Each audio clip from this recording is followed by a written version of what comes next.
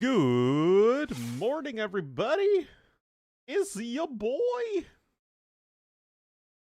Or something.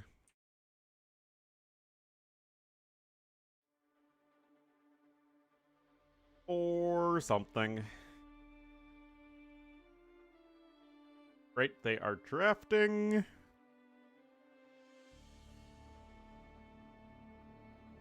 Hello, who is it?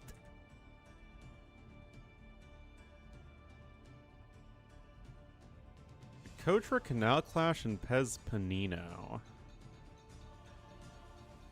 So these are... Whoa, okay, I have no idea what... No idea.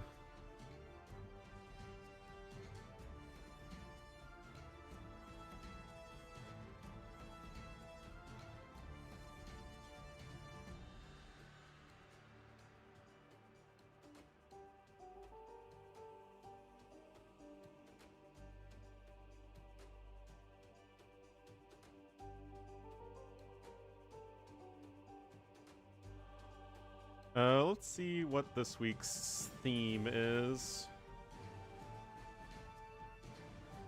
Morning, T-West. Hope you are doing well.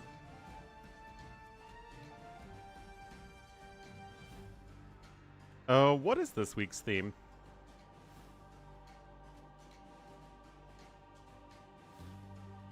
Chaotic maps. Is that the theme? Doesn't seem like it. I guess, I don't know, some of them are chaotic.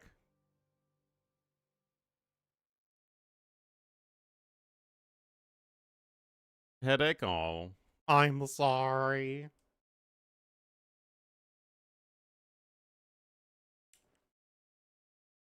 I was actually just visiting my friends this weekend, T-West in Madison. Went to the farmer's market, went out on the lake and some boats. One of the lakes. Went to, like, the worst mini golf course I've ever been to.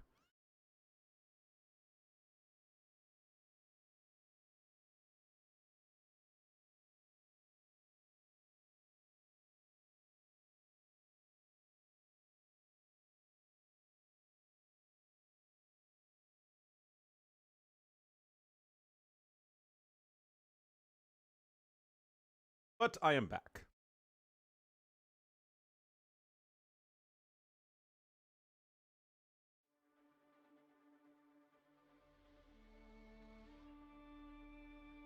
A time?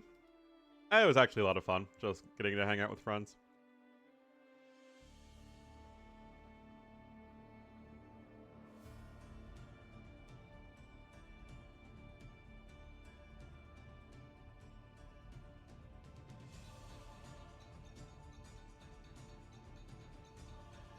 Mm-hmm. Yep. And there's the Venezuelan food truck, like a stone's throw away from the lawmakers that are trying to kick them out of the country. My friend had a really good arepa, but it was like, oh geez.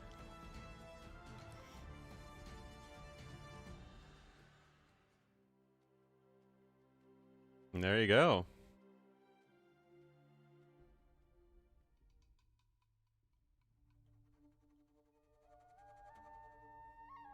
I hear a majestic pan flute if I ever heard one.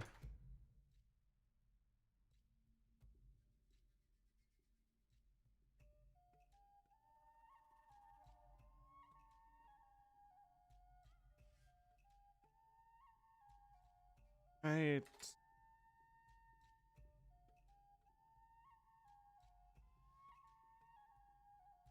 That should make us good to go. Let's do that.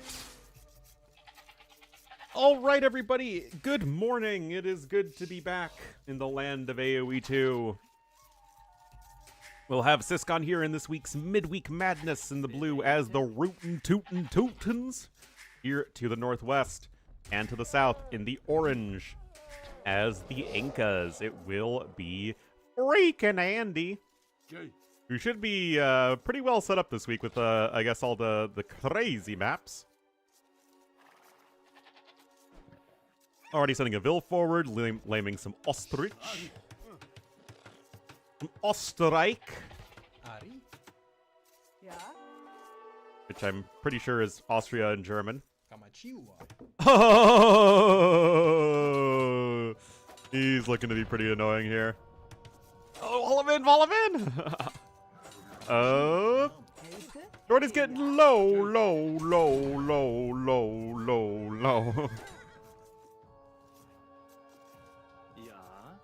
Österreich?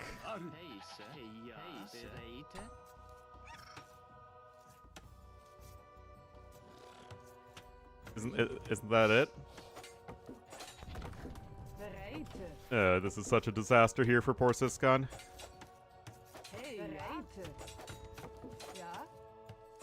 So if you want to say ostrich in the goofy accent, it could be Österreich, which is the country which Andy is from.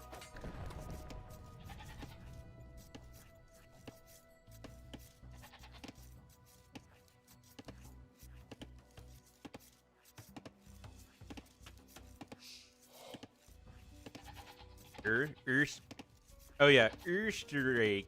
Österreich.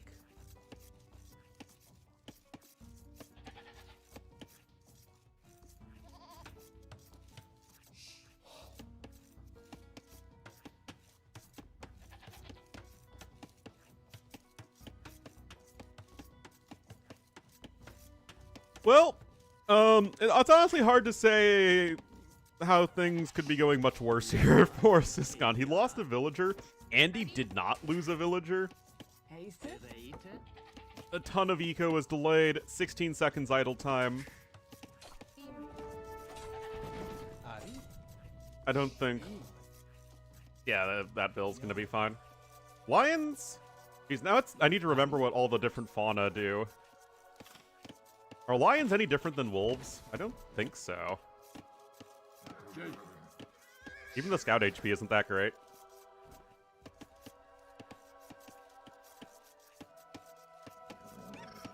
And I'm just gonna try and push an ostrich from the other side of the map. It is just...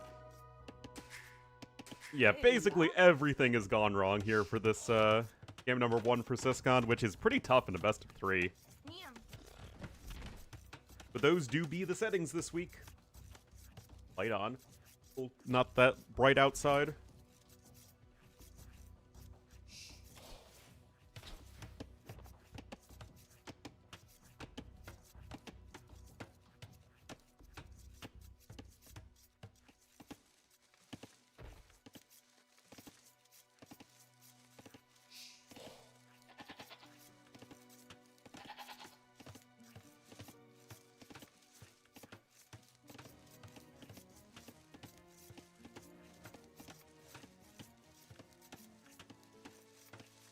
Look at me. Wow. Thank you so much for the 28 months, Boom. I don't know how many of them you actually paid for, but that doesn't matter because it still means you've been supporting the stream.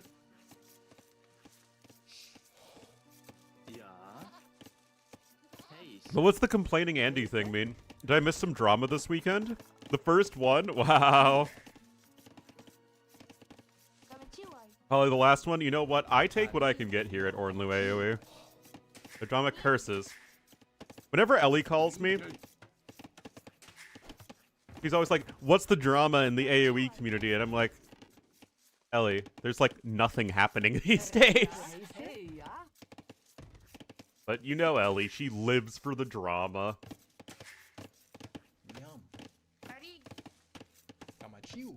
She just wants her AoE Bravo TV series. Streaming sometimes, yes she does. Usually when she's at the gym or walking Ryan.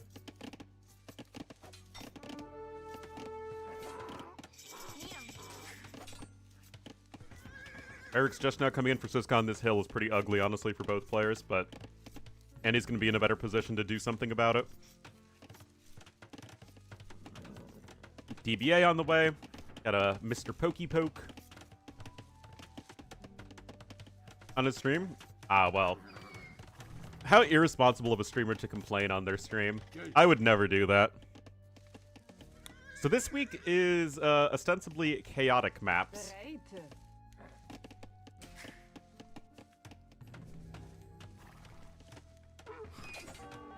Oh?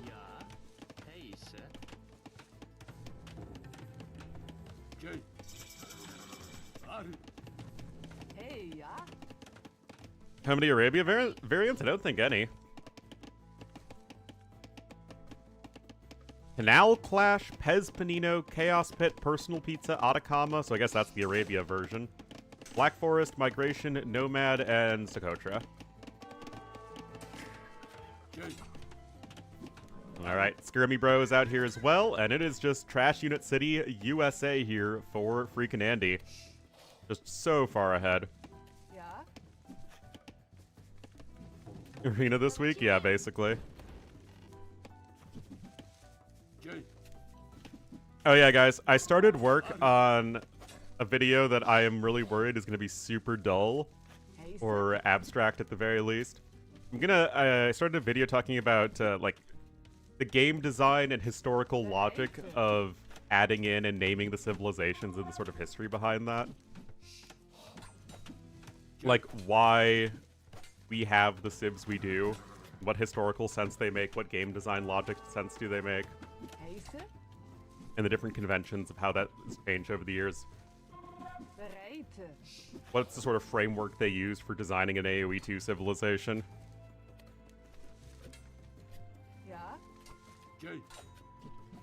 I hope it's good, because it's requiring a lot of thinking. I love dull things, yeah. Alright, well hopefully you guys enjoyed. I think I'll start by just doing the Age of Kings civilizations. I was gonna do all of them in one video, but then I realized I was like, how many words am I into the script? I'm 1,600 words into the script, and I've gotten through Britons and Franks. So I figured...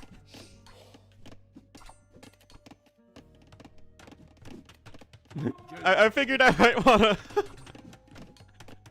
I might want to chill a little bit, not do all 50 civs. To be fair, I did... What, like 1,000 words almost?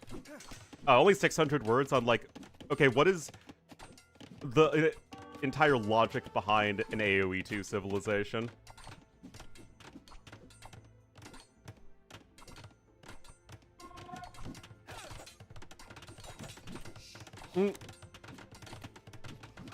I don't think it's going to be that long. The actual section on Britons and Franks together is only 363 words, so it's actually not that long.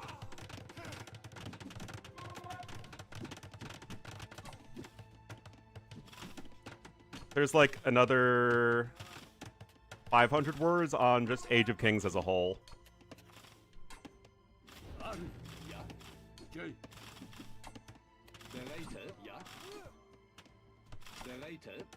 Because I talk about, okay, how did Age of Kings set everything up? Why are there 13 civs? Pair every civ? No, it's just, as you know, T-West, the order that the civs were added to the game tells a lot about the actual design choices. Like, Britons and Franks were the first civs added to the game. And Goths, Teutons, Japanese, Chinese, Byzantines, Persians, Saracen, Turks, Vikings, Mongols, Celts. Of those, I think that Celts is the one that there really is a lot to talk about with why they're added to the game. I do reference... Maybe you guys know if it still exists. The GameSpot interviews? Yes, in part because Braveheart.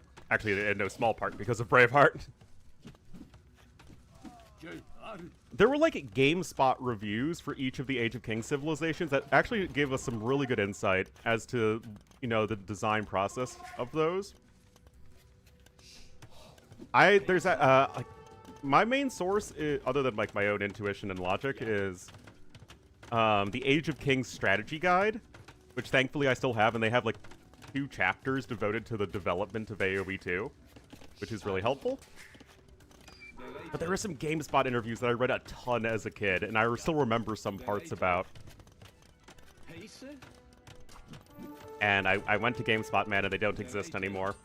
But the Age of Conquerors ones still do, so at least I can use those as reference material. I figure once I get to the Forgotten Empire stuff, it'll be much easier to find sources.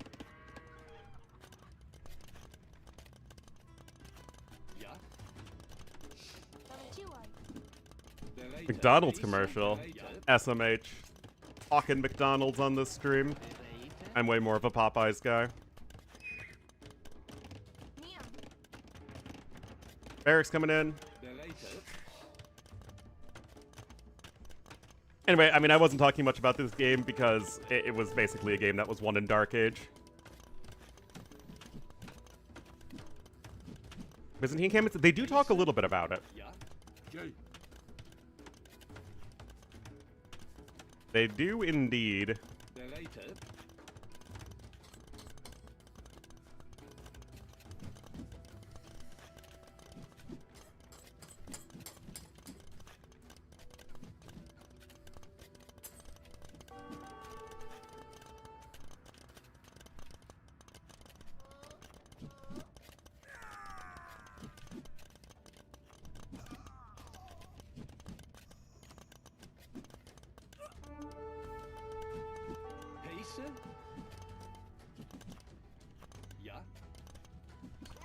Have Popeyes in Europe? You're lost. It is the best. Not for your arteries. It's like the worst for your arteries. But as a treat, you know, if you have a really good day or a really bad day, Popeyes is the cure. Anyway, Castle Age is in here. Igelos are going to come out. Forward Siege Workshop from that villager. I see nothing at all here to have Sysgon stop this.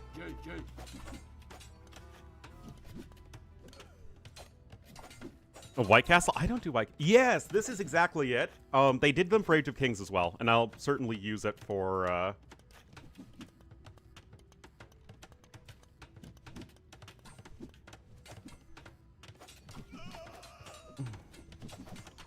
for the stuff.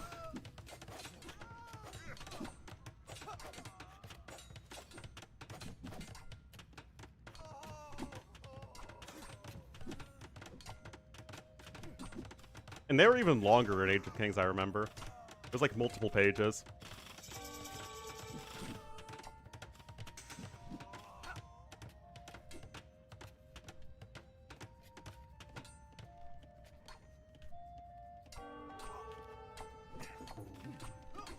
Wonder screenshot? I know, man. Like, I read through them a ton as a kid, man.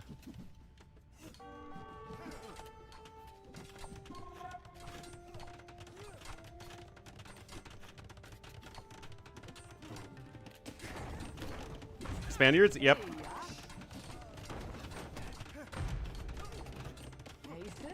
It's really fun to go back and, like, look at all of the weird stuff from the original design of the game. Actual magazine? I think it was. Like, they had articles online, and I think they did an actual publication. Well, Sysgon's not giving up, guys, but he's down 10 villagers. Oh, actually that whiff. That's kind of surprising. I mean, the Teuton Knights are going to be better with the extra armor and conversion resistance, but, you know. You know.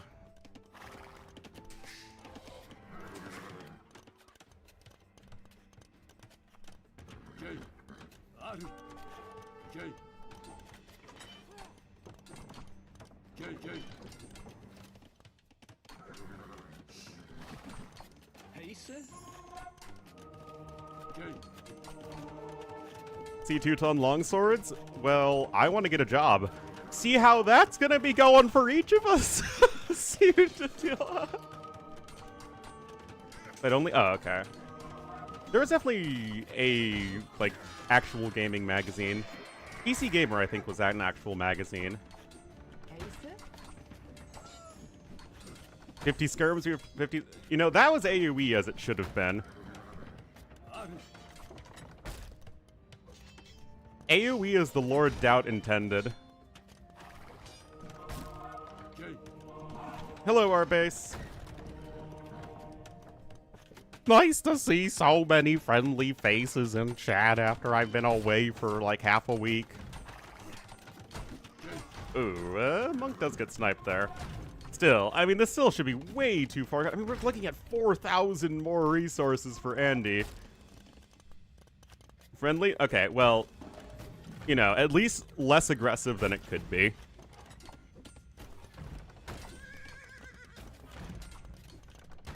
Yeah, you're mixing in the pikemen here. Nice and cheap, of course, to go for the Incas. +2 defense is in. You can change that? That's true. I should never tempt you guys. Don't tempt me, Frodo!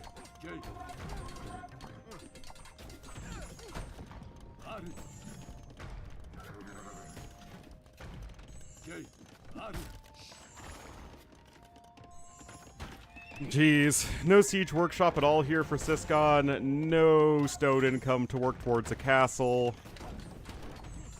Which is sad because this is a matchup where Teutonic Knights can actually be really good if partnered with some siege weapons. Teutonic Knights obviously just obliterate Eagle Warriors. It's like it's full-on Exodia. Obliterate!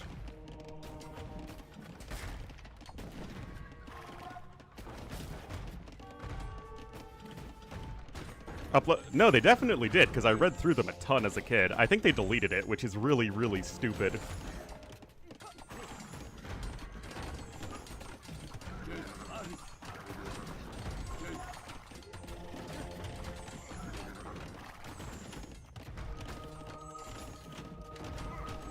Alright, guys, here's the charge of the Light Brigade. Only +1 defense on these knights. Pikemen actually have very good upgrades, only missing Iron Casting. And there's a GG. Yeah, honestly, that was a game that was won in Dark Age by Andy.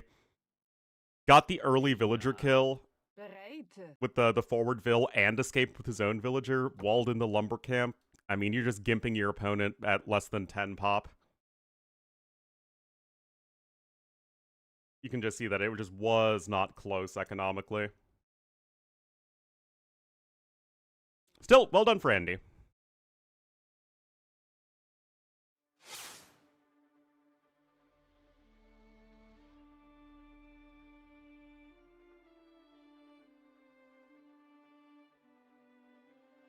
Alright, that is Kotra, and that...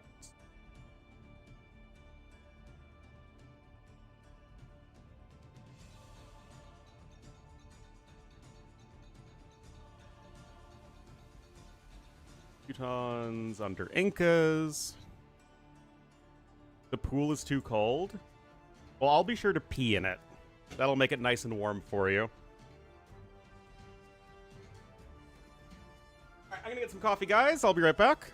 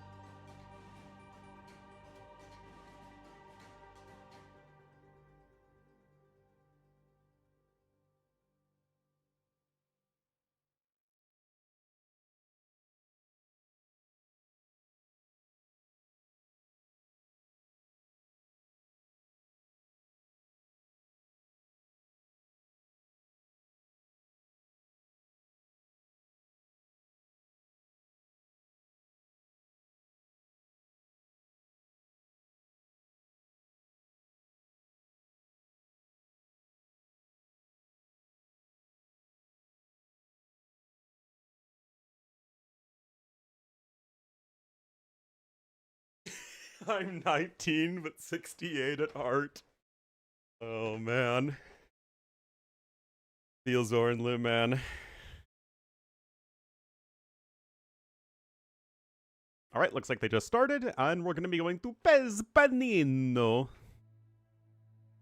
I don't know why a panino has Pez in it. That sounds pretty icky, but what do I know?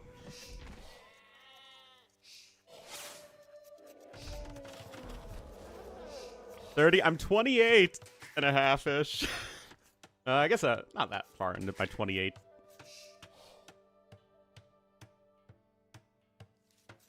That's the real sad thing. All right, so we're going to be going back here to Pez Panino, a map that I actually really have liked so far. Turn 29, May 28th. I'm on that Trirem Bean Dip birthday cycle. We all share a birthday on the 28th.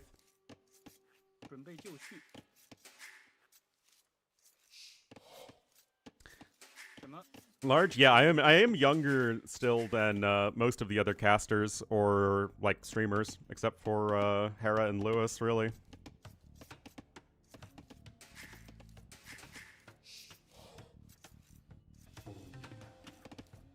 Super young? Yeah, you know, it's like these kind words that remind me that maybe I'm not doing so horribly in my life. And the fact that I still don't have a proper adult job yet is a little bit less embarrassing. He's 25, that's true, yeah. My bad. Anyway, they have the close spawns here. Gravidians versus Wu, both going to be very good aggressive hybrid civs, but there aren't that many deep fish. So even though you're fighting for water, water still plays like an important role tactically with controlling, you know, this whole area across the middle.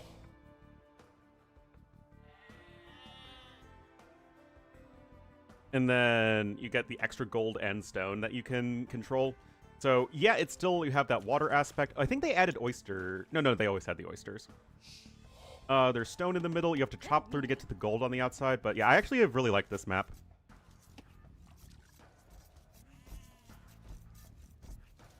The idiot panic people have been turning 30. Oh no. I'm 29. Oh dear. Nope, I'm just 28 and I will be 29 next year.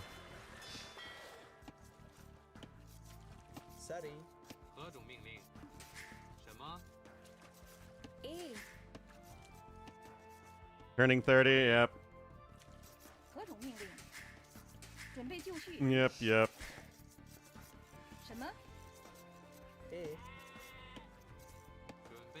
I feel like I would be much more comfortable turning 30 if I didn't live with my parents still and made like more than minimum wage. I don't know. To me, it's less about the number and more about just anxiety that I feel like my life isn't. I'm not getting my life moving in the way I need it to. Fault of society as a whole, I wish I could blame everything on society. I can blame part of it on society. I can blame part of it on the Trump administration, but not all of it.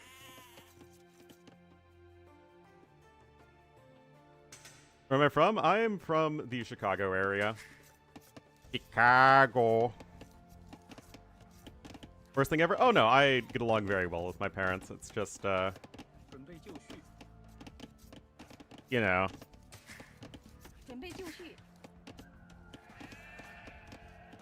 Society bottom text, yeah. And come to Europe. Yes, I will spread the good word of Christianity to those pagan Europeans. Alright, Barracks coming in here. Barracks already in. Militia queued up here. Both these civs are excellent Men-at-Arm Rush civs.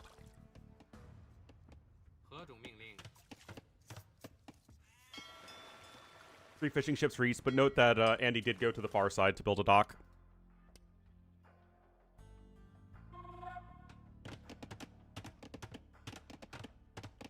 One more person? Yeah.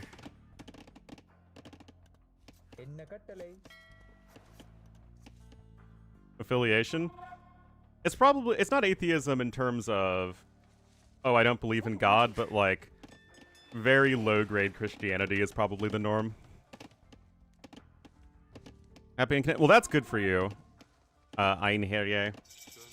That is a great mentality. Mormon missionaries, yeah, that's pretty goofy. Careful there, Mr. King. And I'm on the way for both players, but Andy's gonna be like, skibbity doobity doop. Let's go back here. And Stonewall's coming in. Yes, you can Stonewall this. Not gonna be going out there as well. We have a fire galley on the way. We do for Siscon. Just have a couple of hills there on the forge bushes. You do need to keep that food income running, especially because Andy is adding in a 4th men-at-arm. There, it's not coming in. Note that Andy is missing 2 of his sheepers, which is a little bit tragic.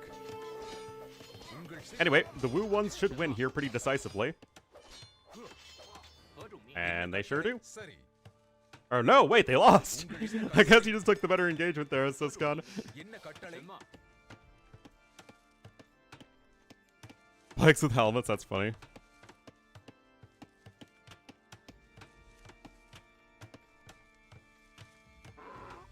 The Book of Mormon. Hello, my name is Elder Price. That's pretty funny. Easier to move forward? No, it's pretty easy to blame the current administration for cutting most of the jobs in my field, which was not at all anticipated when I got my degree. Anyway, nice kill there for Siscon.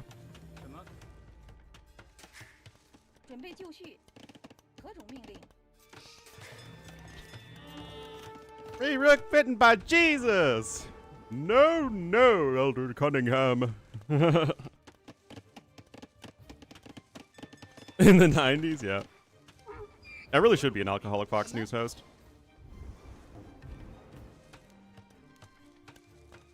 That is part of the benefit of looking for jobs in the DC area, is that you can blame the current administration when things go wrong.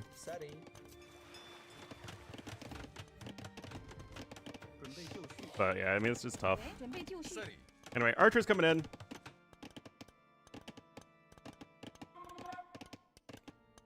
Oh no. Wait, you're Dutch, right, Arvase?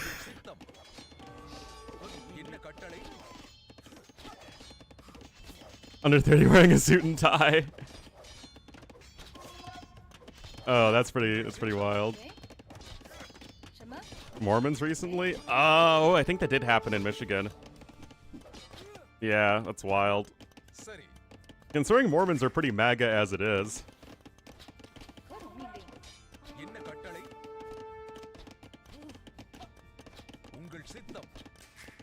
Anyway, 7 fishing ships to 4. Demo is out over... What are you doing? You just sailed right past all the fishing ships. Obviously, he was distracted by the men-at-arms over here, but certainly a missed opportunity to say the least. Now Siscon's going to look to do the other thing. 3 dead units. Oh, look at this KD, though. 8-2. But there we go. You know what, guys? It's all about asserting dominance. I don't need that first demo ship pass. I'm going to get the second one. And he's still ahead by 5 vills.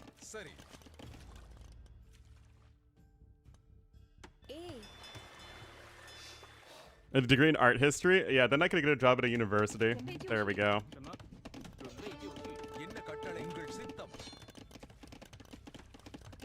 It's it is very anti-Mormon, but let me tell you, Utah and Idaho still go for Trump big time.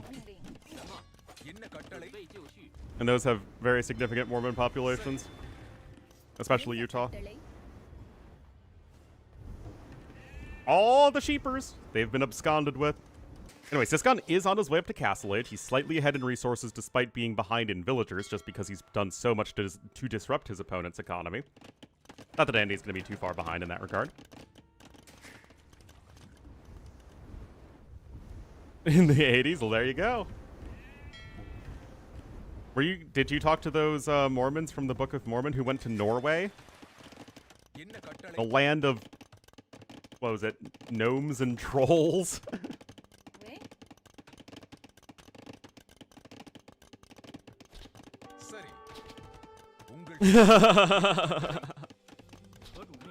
Another Vil kill here. I mean, we have 3 skirms, but they're not really in the middle. And Andy's going to be looking to gather some stone.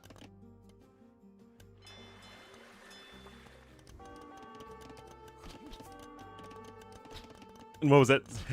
France was the land of pastries and turtlenecks, and Japan was the land of soy sauce and Mothra. Oh man. I never saw the Book of Mormon in theaters, but my dad did buy the CD, so I've listened to the soundtrack several times. I actually just listened to it when I was driving up to Michigan this summer. Nowadays, yeah. Well, hello there, little corgi. Have you been a good boy this morning? Hilarious? Oh, that's awesome.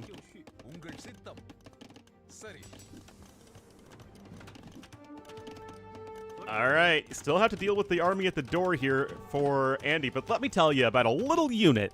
A little unit round these parts we like to call the Gen Swordsman. Believe? Oh yeah, that's a great one.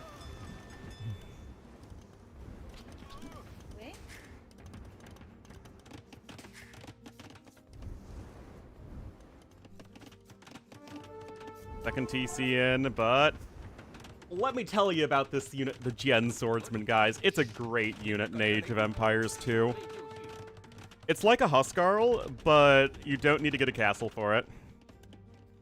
Or research Anarchy to build it at the barracks. Little town in the Arctic, that's wild. I mean, obviously Norway's part of NATO, but what on earth are the Marines doing there?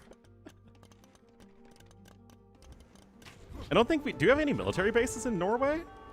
I don't think we do.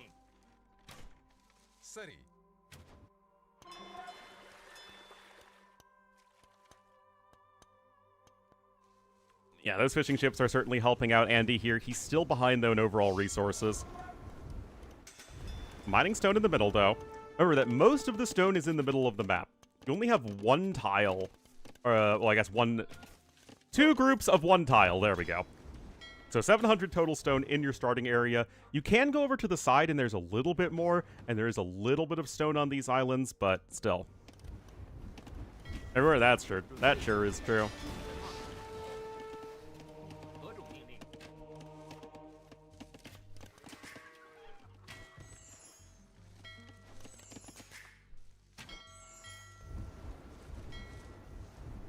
Wait, how is that?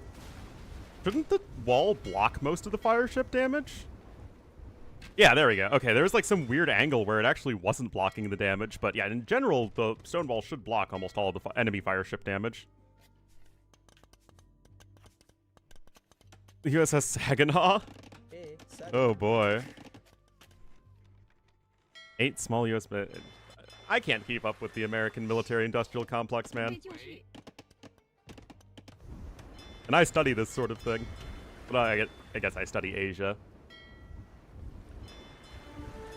Alright, there is a demo raft on the way there. Second TC here for Andy. But as rough of a start as this has been to this game, Andy is stabilizing. The fact that the skirmishers have to stay at home and couldn't continue to apply pressure, thanks to those Gen Swordsmen, is huge. The monks are going to do a just fine job of defending against them, however. We're gonna see the long swordsman. Oh, I'm so ready, guys. My body is mentally and physically ready.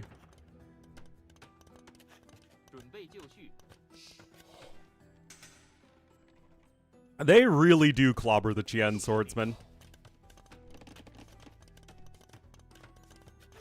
Alright, so if you're paying attention, you'll be able to shoo away the Gen swordsman for now.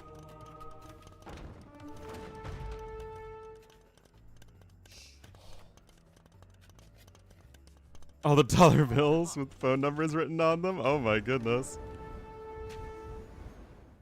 Sounds like you have some wild stories. Yeah, the thing is, the Wu themselves can just go for their own longswordsmen, and they'll have the quality advantage thanks to the HP regeneration.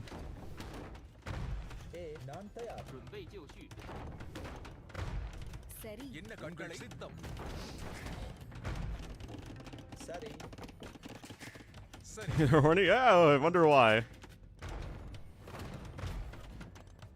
People in the military are horny when they're overseas for long periods of time. I'm shocked. Shocked, I say. Alright, so King's in the TC here. King is walled up in this little nook over here to the north. That dock actually does come in. And now gonna try and start to shoo away those fire ships.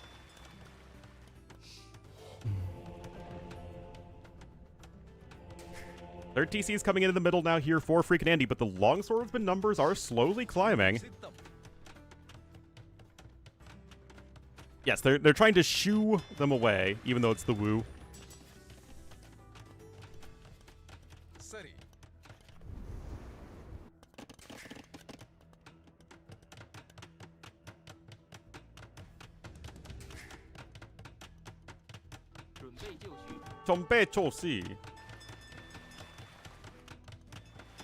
The other is Uwu. Oh my goodness. Alright, the TC's starting to get denied as well. This could be looking a bit rougher here for Andy. Oh, that was a pretty good Mangonel hit. TC still is getting denied, and the warships are honestly just doing a ton of work against the longswordsmen. And Syscon's army production really came at a standstill. AOK GameSpot previews, a virtual high five, and a thank you.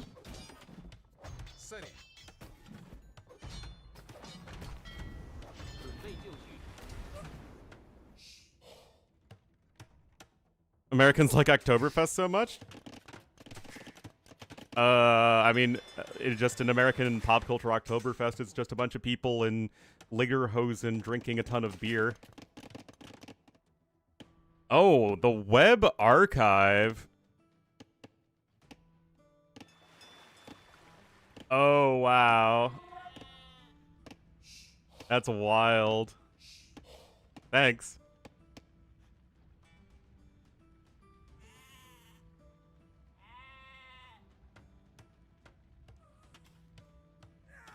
Oh, it doesn't have Japanese. It has everyone else, though, I think. Oh, it also doesn't have Britons. That's fine. That's fine.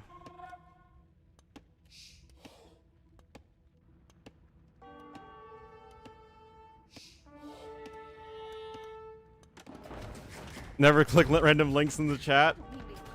Well, you know, what's the worst that could happen when I'm live on stream with my livelihood here that could get banned if I go to the incorrect website?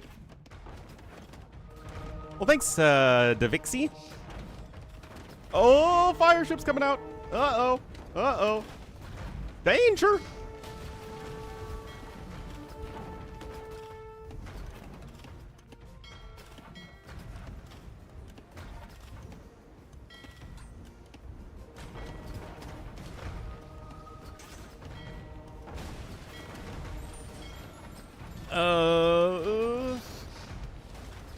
Well, the longswordsmen are doing a lot of damage to ships at the very least.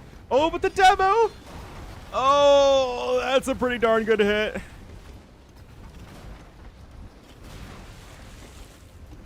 More fire ships coming in. Power helps out. Wu do get heated shot, I think. I'm like pretty sure they do. Yeah, they do. But Andy's food income is not very good. He's trying to add in a ton of farms right now. Just gone ahead by 9 vills, though. Fire is dancing back and forth. Another demo coming in from the side. It's a glancing hit. Another one.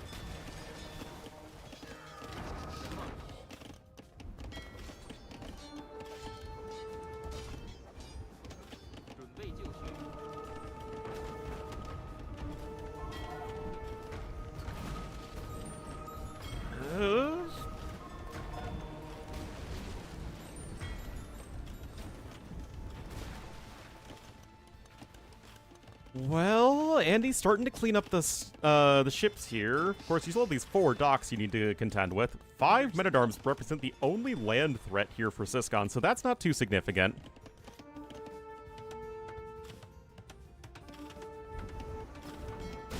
And just destroys a low HP fire ship right there. Andy is at least now getting his food income down. And you can see that the stone income is not very good at all here for Syscon. It just doesn't really have access to a whole lot. Gambeson's on the way. Looks like those fishing ships are finally being taken down.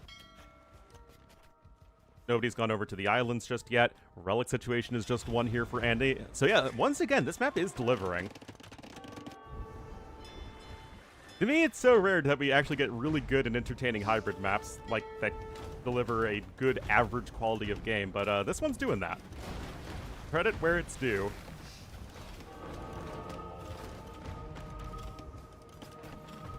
Ships, well, remember that naval units in general are better than land units, pound for pound. Whoa! So, on any sort of hybrid terrain, you generally want Navy. Especially because you have that, like, range potential with war galleys, fire ships are super tanky, and the demos just blow up all land units very easily.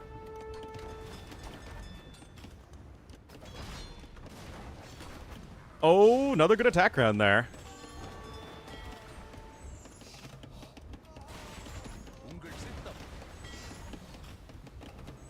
Longswordsman gonna take down that mangonel. Here we are, the castle for Andy. Remember, stone income is really his major advantage left in this game.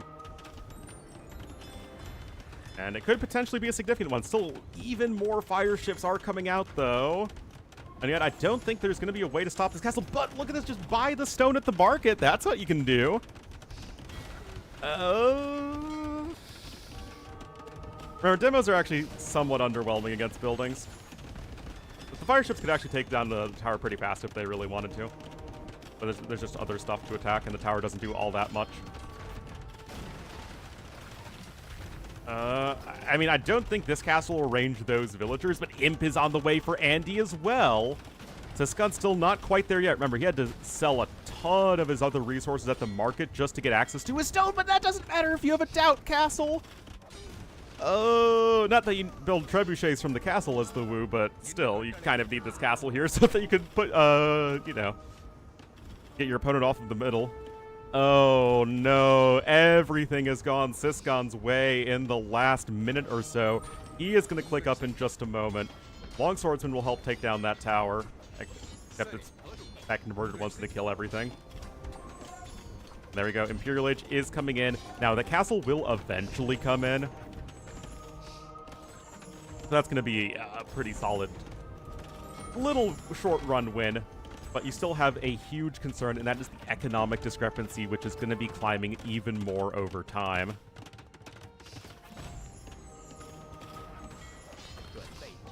Yeah, Dravidians are certainly going to be a solid civ here.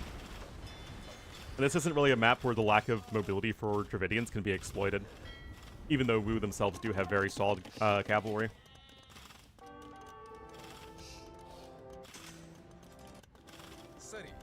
Don't really see that Petard doing a whole lot, just rounding out your eco upgrades as Syscon.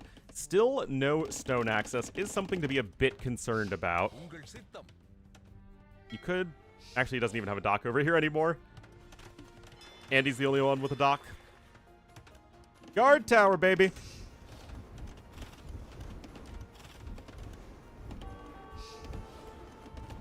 Civ reviews and campaign walkthrough? Oh, I mean, sure, just pop them in chat. I'll take the reference material I can find.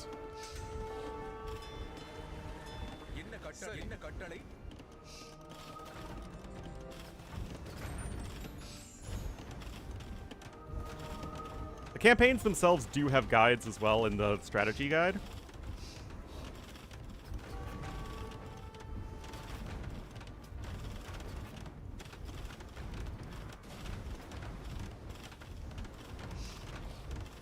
Clicks all the links. Well, if they're GameSpot, man. GameSpot was da bomb back in the day. just like that old school internet style, the age of AOK Heaven webpage style. Love it. Anyway, swordsmen are coming in here. There's one traction trebuchet out, but as you guys, I'm sure know, traction trebuchet, they take forever to destroy buildings. And the Zweihanders are going to be a very difficult unit to stop here in the base of freaking Andy. Like, what does he even have to deal with them right now? And in general, Wu are a civilization that can struggle against very strong infantry. If they're not in a situation to beat the enemy infantry with their own infantry, you don't have great arbs. You don't have... I mean, you have the fire archers, but they're not that great versus infantry either. I mean, you outrange them, but you don't really do that much damage. 2015. Why was 2015 the big watershed moment?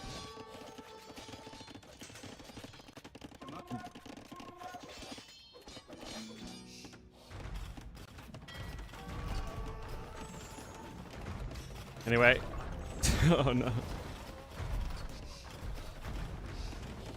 I assume you mean Dave Hunt, unless Dave, Marauder Dave, decided to go full beast mode. Round and flat era of the internet, really? I mean, I feel like it was at some time when I was in high school.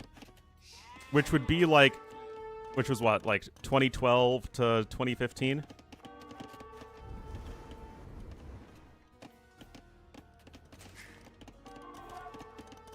Controller Dave?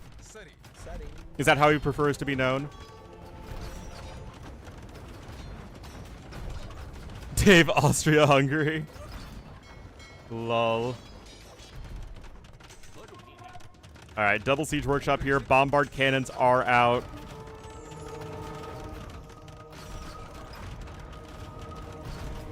Now, of course, the traction, they're so underwhelming, dude.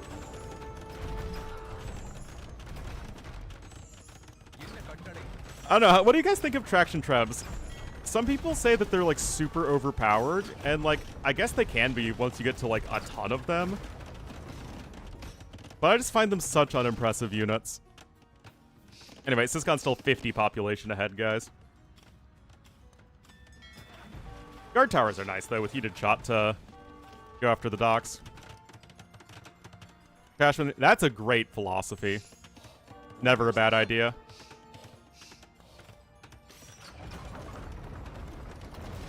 Alright, those trebs are going to scooch on back a little bit. Note that you are mining stone over there as Syscon. Oh, we got the Lochuans coming out, though.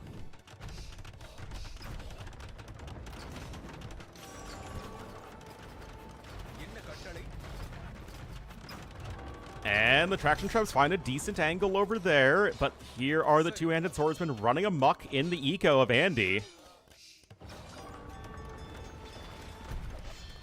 More barracks coming in, and I mean, I love this. Just send swordsmen at your opponent, man. What is he gonna do to stop you? Yeah, the TCs can help against low numbers of infantry units, but obviously once you get even a decent amount of them, they're gonna just start slapping everything around. The Lolchuan. They are very, very good against buildings. Unlike traction trebs, Lochuans obliterate buildings. But with this many galleons on the field, this looks like a clear victory for Syscon and a very fun game number 2 to tie things up.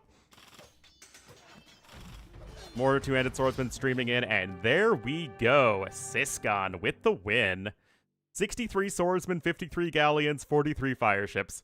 That is the sort of distribution of units you want to see.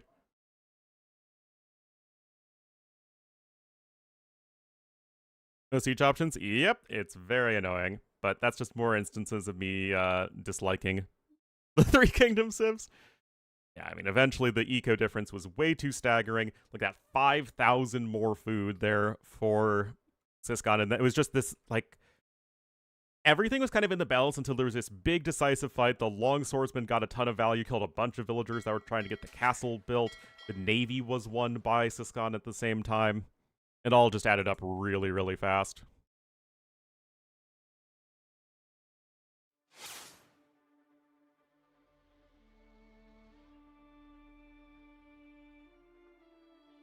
And so we are tied. Infantry naval civ is an infantry naval civ. I know, it's wild. All right, and that means the final map is going to be Canal Clash. I guess Armenians, Italians. Sounds good to me.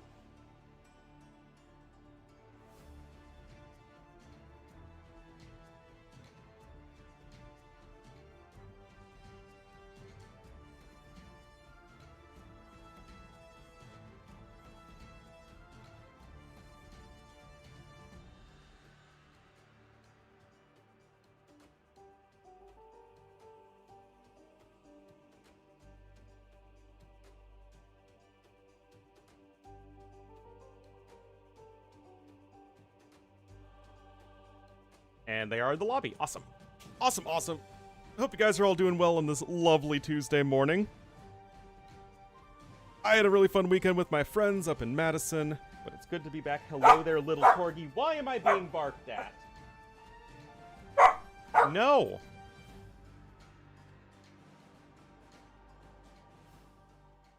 Oh, now he's going under. He's going down under. Goof dog.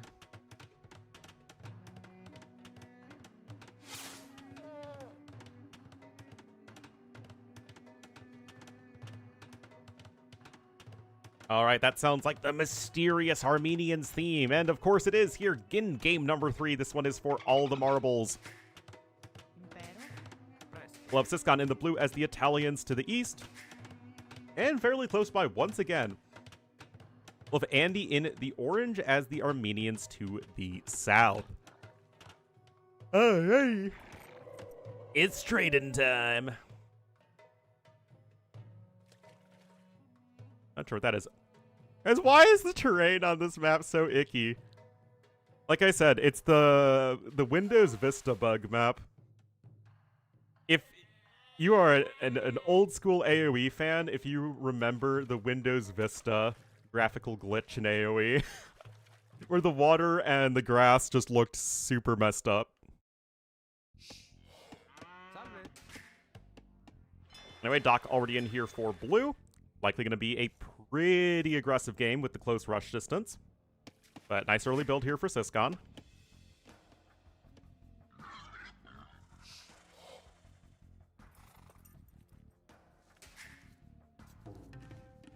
And we'll have to see what the plan is here.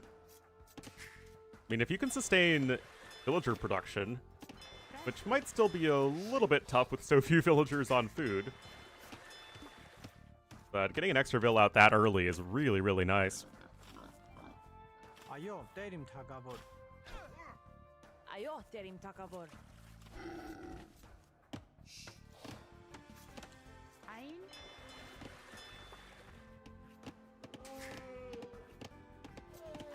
Ooh, the spooky, spooky ghost trade cart. Ooh. The whole Ornlu vibe? Oh no.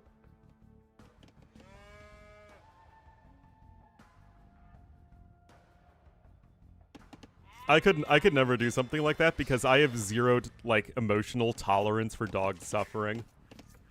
Or really any sort of animal suffering. Like, I just couldn't do it, man.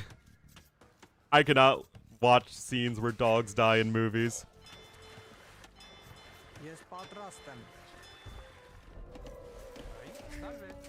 Call me a wimp. I don't care.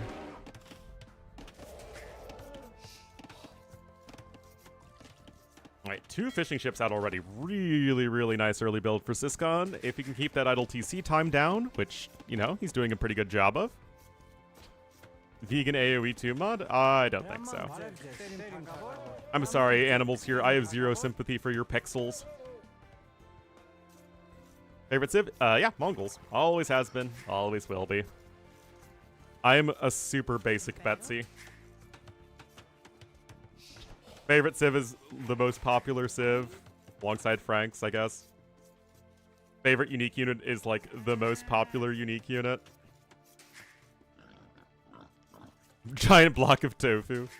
Lol. Oh, careful! Oh, that was about to kill the villager. Moin Hans.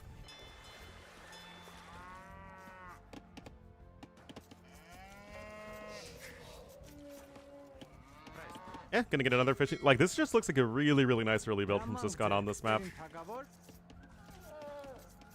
Just getting the fishing ships down faster than Andy by a decent margin. And it's not like Italians have an insane Dark Age. You save, what, 15% on the fishing ships? So that's like, what, 10 wood? Thereabouts? Goodbye, Dash.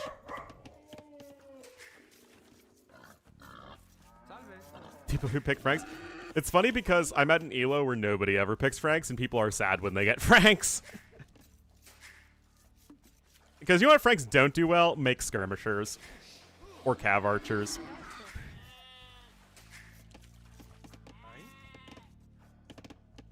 But obviously at lower elos, when people don't have the micro to play with ranged units as well, it's Franks are good. They're nice and simple. But I miss Franks. I like Franks, man.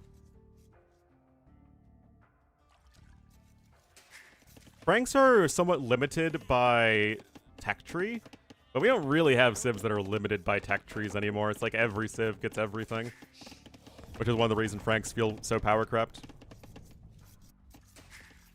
Ramanjek Tagavor. And gameplay. What I like with Franks is that you have the flexibility to play both aggressively and defensively. Like, the free farm upgrades and faster working foragers is such a smooth early game bonus that you can kind of use it to go aggressive or play defensive. Again, the castles can go aggressively or defensively. And I like that flexibility there. Even if you don't have the most flexible tech tree, I think it's kind of interesting.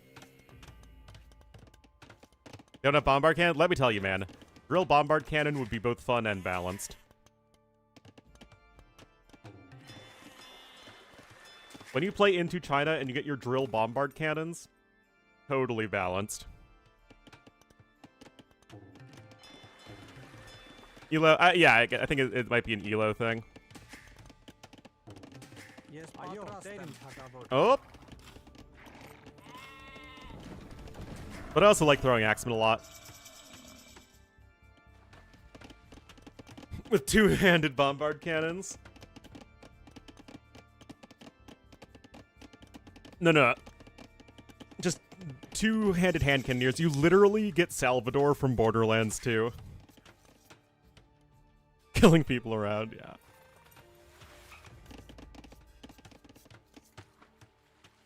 Kimbo hand cannons? Exactly. Oh man, when I was with my friends this weekend, we were playing Modern Warfare 2. We were playing free-for-all on Rust, and we're just doing quick scoping and throwing knives like it's 2009. I mean, we're all, 28 years old, just sitting in an apartment, derping around in Modern Warfare 2, drinking. Throwing bombard cannon, man. Oh, okay, it's gonna be like a space shuttle where the bombard cannon shoots a throwing axeman who in midair in turn throws the throwing axe to get that extra range. I think that sounds perfect.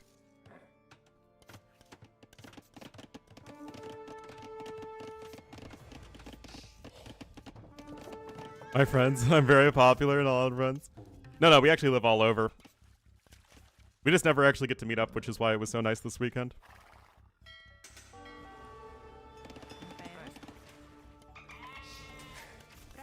They're all my friends from high school and earlier. We live scattered to the four winds. I went to Madison, Wisconsin.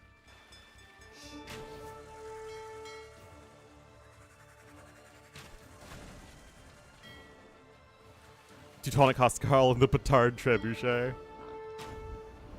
Anyway, 2 galleys here. Remember, 6 galley shots to snipe a fishing ship. Easy peasy here for Andy.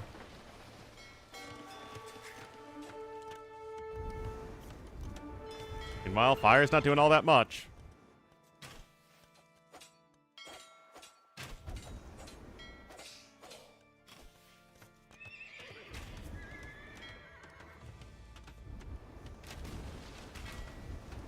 More snipe. I mean, 5 fishing ships killed, guys, with nothing lost yet.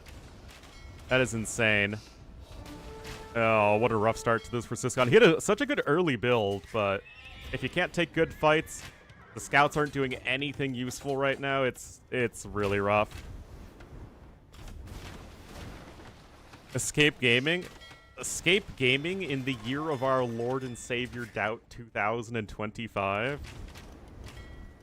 That's old, man.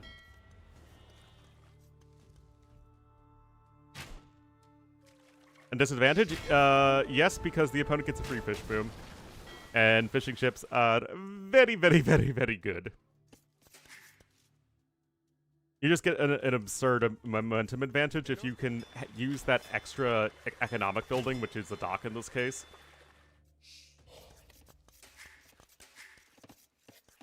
Usually it's game winning on these sorts of maps. Because typically, you know, you get up to Castle Age significantly faster, you can add TCs faster, and that just really, really compounds over time. And hello, Comic.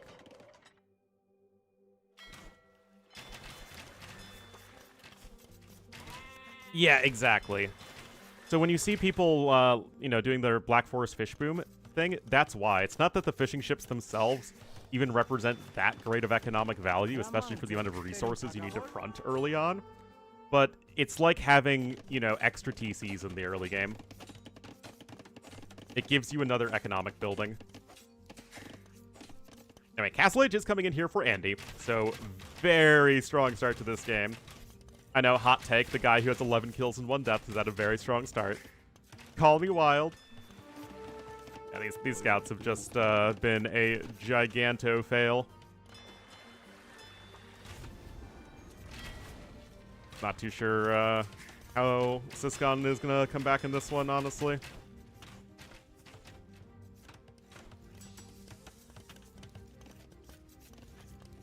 It's so slow. Oh, man. You know what's the worst? Jobs that ask you for references when I have no references.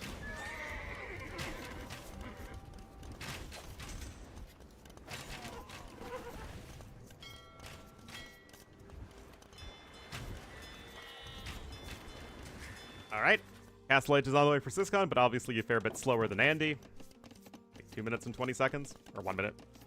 20 seconds. Looks like Andy's also going to be going aggressive here.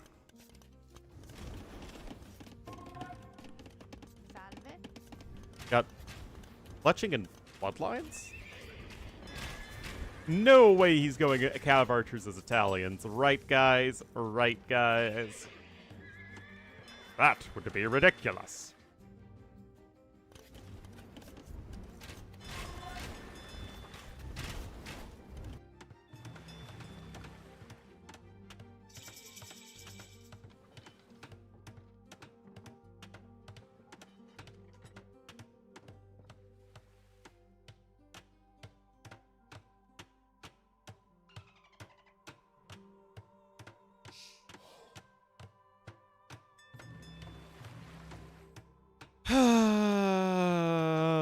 Sigh.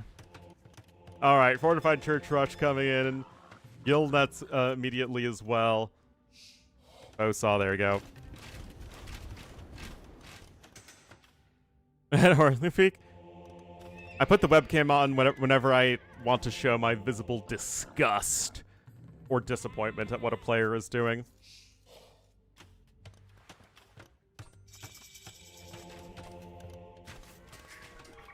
A sadness when every civ is a CA/Cav Archer, CA/Skirm civ.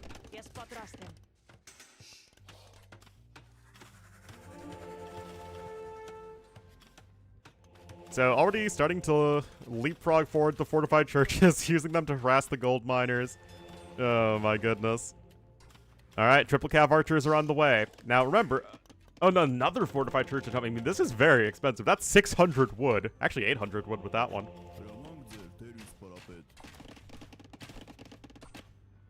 Another TC going to be added in there. Bill's going to die. Not the trade cart! Has gone here with his own siege workshop coming in, but he has no gold income, as that was his only gold income right there. It was next to the TC.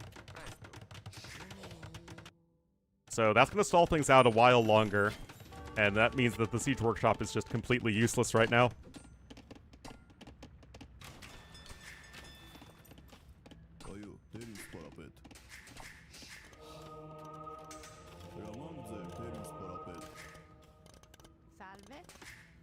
Alright. And now the siege workshop here for Handy as well, and Syscon just gonna have to tap out. You just can't be denied all your resources for that long. Yeah, great start in the Dark Age for Syscon, but then he just went scouts, and that meant he lost water, and he lost his entire eco, and he did 0 damage on the other side, and yeah. That'll do it.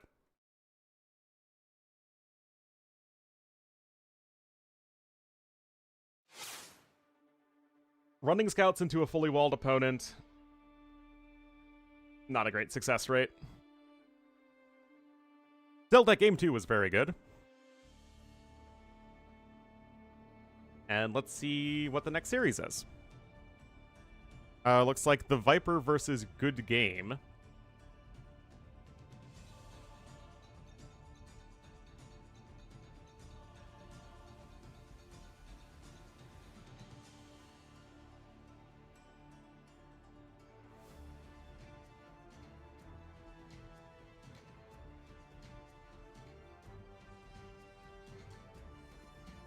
Who did Good Game beat? Beat Beery?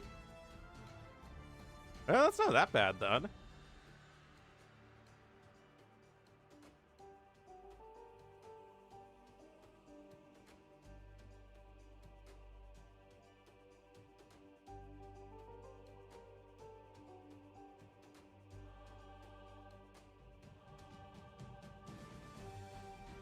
Okay, I mean, that's not bad. I mean, it's still likely going to be a straightforward win for Viper, but that's not bad.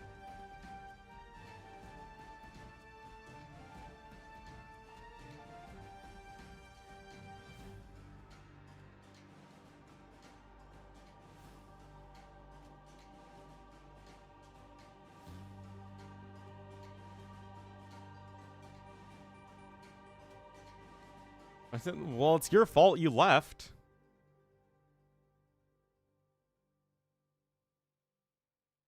Who is, as the Vietnamese villagers say, a young fool now? In tilting?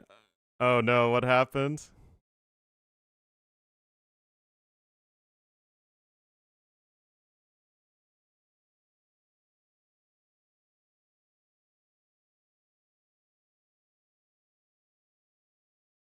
Was there a Nikov crash out, as the kids say?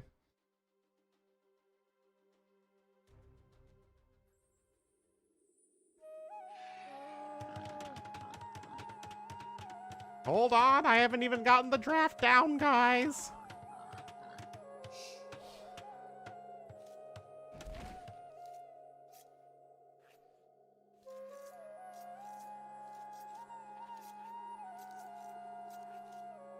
Oh no. Oh no. Tiltkov returns. Oh, and now I need to do the scoreboard too? Oh, man.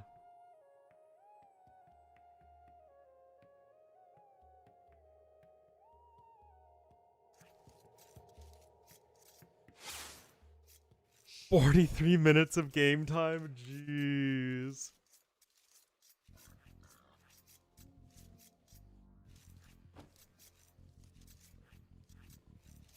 Team player. In my mind, Lewis will never be more than top 20 at best until he makes a splash in a major tournament. Although he certainly has the ability to do so. Anyway, interesting. Viper is going to be in the yellow as the Bengalis to the southwest. Good game in the purple as the Shu to the northeast. These are not two civs I would typically associate with Atacama, which is good to see, by the way. I feel like Land Madness, like, it's a good map for sure, but it's so overplayed relative to Acropolis and Atacama. Atacama's a good aggressive map. Prestigious enough? It's not prestidigitatus enough for me, no.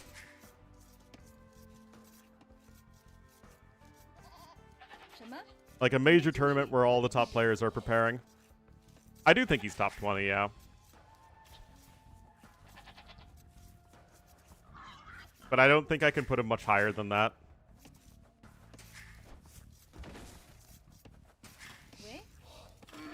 We'll see how he does in TTL, right? Because Lewis is gotten to Platinum League for the last TTL, right? So I think that'll be a great test for him. Because that actually will have people preparing for it. Minihera, he sure does. Oh, you betcha.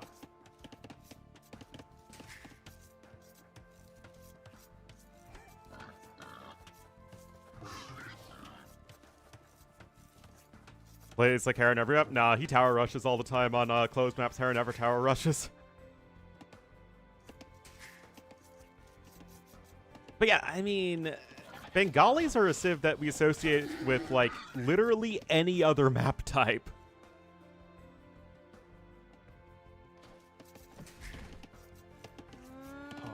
Like, Bengalis are such a good civ on almost every setting, except this is the almost. They're going to be slow, at least in the early game. You don't really have a ton of military bonuses that are going to be impactful here. I mean, if the game ends up being passive, then your eco can take off. Sure, they're going to be good, but don't really get it. And Shu are a civ that I just never really know where you want to play them.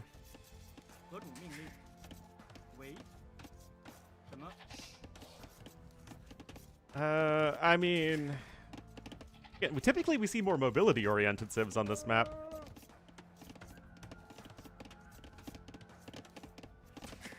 Yeah, like I said, Land Madness is way overplayed these days.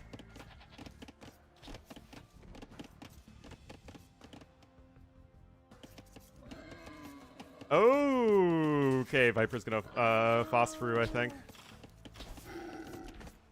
Okay, that makes sense. It's a small tournament. Viper's just gonna do his Viper thing in small tournaments where he just goes buck wild. Good game going up on 18 pop. Barracks coming in. He does love his phosphorus. Do with Bengalis? I don't know, play a normal game of AoE 2. Hi. Anyway, sees the stone mine. Good game should know exactly what to expect. So what is the follow-up here if you're the show?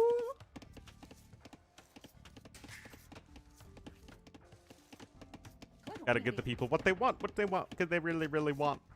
Or something.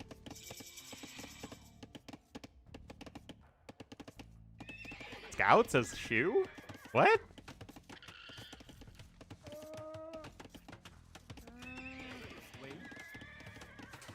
The foot is the follow-up of the Shu? Uh-huh.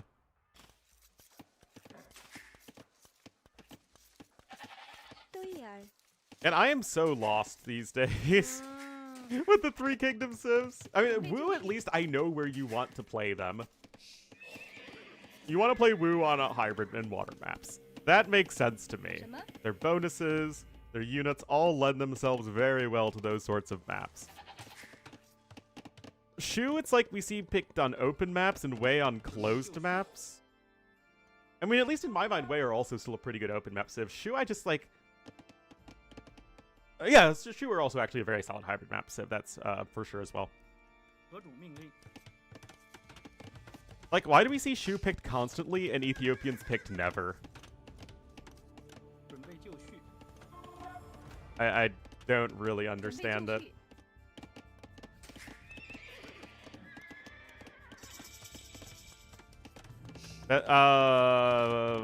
I guess. Wait, wheelbarrow? What? I guess he's housed. Still, wheelbarrow's a lot of food.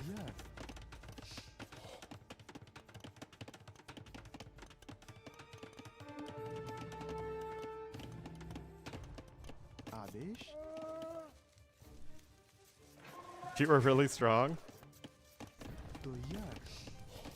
I mean, yeah, their archer play is good. But you just fall off such a cliff in the late game. But I guess it's kind of like old Vikings, right? Where even if you don't really have much else going for you, just the super strong bonuses go for the early archer timings are enough. Oh man, if only Viper had a little bit more food, he could click up more easily. No, preemptive defensive tower coming in.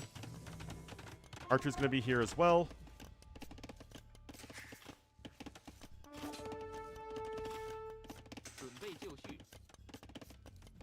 In the late game, don't they just die to siege? Hey. Or gunpowder? Or siege gunpowder? Specifically the bombard cannon.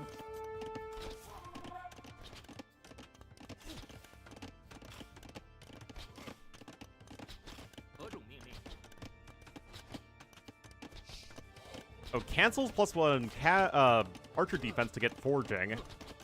E-tower's last tower's best. I say it all the time. In the game, yeah. I mean, that's true.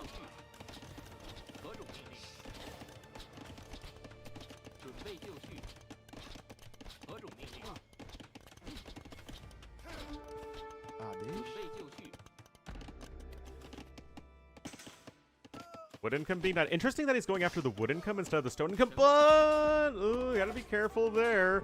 Gonna dart underneath the tower. Viper gonna be losing vills left and right. There's a reason you don't do this on this map, guys. A very good reason, in fact. That was very bad though for good game. Like very, very bad. That tower did a lot of work. More archers are coming out. Oh, jeez, this is so bad. Oh, my goodness. Holy cow.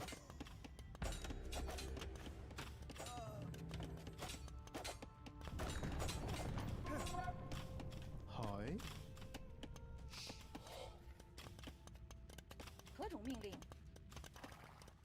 Oh, boy. Oh no, you just can't rush the tower like that, man. You have to be more patient. Now the castle's gonna come in. Is he just gonna build it on the wood line? This man is just... This man does not give a floof right now. 60% win rate, though, is wild. Like, they're just such a fine civ in my mind. Like, they're not bad. They're certainly not a bad civ, but they're just... They just feel so average.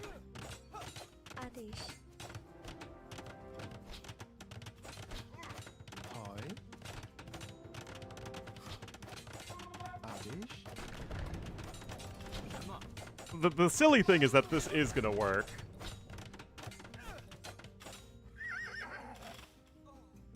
Because Viper will get some gold income here. And some wood income. He does need to make sure he goes for the lumber camp first. Otherwise, he actually might be royally screwed. Okay, nah, he's not making that mistake. If he built the mining camp, guys, he'd have no way of getting the wood he needs for lumber camp.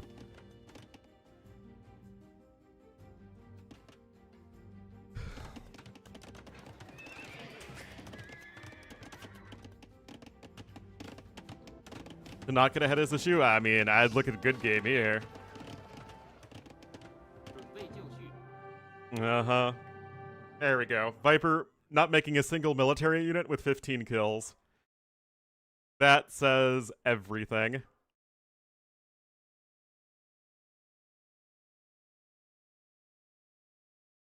It's too big for his shoes.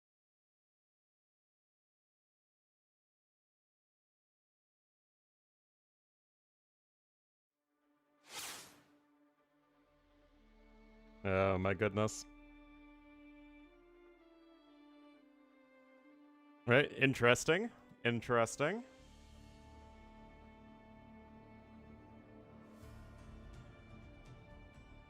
Well, Viper gets the win in game number 1.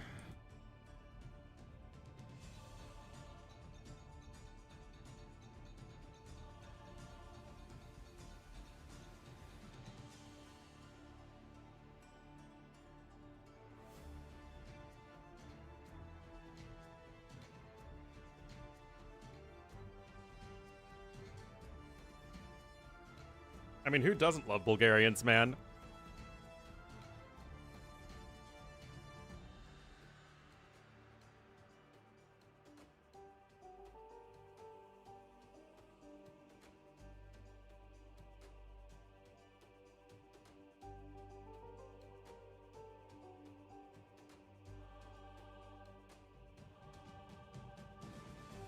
All right, looks like they're in the lobby, and Personal Pizza is going to be the next map. So, I'd actually think Bengali's would be the civ for this map for Viper, and then you play Khmer on Atacama. But what do I know? Yeah, let's see what they're going to go for. All right. Do I have a corgi? I do have a corgi.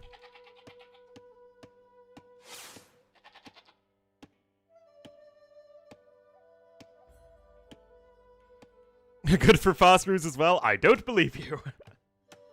Alright, game number 2 here, guys. Viper will be playing the Woo to the east. And just a little ways further north in the purple as the Mongols. It will be a good game. Who is going to be a bit slower than Viper in getting the TC down.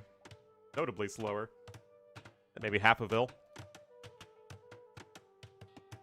Viper lumber camp over there. Should be the lumber camp coming up to the north for good game. You generally want to build your lumber camp opposite from your TC. Viper building his TC also a little bit away from the wood line is kind of interesting. Usually you build it right smack dab against the wood line. Because what's going to happen is that you're going to want to put more than 2 Vils on wood. So it's like you're going to need to get a second lumber camp just to gather there. Of course, on the other hand, you have the mill already in. Actually, what is going on here? Oh, purple's chopping on the outside. What?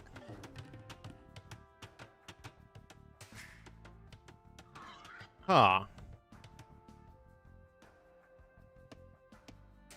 Interesting.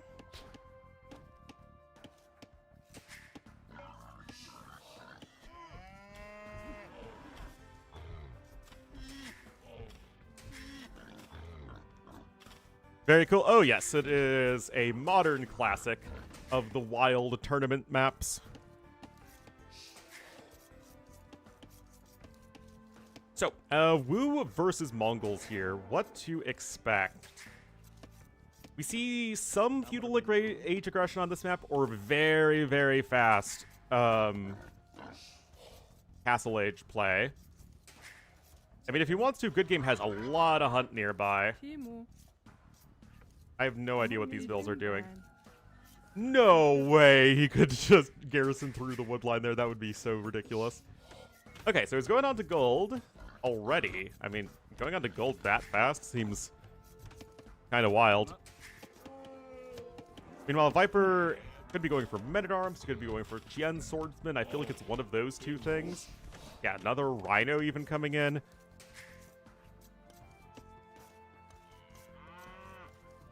But what you did get, though, is you took most of the food on the Ibex with your 2 villagers and then was able to build the mining camp, and that drops the food off to get that little bit of extra food boost. But like I said, Viper is half a Vil ahead because his TC got down sooner.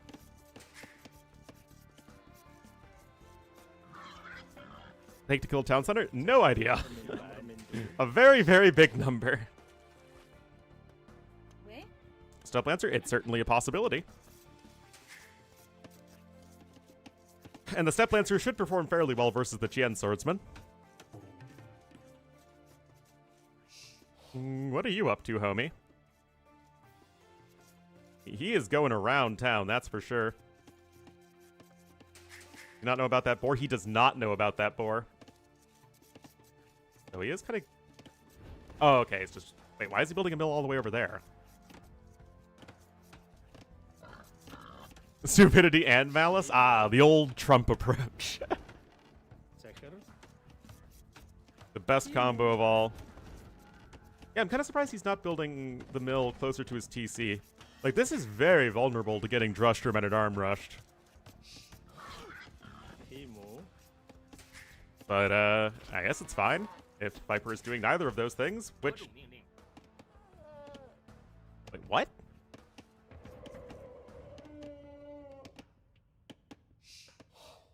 I mean, Viper knows where his opponent's TC is. I guess he doesn't. But you always build your TC in the food area. Isn't this just not good? I mean, he'll find the lumber camp over here, but you always quick ball on your vills against this obvious possibility. And good game is, I would guess, going for a fast castle.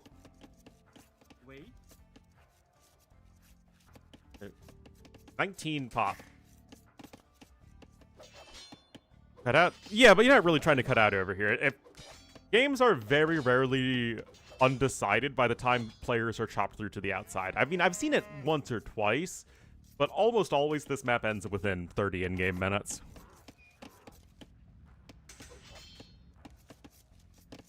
$5D chess. Clearly. Anyway, it doesn't seem like purple will be able to FC. I mean, 19 pop is very, very fast. Demon cat. Oh, no. Am I going to get canceled by ABC? Again. I mean, it's not worth building a defensive tower over here. For your 2 villagers from 2 militia. Viper, meanwhile, actually has a decent food bank. Actually, what is good game doing? This is such a straight 300 of every resource when you hit feudal age is not normal, guys. 300 of every resource doesn't get you anything. All right, there's the stable. And there's a market. Perfectly balanced. You know, guys, when they say you should have a balanced eco, I don't think this is what they were talking about. Okay, looks like he just had to drop off some food. Looks like he'll still be able to FC. Maybe he'll need an extra bill. Oh, okay, goes for the blacksmith instead of a market. You need that blacksmith for a siege workshop, remember. Viper, meanwhile, coming in with the market. And having fast-ish castles almost worked. But almost worked is the same thing as not working. Why don't you say hi? That is an important distinction that must be made. Alright, so, I mean, it wasn't, like, perfect, but good game. Just had to make 3 villagers in feudal age instead of 2, so it's not really that big of a deal. And he still has access to a decent amount of food with all of this hunt. Yeah, don't make a scout cavalry. Get your eco upgrades first. Oh, he's building a market as well. That's pretty intensive on the wood cost.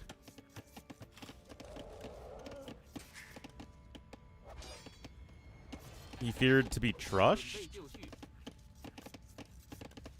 I guess he didn't want to get tower rushed over here, but it's still just the 2 villagers. You start with 2 villagers in each of the tridents, guys.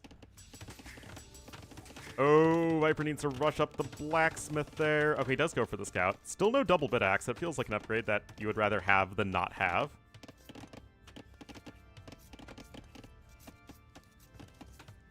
With the 2 villagers, just... Oh, you've got to be kidding me. Oh, my goodness. Oh, my goodness. Oh, my goodness.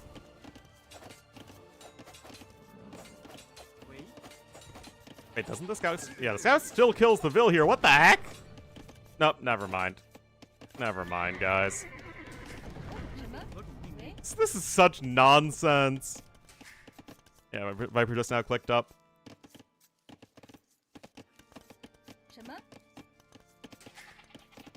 Yeah, I was too busy microing around the villagers. Yeah, minute 13 idle time. Alright, Castle Age is in, Siege Workshop and Monastery both on the way, Step Lancers as well. Good game is going for it. Viper's gonna try and go for a castle, but that's gonna be extremely difficult to do. Note that purple still only has 2 Vils on gold though, so it's not really that impressive. Actually, another scout cavalry out over here. So actually, that scout did work because it delayed Viper's Castle Age significantly. And I don't know, guys. Viper looks fairly dead. I don't see a world in which he can get a defensive castle up. Unless he builds the castle over here. Oh man, it's 10,000 IQ. You guys just don't understand it. You're not high enough elo to understand how OP a castle here would be.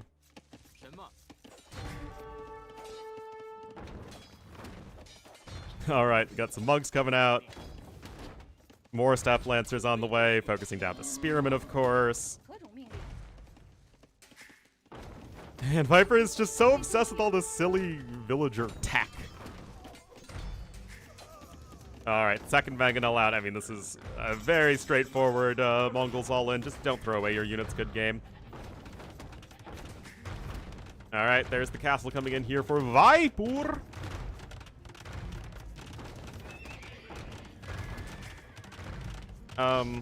Oh, does he not know? Does Scotty not know? Oh, Scotty doesn't know, guys. I mean, he's still gonna lose the TC at this rate, though. I mean, he'll see it now. Nothing he can do about it, though. On YouTube? I do stream on YouTube. Oh, gotta be careful there, Viper.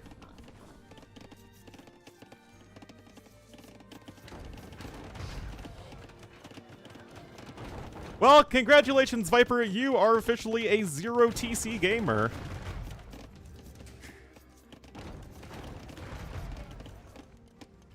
Just had docks? Yeah, no problem. Okay, so Viper's gonna go for some Fire Archers, but Fire Archers are still a largely underwhelming unit.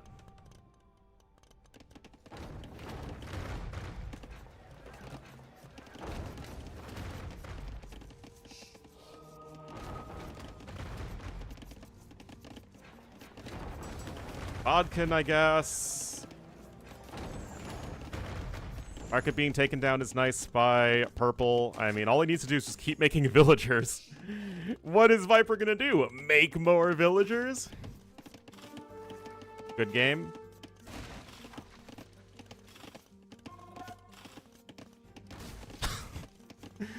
You've gotta be kidding me! What the heck? And Viper's gonna get the kill there too, isn't he?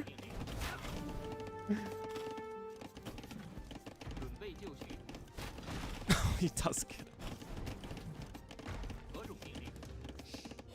Guys, this is like watching the Ravens play. It's like, against the Chiefs especially, it's like, what are you even doing, man? You have like this perfect setup to win the game, and then you just, you know, slip on a banana peel that you yourself placed in front of your feet.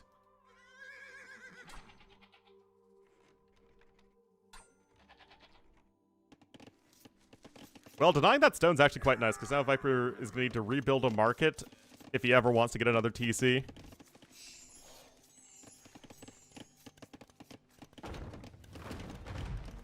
Yeah, see, he has to rebuild the market. Good game now, going to go over to Stone himself. And despite the screw-up, it's not like Viper is really in a position to get a lot of damage done. I'm not a winner.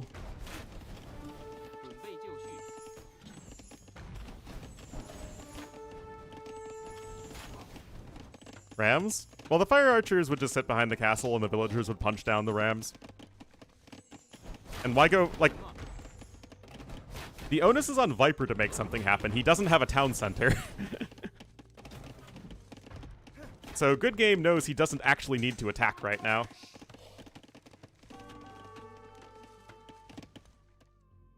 I guess the 2 villagers there did go down, of course. Viper has been gotten rid of from that trident, and now he will be building another TC. Now, Good Game has no way of knowing if Viper does have another TC down, but he knows the score, and he knows that Viper cannot be in a very good spot. Terrible. There's like an incredibly specific situation in which they are quite good, which is, it's like castle v castle, but you're not really in a position to petard each other. Why are the step lancers over here? What are they doing?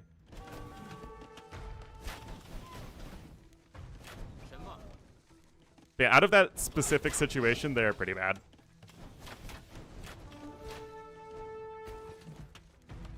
Oh, also, if you're trying to camp water in late game, they're really good at camping water, like, away from galleons and whatnot. That's the other one situation they're good in. Or, I guess, other very specific situation they're good in.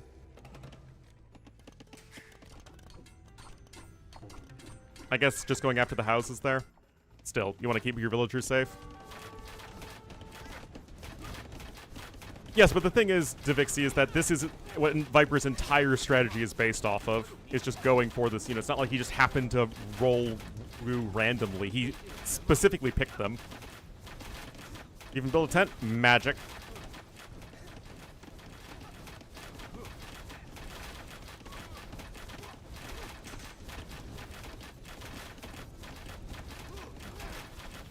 Look at how fast they take down the building. University? Wonder what the university's for. Also, homie doesn't have double bit axe, man.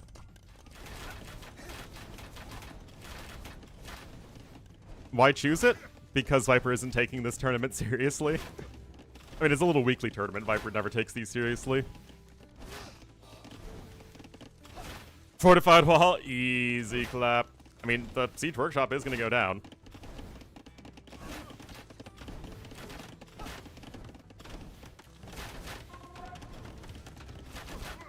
Actually does get the Mangonel out, which is nicely done there from Good Game. Keeps the Siege Workshop alive just long enough.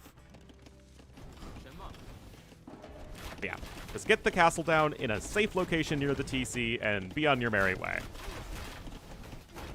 Just get the castle down in a safe location in front of the TC. Why do people do this, guys? People love why are you trying to rush a castle up there? Dude! What are you doing? Just have it next to the TC. Don't let Viper attack your castle from the range over here.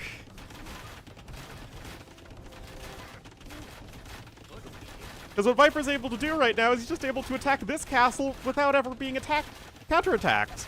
Like, again, this is the one situation. I told you guys 3 minutes ago. This is the one situation the fire archers are good.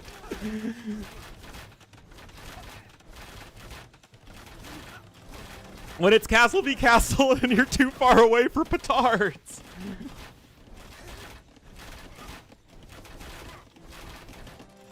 Oh my goodness. I mean, I guess Good Game has access to plenty of stone to repair, but like, why? Super common lately?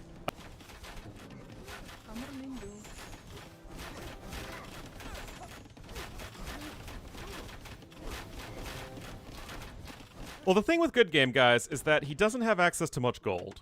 That's his one kryptonite right now, is Viper has access to almost all of the gold.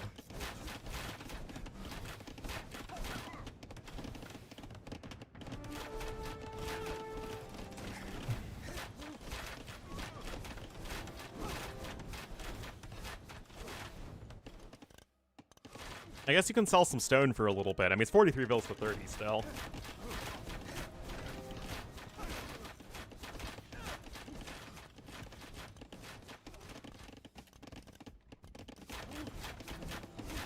More fire archers. And there we go. Red Cliff's tactics. Gonna do even more damage to buildings.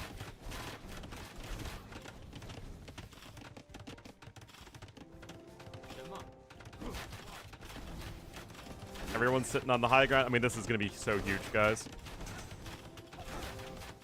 Like, guys, Good Game's gonna get to Imp, and it's gonna be extremely difficult for him to repair the castle, and he can't even outrange the Fire Archers, because Fire Archers just outrange defensive structures.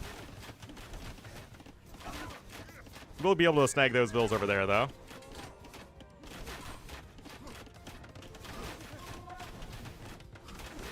Remember, guys, this ceases to work if Good Game stays in Castle Age, gets a defensive castle up over here, and then just makes a ton of army, because the Fire Archers aren't actually very good in combat.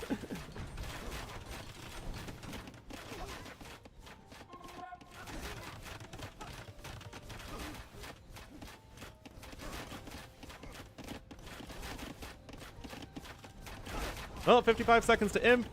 Castle's gonna get going down, guys. There's literally nothing you can do to stop this as Good Game.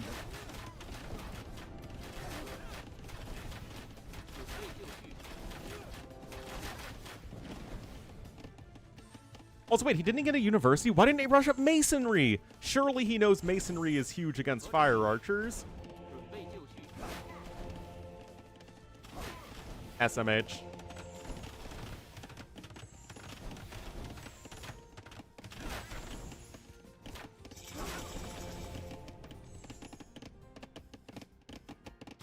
Alright, another castle coming in.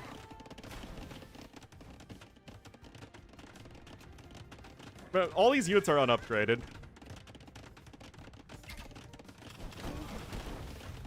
Now, Viper does not have ballistics, which is obviously a bit sad for him. But it really just feels like Good Game is panicking here. He's not using his brain noggin.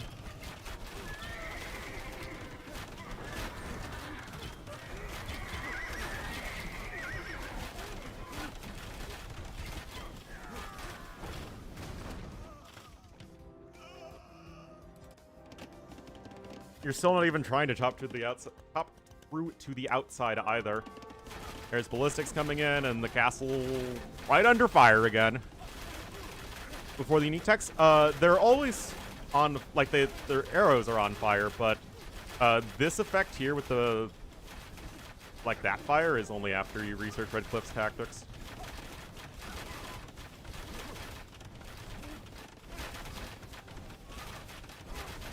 Guys, I seriously have no idea what is even happening. What are you gonna do? Try and treb the enemy castle? The fire archers will just kill the treb.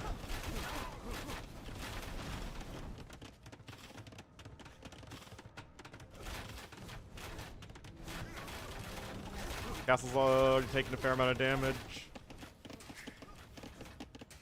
No gold income, like I said. Not chopping through to the outside.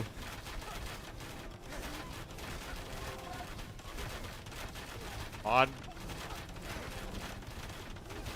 I mean, Mangudai are just a pipe dream right now. You're just literally building the castles in range of the fire archers where you can never attack them. It's not like Viper's gonna stop making fire archers anytime soon.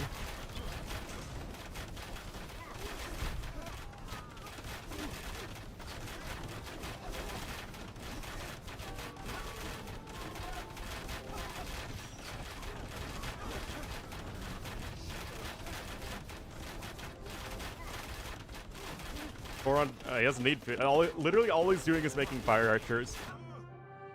Oh my goodness, guys. That game just happened. It really just happened. Hey guys, there's gonna be like a YouTube video that's like, OMG, fire archers are unstoppable. What do you do? And there's gonna be like a ton of comments like, oh my goodness, this unit's so busted. Like, you know that's going to be a thing. What are you supposed to do against the fire archers? Again, first castle comes up at home defensively, makes a bunch of step lancers, goes and kills the fire archers, because the fire archers would be unable to pressure the castle that was right here without being out of range of this castle.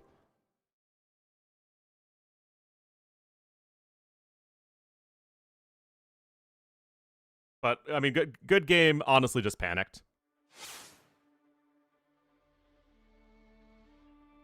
Which, I mean, you're against Viper. Guys, I've been casting a long time. I've been watching even longer. People make mistakes against Viper. He has that effect. Hera does now. But Viper, like, this is just what happened so many times.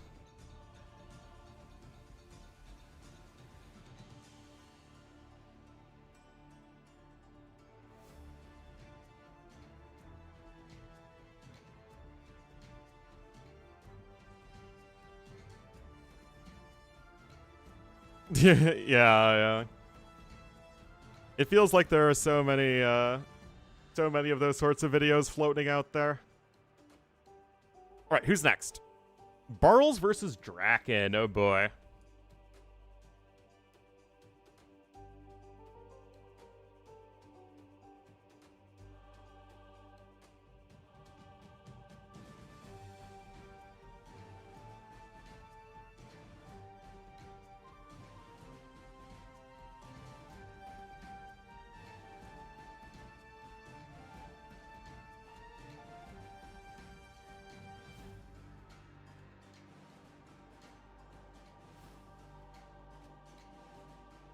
Certain unit is unstoppable, yeah.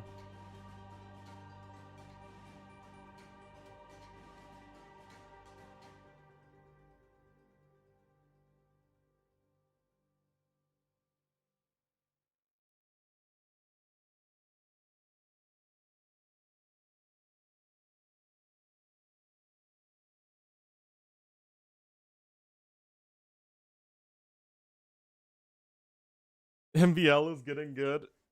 If he keeps it up, he might just become a good AoE player.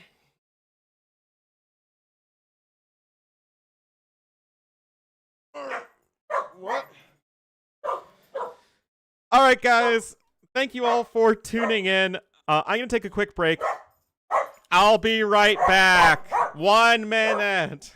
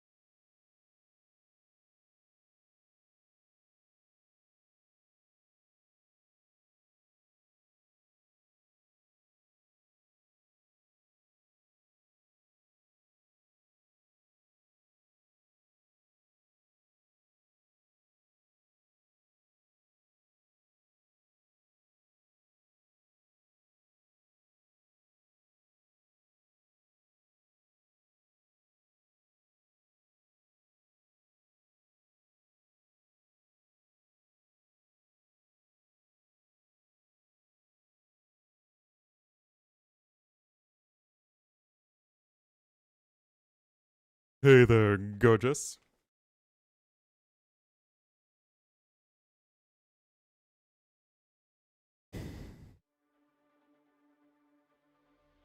I'm sorry if that was a little too sensual.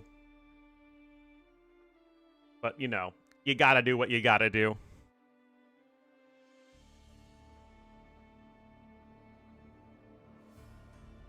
Alright, so Barles and Draken are scheduled to start in 24 minutes. Let's check Daniela's stream.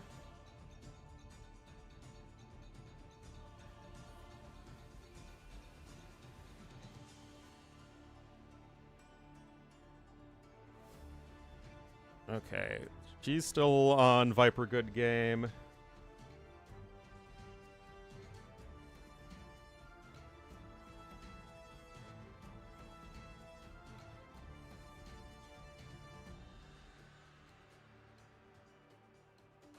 Yeah, it does say Barles vs. Draken at 14:30. All right. 2010, what do you mean?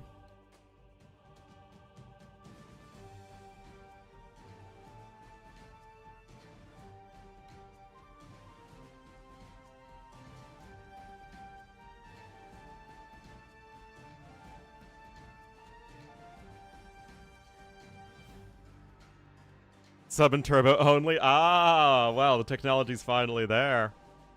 Wink, wink.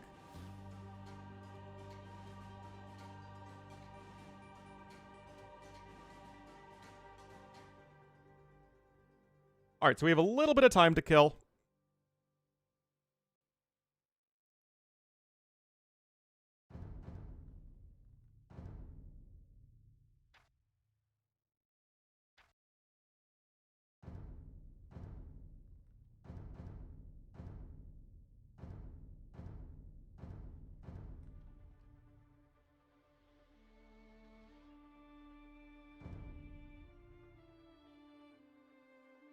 All right, let's play a game. That way I can reset my my 2-week countdown for not having my elo decay.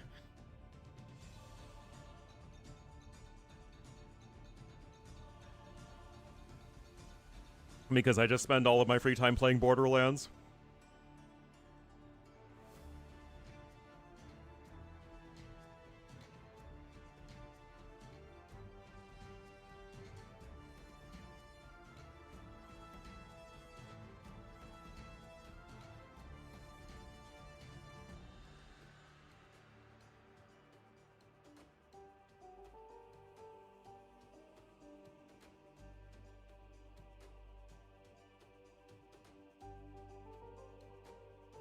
Down clock to stop time.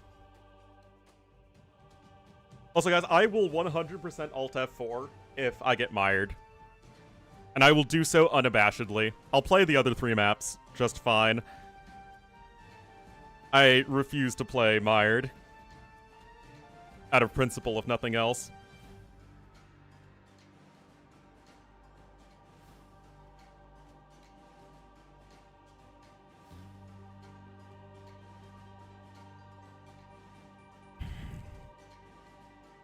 Mired? I would hope so.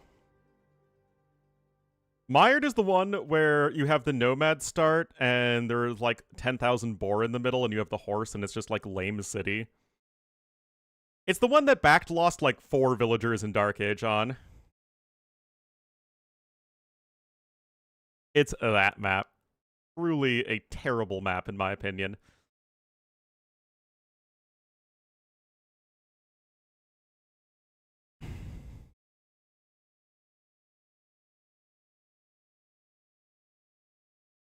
I just don't like the Arabia meta right now, which is sad because like I literally used to only play Arabia. Back in the Voobly days, I barely played anything else. Okay, Hillfort's fine. I can play Hillfort.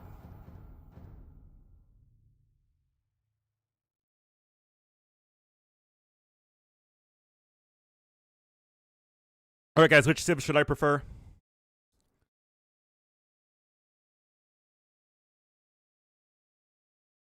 Lith? Sure, why not?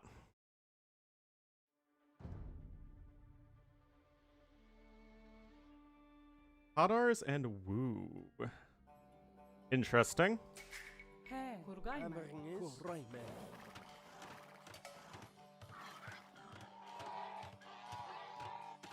Well, Tadars are actually going to be nice to get my fast castle off. Tayyarman.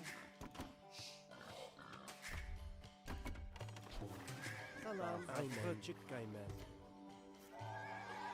Yeah, the longer lasting... Because remember, you have no forage bushes on this map, so having the longer lasting keepers is going to be very helpful.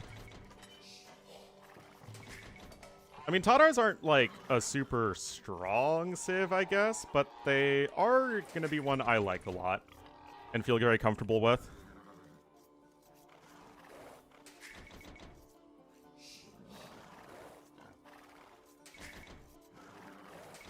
Hazır Kayman. Avga çıkkayman.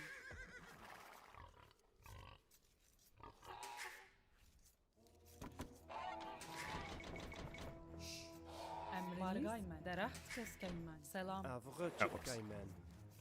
Hold up there, buckaroo.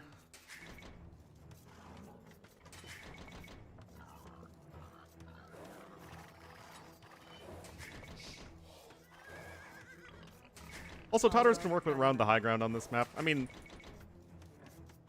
again, Wu feel like the more powerful civ, but Avga çıkkayman. I have zero problems playing Tadars here. Selam. Avga çıkkayman.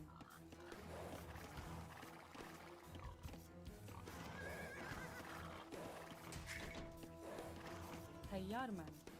Avga çıkkayman. It is slightly inefficient to take the Avga çıkkayman. Ibex so soon, but I want to get out on the map and see what's going on, because scouting is actually really important here.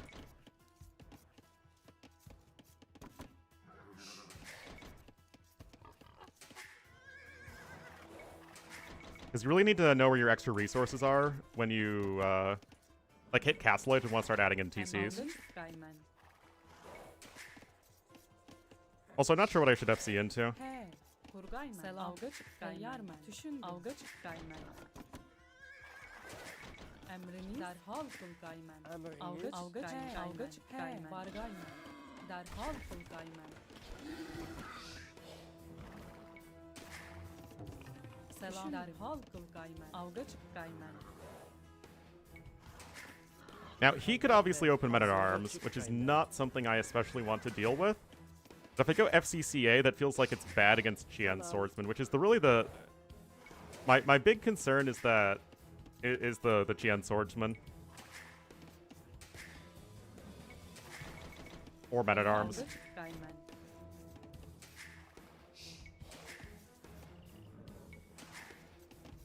Okay, there's his scooter bug. Emriniz Kayman. Tayyarman Cem Kayman. Hazır. Vargayman. Salam. Hazır. Selam. Avga çıkkayman. Tayyarman. If see a unique unit, that would be an interesting move for sure. Düşündüm. Salam. Emriniz kurayman. Tayyarman. Düşündüm. Kurgayman.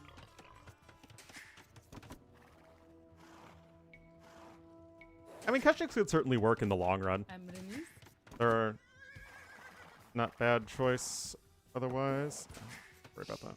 He. Selam. He. Avga çıkkayman. Hazır. Tayyarman. We could go FC Keshik.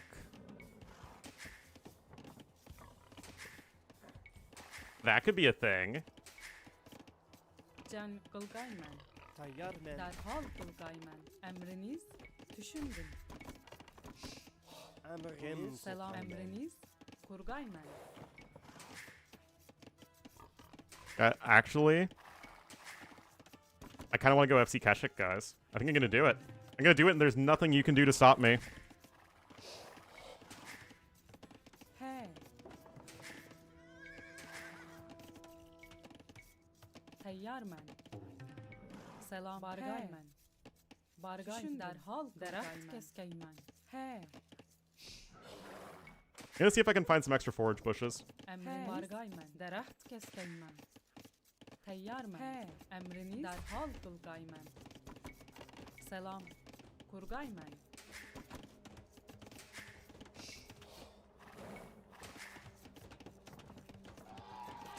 Stop me. Oh no! Teyyarmen. Hazır. Emriniz Bağlaymen. Tayyarmen. kurgaymen. Emriniz. Kurgaymen. Selam. Alright, so he is going men at arm. Teyyarmen. So boring, man. Selam. Düşündüm. Teyyarmen. Kurgaymen. Wow, way to go, men at arm. I'm so freaking impressed. Wow. Tayyarmen. Salam. Kuraymen. Emriniz teyyarmen. Kuraymen. Hazır. Emriniz. Salam. Kuraymen. Selam kurgaymen. Emriniz açgaymen. Kurgaymen. Tayyarmen. Kuraymen.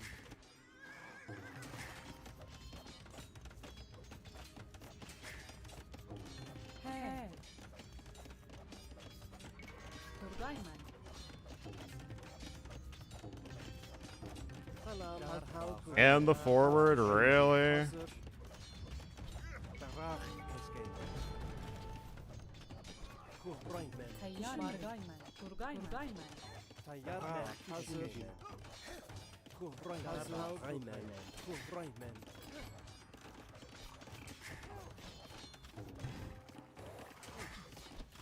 Selam. Bargaymen. Derhal kurgaymen. Kurgaymen. Emriniz. Tamam. Davak hazır. Derhal kuraymen. Kuraymen. Tayyarmen. Hazır. Salam. Emriniz. Derhal kuraymen. Hazır. Kuraymen. Hazır. Emriniz. Düşündüm. Hazır. Salam. Hazır. Selam. Kurgaymen. Bargaymen. Tayyarmen. Salam. Derhal kuraymen. Hazır. Kuraymen. Düşündüm. Hazır. Anaçkaymen. Teyyarmen. Emriniz. Keskeymen. Tayyarmen. Derhal keskeymen. Derhal kuraymen. Kuraymen. Hazır. Salam. Kuraymen. Emriniz can kurgaymen. Tayyarmen. Kuraymen.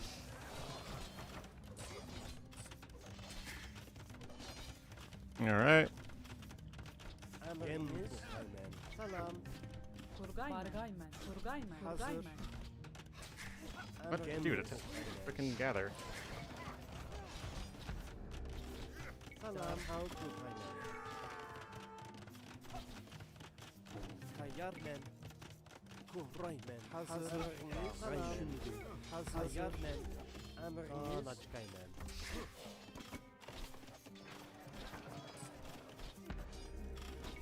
Teyyarmen. Emriniz mi? Anaçkaymen. Tayyarmen. Kuraymen. Salam. Hazır. Salam. Düşündüm. Hazır. Anaçkaymen. Tayyarmen. Kuraymen.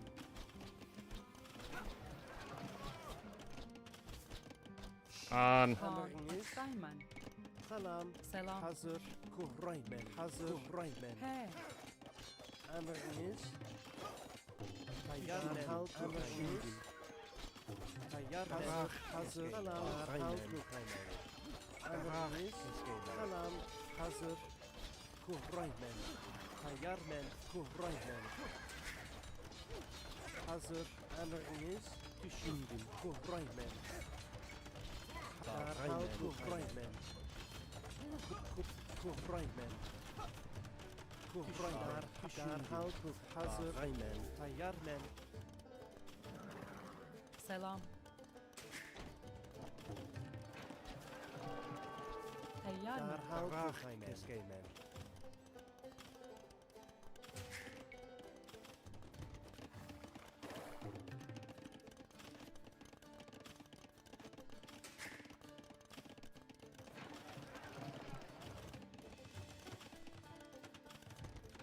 Salam. All right. Emriniz. Anaçkaymen. Düşündüm. Hazır. Salam. Bağaymen. Tayyarmen. Derhal kılkaymen. Kurgaymen. Kurgaymen. Emriniz.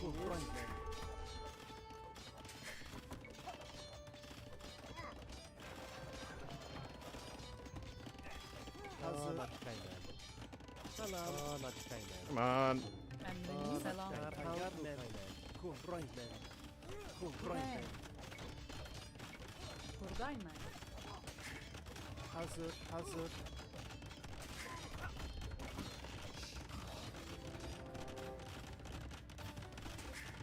Emriniz. Kuhraymen. Oh, dang, that was in range. That was sloppy of me. Deraht keskaymen. Kurgaymen. Kurgaymen. Kurgaymen. Kurgaymen.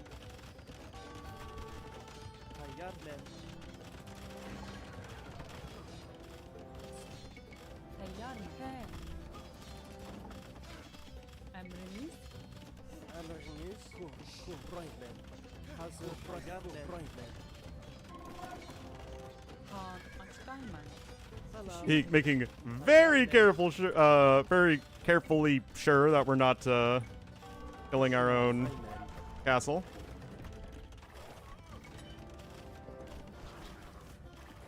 Come on, high ground.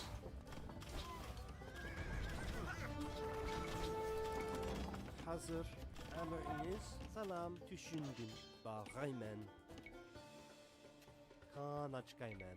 Kuhraymen. Teyyarmen. Kaan açkaymen.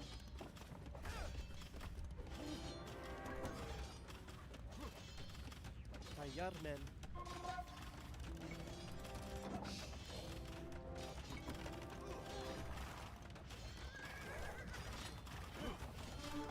Those downhill hits as totters, man.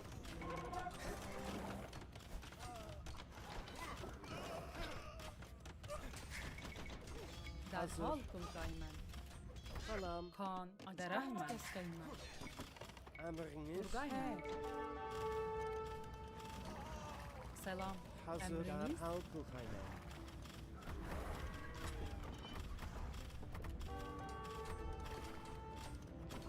Tayyarmen. Emriniz. Kuhraymen. Teyyarmen. Kaan açkaymen. Emriniz. Selam. Düşündüm. Salam. Bağay. Derhal kılkaymen. Derhal Tayyarmen. keskaymen.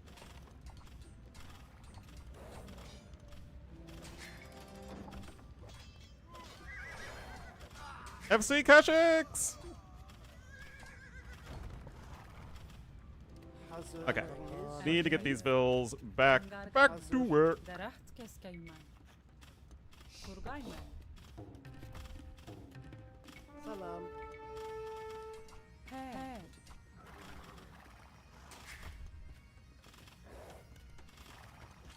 Tayyarmen. Bağaymen.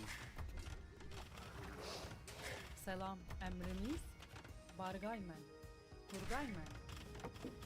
Selam. I punch down that guy. Oh, I forgot about my scout.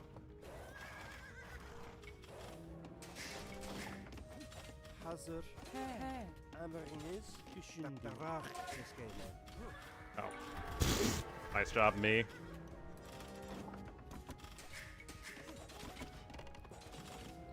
Oh, dude. Derhal Tayyarmen. kılkaymen.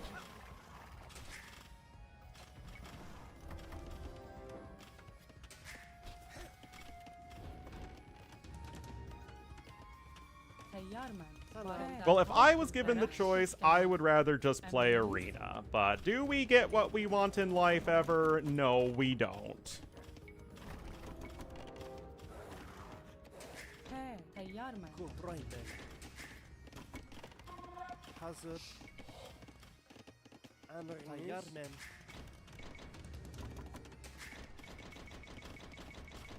Salam. Derhal kılkaymen. Kuhraymen.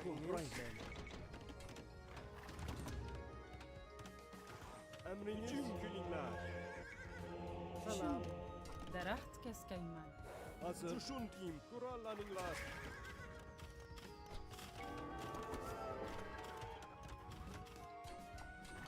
Emriniz malzemen. Emriniz bütün günler. Hazır. Reymen.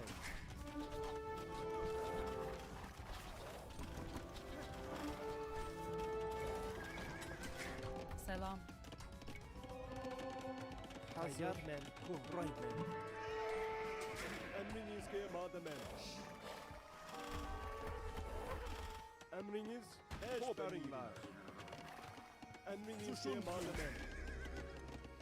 Emriniz Reymen. Teyyar Selam. düşündüm. Hazır. Hayyamen. Reymen. Emriniz malzemen. Hazır. Reymen. Selam. Hazır. Derhal deraht kesken. Okay, I need to find some more gold. Hayyamen. Hazır. Also like to get +1 defense. Emriniz Reymen. Emriniz malzemen. Emriniz ongargaymen.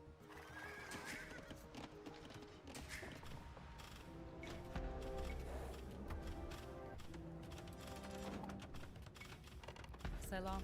Derhal kılgaymen. Bargaymen. Can kılgaymen. Hazır. Selam. Reymen. More stone? Really? Hayyamen. Kurgaymen. He. Okay, now that he's actually walled it in, what we do is we go after this tower. Selam. Emriniz. Hazır. Hazır. Selam. He. He. Kurgaymen. Teyyar emriniz.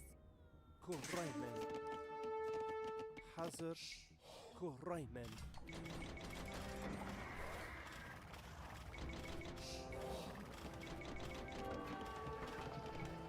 He. Emriniz Teyyar mı? Selam. Ongargaymen. Bargaymen. Emriniz Reymen.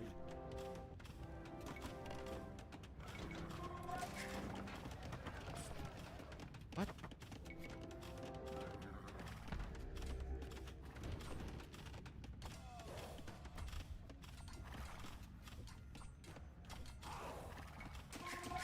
Emriniz Dude, where is some freaking gold? Tayyarmen. Reymen. Hazır. Tuşun Reymen. Düşünlal Reymen. Emriniz kan Emriniz açkaymen. Reymen. Hazır. Reymen. Selam. Teyyar mı? Düşündüm. Reymen. Hazır. Reymen. Selam. Reymen. Emriniz hazır. Hazır. Emriniz Reymen. Hazır. Selam. He. Emriniz. Kurgaymen. Selam. Kurgaymen. Teyyar mı? Kurgaymen. Tayyarmen. Emriniz.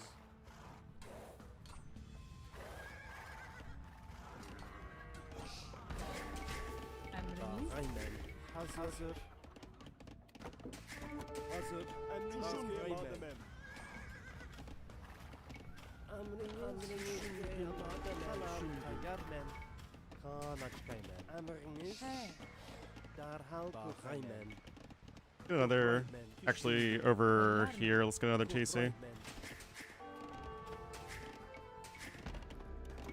Emriniz. Selam. Tayyarmen. Reymen.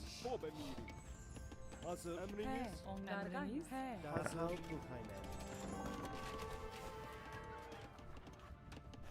Selam. Hazır. Derhal kılgaymen.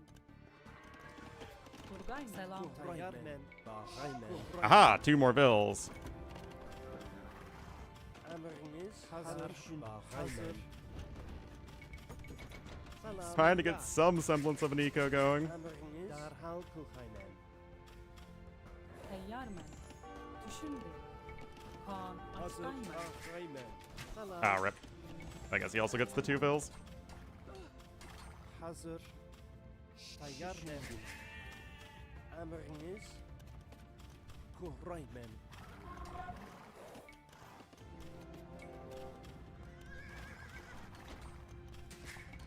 Hazır Kuhraymen. How on earth did you get trapped over there?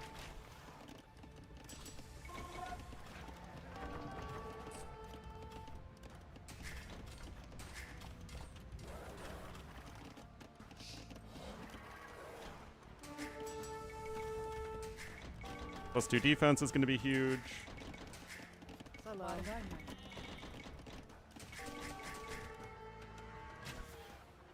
Emriniz Kuhraymen.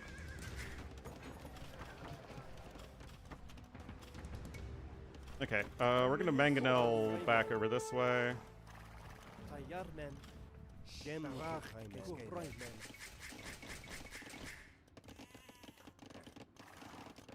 Emriniz Kuhraymen. Hazır Kuhraymen. Oh, dude, build the frickin'...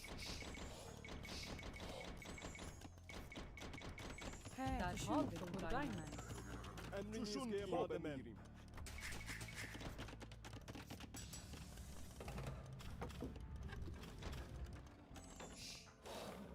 Hazır Kuhraymen.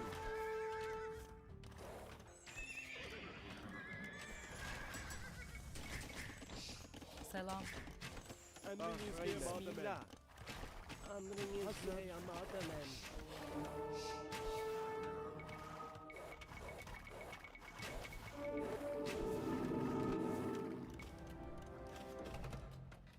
Hazır. Emriniz Şunkilinler. Emriniz Eşkarinler. Emriniz Kıyamademen. Bargarma. Kurgaymen. Tayyarma. Emriniz Kıyamademen. Kurallanırlar. Bütün kilinler. Kurallanırlar. Hazır. Şunkilinler.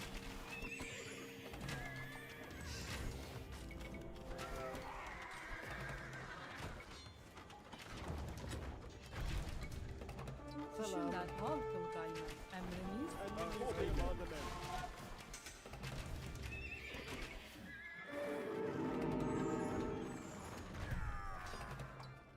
Ongargaymen.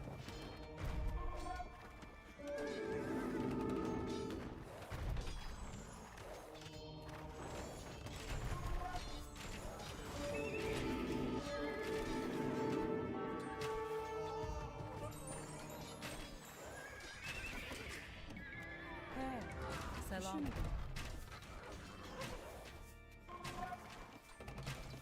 Emriniz.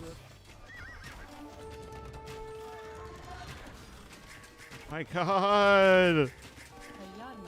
Derhal Emriniz Kuhraymen. Tayyar men. Salam. Hazır. Kuhraymen. Kuhraymen. Emriniz. Kurgaymen.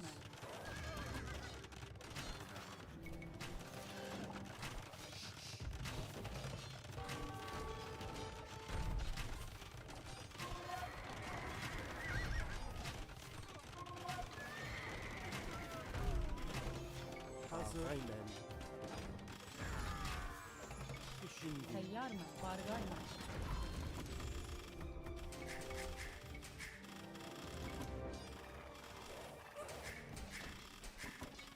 Tayyar men. Kuhraymen.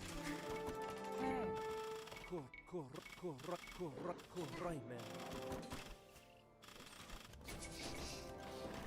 Emriniz.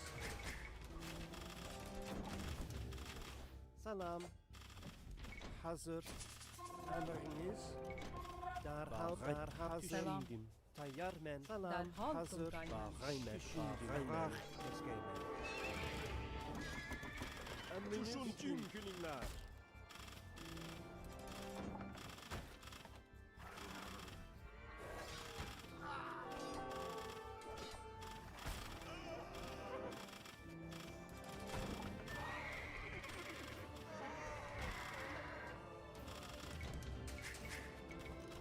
Emriniz.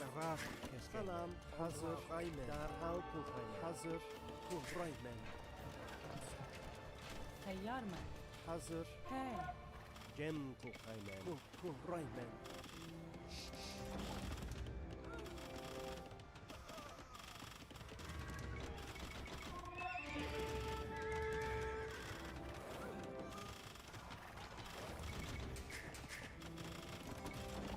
Selam. Deraht keskeymen.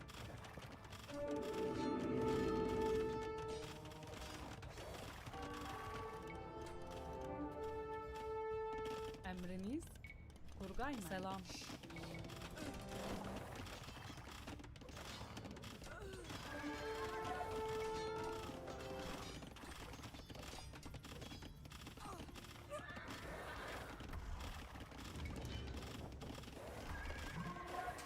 Imp! Kurgaymen.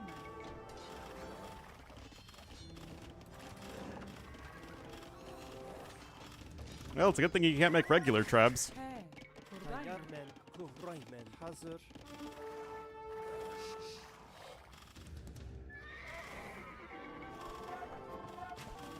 Salam.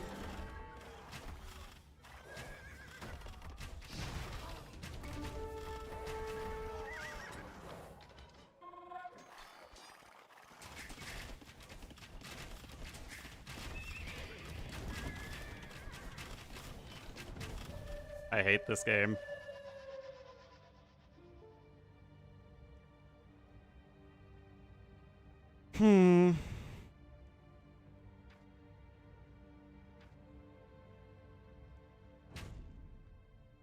I guess I never was really able to counterattack.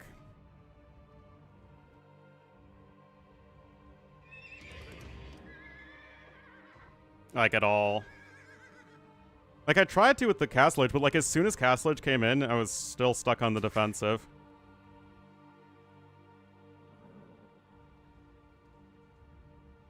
Emriniz? Emriniz.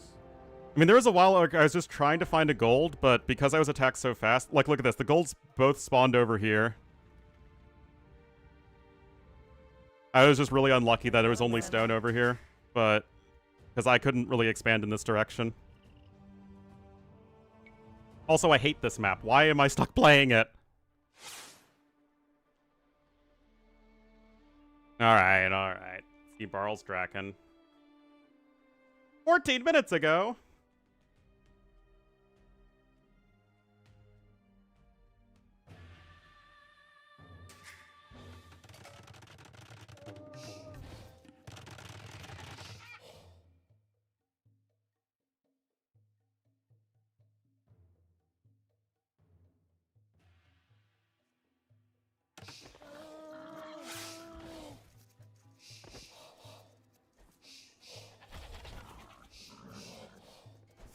I actually thought I did a pretty good job defending against the tower rush.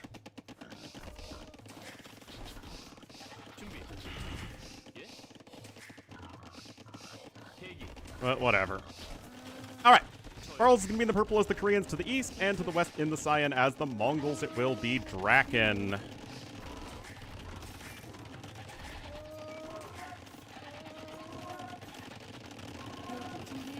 Barl's is all walled up. Couple weeks back, oh no. More men-at-armsing.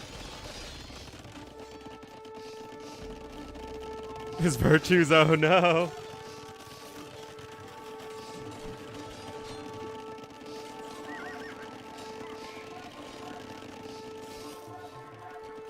Men-at-armsing back.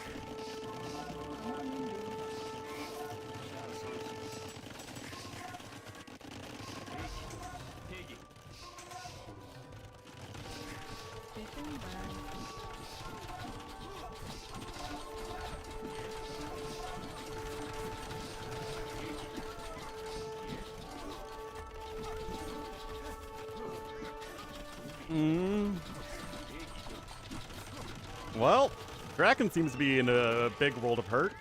He's almost a Castle Edge, though.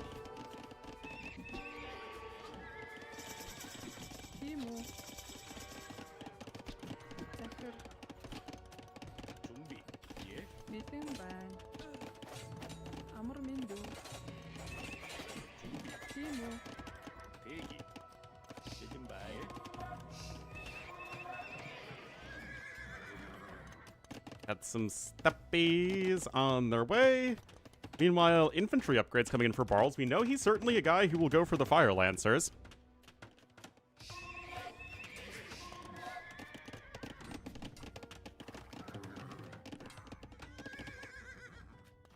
준비. 예. 대신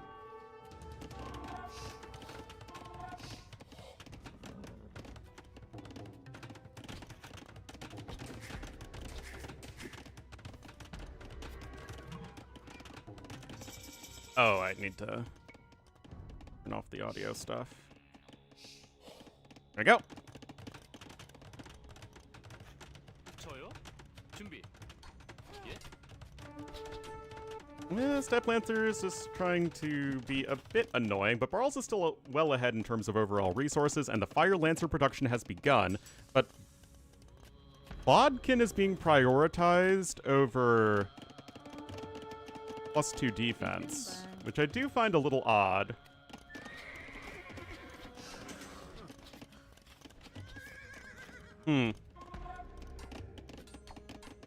I mean, it's nice to have Bodkin for the towers, for sure, but you'd think you'd rather have the infantry upgrades if that's what you're going for. 대기. Unless the logic is that it's always more important to get Bodkin first no matter what unit you're making, in which case, no wonder we only see archery range units. Anyway, nice job saving the 2 HP Fire Lancer there, but the Mangonel production has begun. Still, you're gonna need something that's good against Fire Lancers as Draken, as they are nice and cheap for the Koreans. 준비. And that stone income is coming in.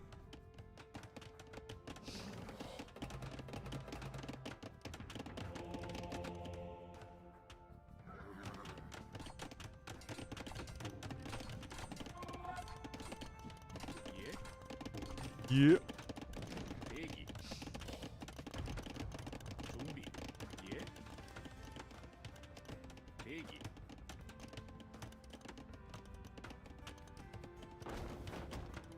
예.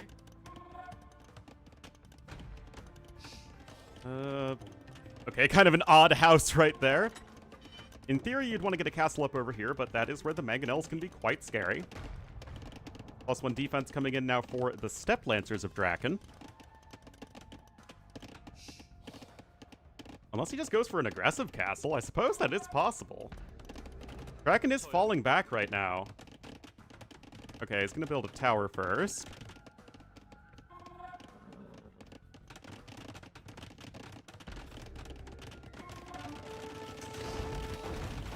Frickin' love DE sometimes. I guess the Fire Lancer just came in and killed a bunch of ills. Okay, so Barles takes game number 1. Well done, Barrels.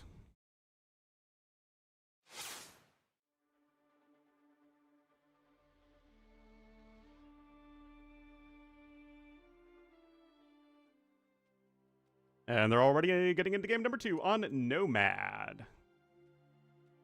Yo mad, Nomad.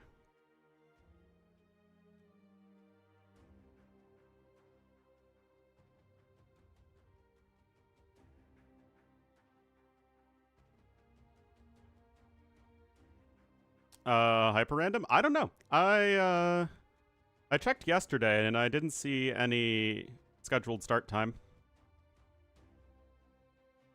Oh, here we are. Like they have just updated it. Wait a minute. In 4 hours and 45 minutes? I guess. I'll cast as much of the tournament as I can, but I'm not going to be streaming in 4 hours and 30 minutes.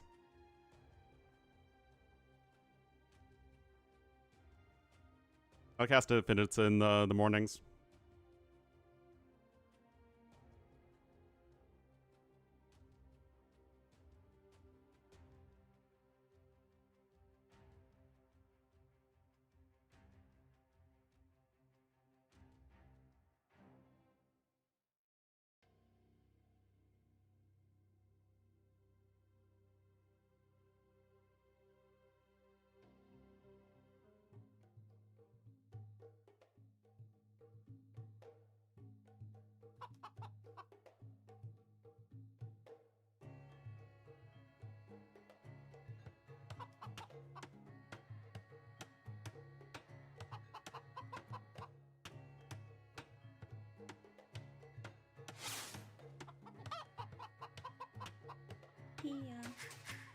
Sasananya Baginda? Game on Wikipedia. I just saw the Leary one. And that was it. That was the only one I saw.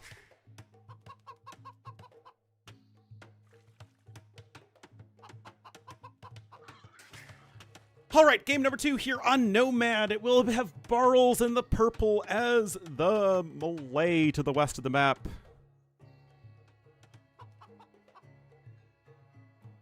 And to the east in the cyan as the Italians, it would be Draken.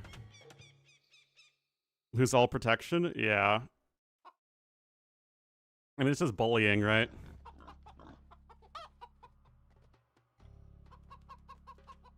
I mean, Trump would love to exist in a world where you just throw your military around and make unreasonable demands and force unequal treaties.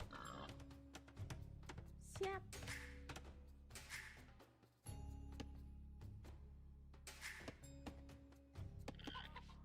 Anyway. Very long rush distance as far as Nomad goes. Italians and Malay are both excellent civilizations. Certainly nothing wrong with them.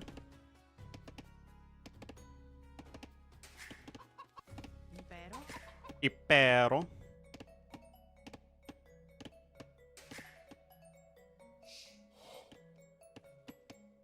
Swasti. Looking at the early food situation, it's actually not that great. There are 2 boar here for Draken, which is like the bare minimum you need, and he does scout them out, which is super important, so he's already coming in with one there. That's still, again, like the bare minimum. For purple, does not see that one. Does not see that one. That is a very rough start here for Barles. Okay, the chicken will spot that boar, I think. Yeah. First fishing chip out here for each player. Also, MM Nomad. I guess they did their own scripts now for the tournament, which is nice.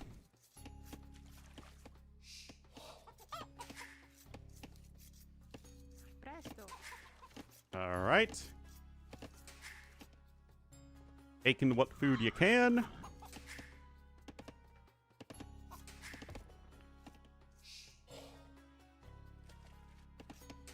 Salve.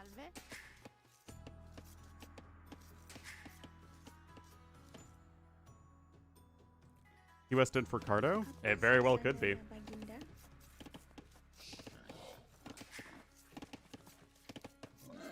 For sure.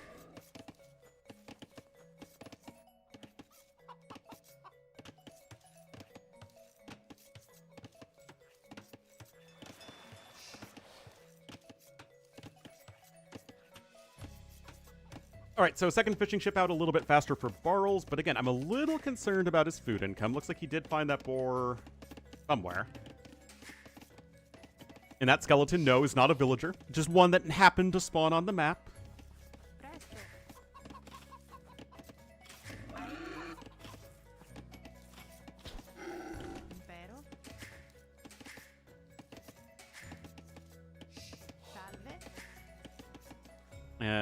Yeah, nothing all that wild happening so far. 5 seconds idle time for Draken. Big noob confirmed. Gold situation's a little ugly for Draken as well. Pretty far away. Not that it's, like, amazing for Barles, but it's kind of behind that wood line over there. Also quite far away. Still, another boar coming in for Barles. Fishing ship numbers are still looking fairly competitive. Resources collected, same deal. And of course, since it's Nomad, you can go for a variety of strategies ranging from fast feudal aggression on the water, to fast castle into unique units, and to some like scouts or archers on the land with a few fire ships, and you know, several different ways you can approach things.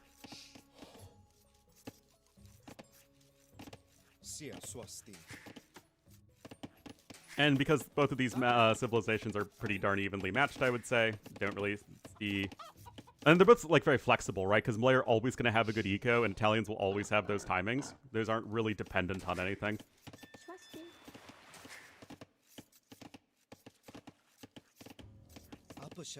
I wonder where this bill's going, though. Now, do they know where each other's docks are? Because that's always important to try and scout out in the early game. You might have an idea based off of lost sheep or chickens over here, does Barles? I think that's why we're seeing the Vil come forward as it is. And obviously, Draken does see the dock up there to the north. Loom is coming in for Barles. Still has to make at least a couple more Vils, though. I guess he was worried about that villager. 6 fishing ships now per player. Got that mining camp coming in. Remember, you do need those 2 Dark Age buildings to click up to the Feudal Age. And hello, Puppy Saturation and Alonso. Yep, Feudal Age coming in here for Draken. Should be clicked up as soon as that villager is done for Barles. Indeed, he will be. So Barles is still going to be up a little bit sooner. But with the same number of villagers. More Vils going over to gold. And where are those extra docks coming in?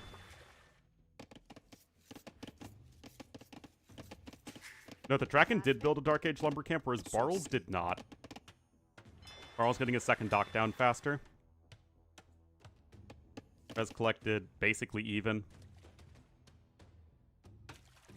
That Vil is walled in nice and safe. So you're going to have that uptime advantage here for Barles. That said, Draken's going to have both of his docks relatively close to each other, even if they are on opposite sides of Barles' forward dock. So despite the slower uptime, at the very least, the ship production will be better overall.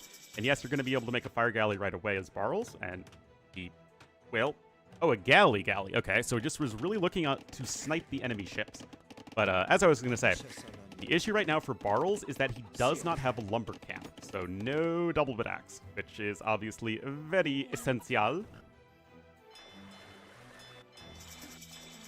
And indeed, another galley is on the way. Meanwhile, double fire galley for Draken. He's now getting loom just now. Double bit axe, again, immediately as soon as he hits Feudal Age.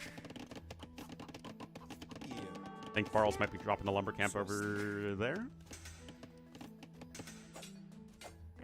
Oh, it's robot fighting time. Loom might have not been in quite in time for Draken, and that is going to be a dead villager of Draken.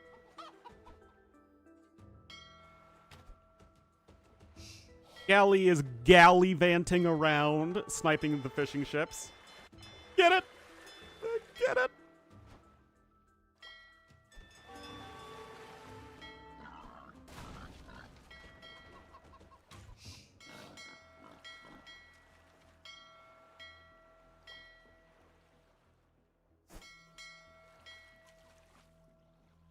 Oh, I'm gonna try and pull apart the enemy galleys, fire galleys here. And it's actually more galleys for Barles, so he is actually just going full on into the galley play. Which could be tricky without having much space with which to maneuver. I mean, the fire galleys are spawning basically just on top of you. That said, you have a 5 Vil lead right now as Barles. He is at least getting double bit axe himself. 6 fishing ships to 5. That's still 5 fire galleys are out now for our lizard man.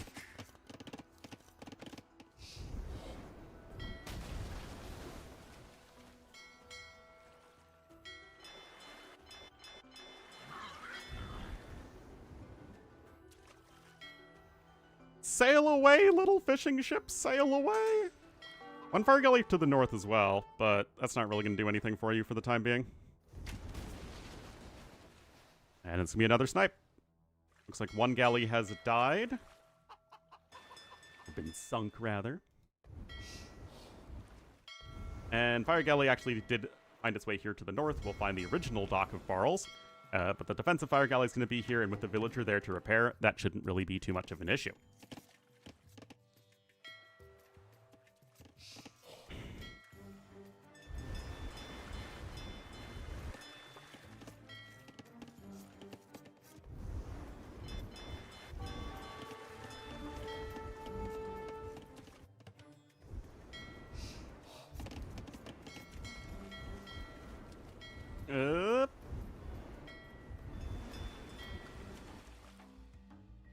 Galleys there taking a lot of damage.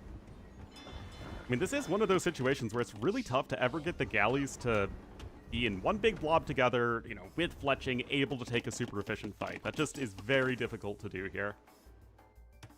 You're constantly sort of scrambling and trying to micro all over the place. There's only one fishing ship difference, although you do have more villagers, as Barls, of course, with the power of melee. Blacksmith now coming in here for Draken. And, you know, especially if he sells the stone, as Italians, you're not horrendously far from clicking up. Still no fletching in for the galleys, although Barls literally just queued that up just as I said that. But once that's in, you will eventually have what you need, and all the galleys have finally clumped up together. So this is exactly what you're looking for. Because now it's also going to be difficult for the fire galleys to focus down individual galleys. Although Barl's trying to save the one galley with the power of micro, but maybe not the most successful there. Draken still clicks up to the castle age. Like a little bit of a boomy boom over there, nothing terribly impactful, as Draken continues to send more ships at his opponent's fishing eco. Meanwhile, Barls, look at all those farms coming in. He is going to be staying in the feudal age, at least for some time longer. Draken still doesn't have a single farm yet. And more fishing ships are going down here for Barls. So as great as this galley blob is, it doesn't do you much good if your opponent has fishing ships working, and you are having to sail away for your dear life. So these galleys obviously need to get a lot of work done. And so many of them are so low HP. Oh my god, 2 just go down immediately right there for Barls because he wasn't on attack move or patrol.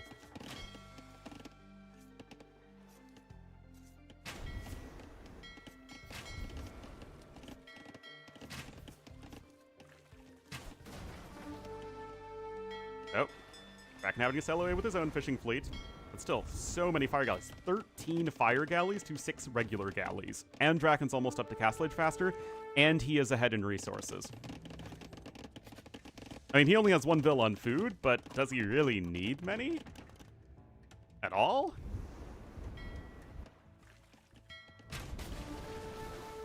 Oh, not the Fisky Mothers! Uh-oh. And this is exactly enough galleys to one-shot the fishing ships. It's still not really the end of the world, though, for Draken. Again, he's in Castle Age. You can go with the Siege Workshop. More galley coming in. And Barls just now clicking up. Although Barls is going to be taking a little bit of a resource lead. Again, he has 13 more villagers. And that's only with having 1 more fishing ship. And will actually be for a second TC. Okay, so he's not going to go super aggressive. Just 1 knight, as Barls is going to be looking more towards the crossbowman. Iya.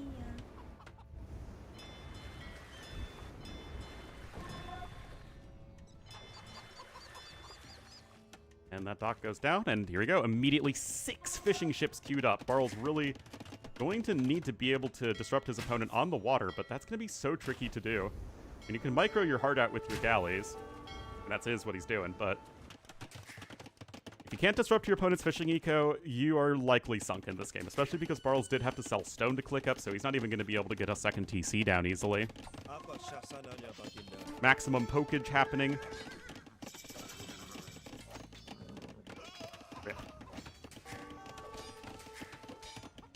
So, what's the next step in your master plan here?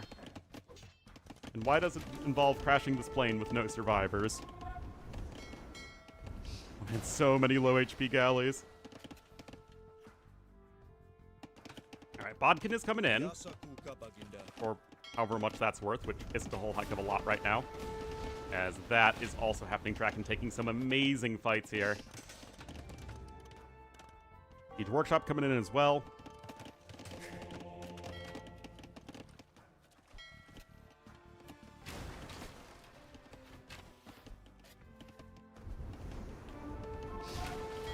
And everyone getting sunk. Yep.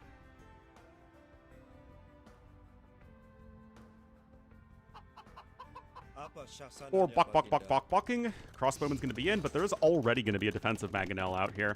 And 11 fire ships. Now, these fire ships are worth very little at this point.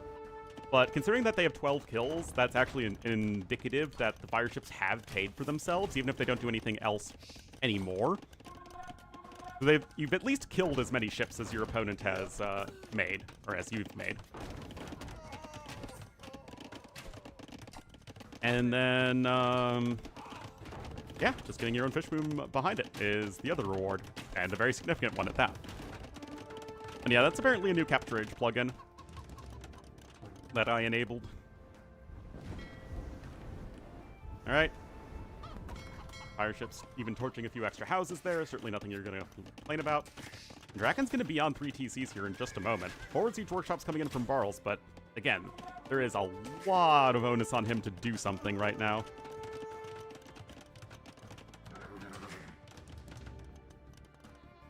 Just now grabbing the gold mining upgrade. 3rd TC now in for Draken. He's going to get a monastery. Of course, Aliens do have very good monks. Bosaw coming in for Barls, but he is on 1 TC with no fishing fleet, whereas it's 3 TCs with soon to be 13 fishing ships. No farms are necessary.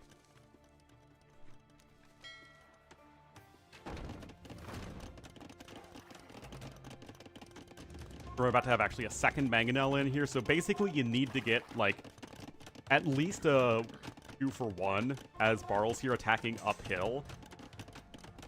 And that's going to be extremely difficult to do. I mean, it's not impossible, right? But, you know, this isn't me playing as Draken. Monk coming in, even a 3rd Mangonel's actually being delayed because Draken got housed for a second. Not ideal. 2nd TC just now coming in here from purple. That knight is going to need to be deleted, if not converted. Or converted. And yet it still isn't really a situation where Barls is making anything happen offensively. Mangonel's camping on the high ground exactly as they should. Good micro here. Oh, from Draken, and that is exactly what he was waiting for. I was going to say that I'd love to see a villager here to repair, and I think that's exactly what's happening. I mean, it's not... Treebeard would be, like, fine with it. You know, Treebeard would give a thumbs up, but I was unimpressed.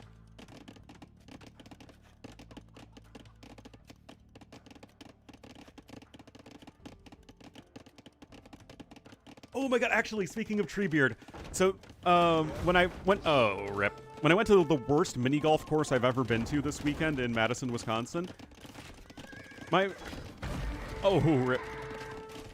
Okay, so this is how bad the mini golf course was.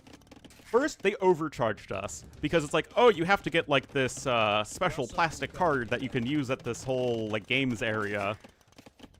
And it's cheaper to do that than if you buy the mini golf, but then it's like actually $5 more expensive, so they completely scammed us. But then we go to the mini golf area. It's 9 holes. It's just in like one room. There's no elevation. The holes aren't even numbered. It's just like a bunch of random animatronic stuff and it's just like literally a garbage mini golf course. But speaking of Treebeard, there's like an Ent-looking animatronic, although it's really short.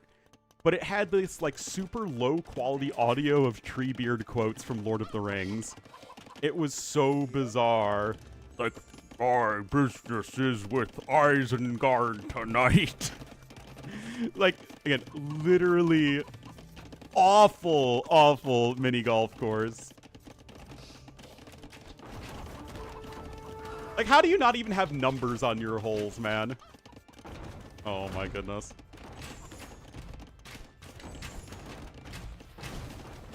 Great micro here from Draken. But yeah, Imp is on the way. I'm not too sure what you can Imp into. You can barely afford Bracer, most likely. Ballistic's now coming in. Oh no. Apa sasananya Baginda?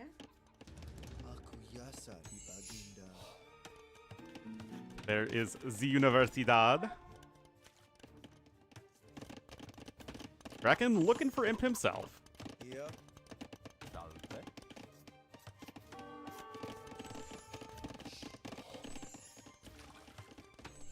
To play mini golf too. I mean, the animatronics were just kind of weird. There's like a bunch of large bugs as well, which it's like, do I really want a like gigantic 3-meter long animatronic scorpion or praying mantis? Like, is that really what I want? With my 0 elevation, no like windmills or anything to, you know, putt through. Also, although you could buy drinks at the, at like the bar area, you couldn't drink on the mini golf course, which was like, come on, man. What's the point? Baginda. Apa syasananya Baginda? Yasa kuka Baginda. Yep. Yeah, I don't think there's actually a way to ever beat elite skirmishers, ever, in any situation.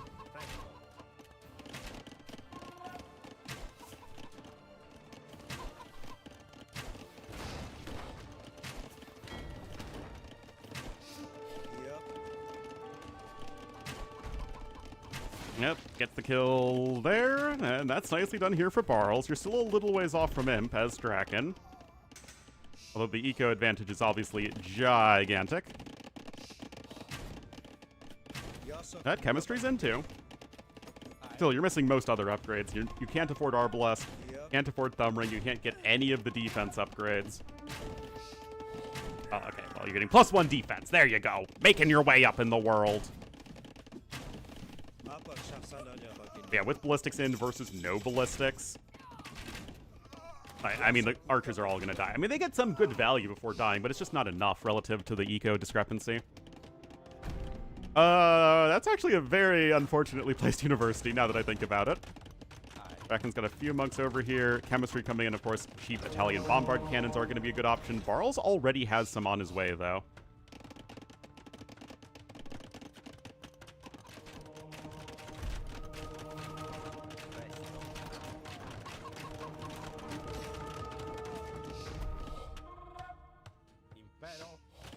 All right, well, Imp is in. We need to see chemistry, but you can't because you lost the university.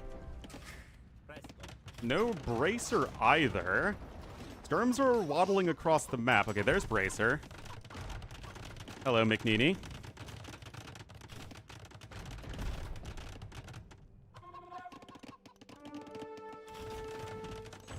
Yep. Siap. Iya. The stray bombard cannon? Because Barles actually placed these castles extremely well, so there really wasn't a whole lot of surface area to go after the skirmishers. Or go after the bombard cannons with the skirmishers, rather. Anyway, I mean, I think that if there's anything that could just win you this game right now as a Barles, it's just denying chemistry for so long. You're going to have one Treb out, but you're obviously very far behind in the Treb war. Bombard cannon coming in. And Barles has the score lead right now, guys. He's behind by almost 5,000 resources, but he's got the map control. He's got Z timing and Z momentum. Karambits are coming out, and because they're the most fun unit in AoE with free armor upgrades, they're already very good against skirmishers without having to get literally any upgrades. Can't believe I'm defending skirmishers against a unique unit, and yet here I am. Swasti. Barles is going to get another castle. Again, these castle placements are beautiful to hem in Draken into the corner of the map. Remember, Draken's got no gold income at this point. That gold is almost gone. This gold isn't happening right now. And not even that stone is happening. Barles is walling in his opponent on the side, or walling his opponent out. It's kind of hard to tell which. And right now, the artillery fire of Barles via these trebuchets coming in, and GG, well played. Very, very well done from Barles right there. Didn't he win last week's Midweek Madness? I don't think I saw that one because I was doing something else, but yeah, very, very, very well done there from Barles. Made the timing work, and again, I think delaying that chemistry is so, so huge. Just prevented the bombard cannons from ever coming out to get that necessary defense against the enemy trebuchets and castles. And again, the castle placement was top tier as well. Those two things together. Good stuff, good stuff.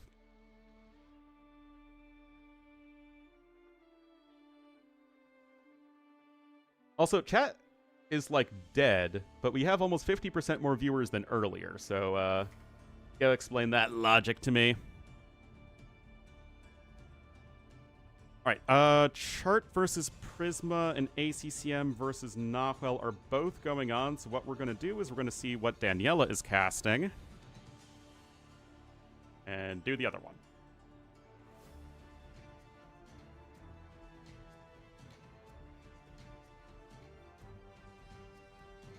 Which set are you doing? I will do the other.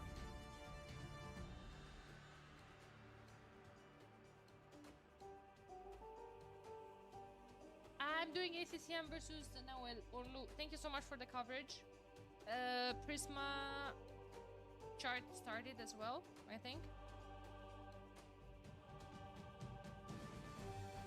You too. Enjoy your cast. All right.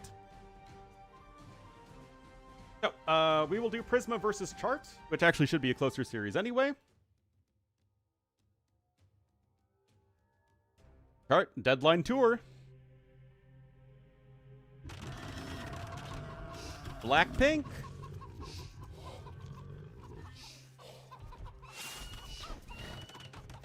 Yeah, the job hunt is currently extremely depressing. I've been rather discouraged. There aren't even that many jobs to find. In Toronto? Oh, you did? Oh, that's awesome. How was the show? Oh, we still have our pine trees on.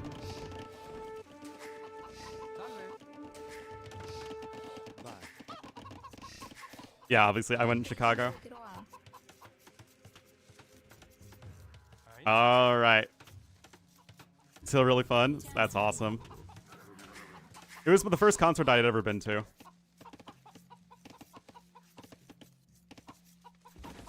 And considering the Blackpink is my favorite current era girl group by far. Game speed? Yes, sir. Oh my goodness. Anyway, Prisma going to be here in the yellow as the Khmer to the south of the map. And to the north, of course, still nearby, in the green as the Byzantines, as weird British people like Zero Empires would say. It will be Chart. Whoa, whoa, whoa, whoa, whoa, whoa, whoa, whoa, whoa, whoa, whoa, whoa, back up the truck. Take that truck and back it on up. What are you doing, Prisma? What? You take two vills and you're just walking them forward? What?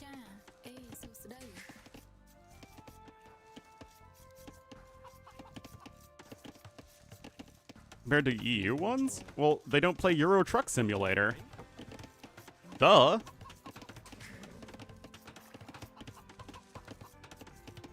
I guess it is. They're putting the madness in Midweek Madness.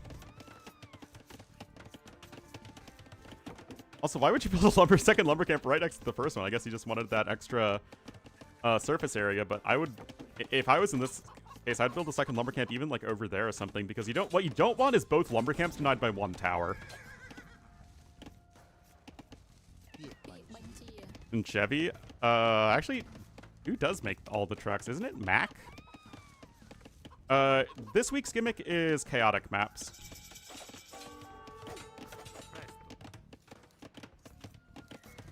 All right. Well, walls are coming in. And there's a forward stable. Okay. Eric's is just now coming in for Chart.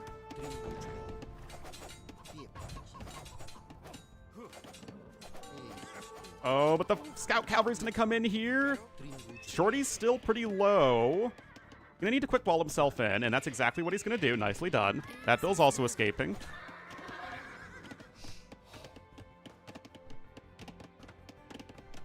Called Arctics. I have no idea what that means. No competition?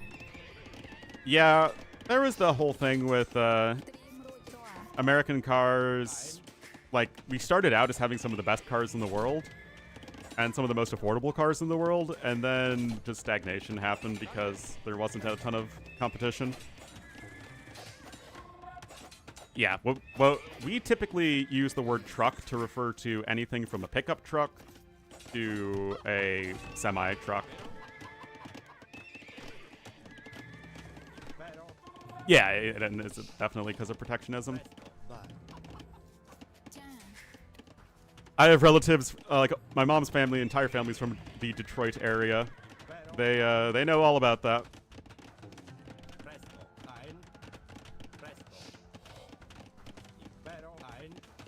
A full truck? That's a great question. I have no idea. Anyway, spearmen are out. There's only one skirmisher to very slowly whittle them away. Prisma lost a Vil somewhere, probably to a boar at some point. Double Fedex is also in for each player. And now the first skirmishers are going to come out for chart. Yeah, but like what we call a semi-truck is like a full 18-wheeler. So I don't know what a regular truck is. Wait a minute, we usually say trucks to refer to pickup trucks, and we could often say semis or semi-trucks to refer to the big 18-wheelers, which is like completely backwards. That's weird. Never really thought about that.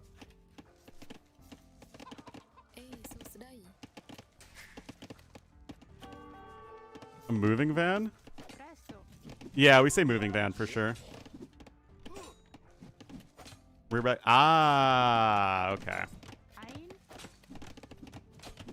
Something is bigger. There are people who very genuinely benefit from having pickup trucks. Like the contractor who's doing all the work on our house. He has a big old pickup truck because that makes sense. But like when I was in high school, it was like all the wannabe rednecks who had their pickup trucks that it's like, oh, look at my big car.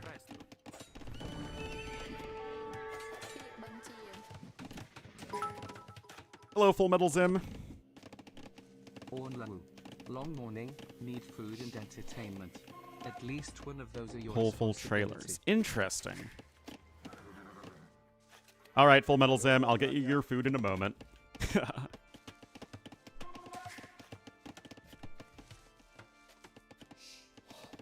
Or model with all the trim? No, it's I think a big Chevy. Is killing the truck nuts? Oh, I've seen those guys. It's really sad. And remember, like, I have to drive straight through Trump land to get to Madison. And, like, you see that sort of stuff everywhere. It's wild.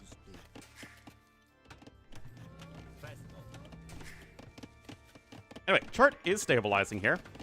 Resources collected are even, which is very good for the Byzantines player. If you're keeping up with Khmer and Eco, then the efficiency of your army should be way higher.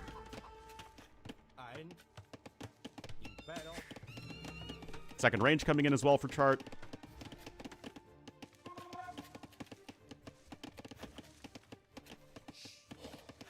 They were made up in large part of Vietnam vets?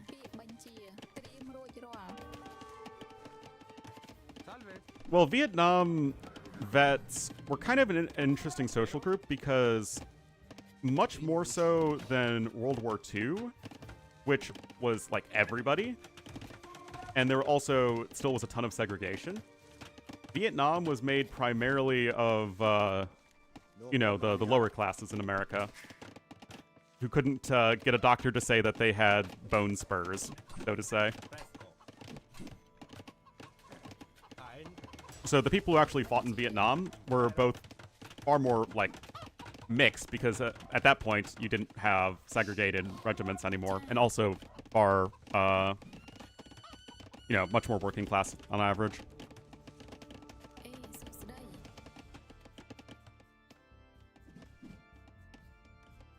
Mostly big companies? Really? I thought I mean, we see big trucking companies on the road all the time.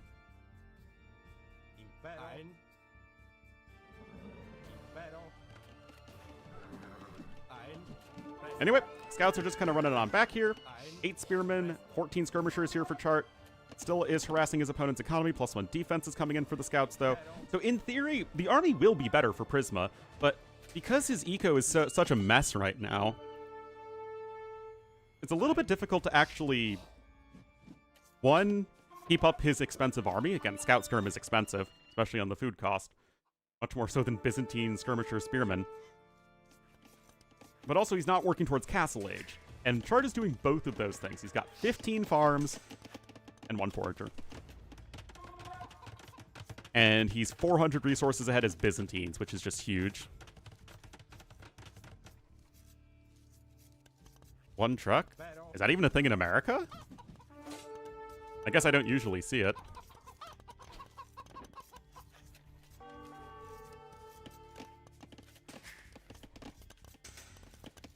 self-employment? I don't know.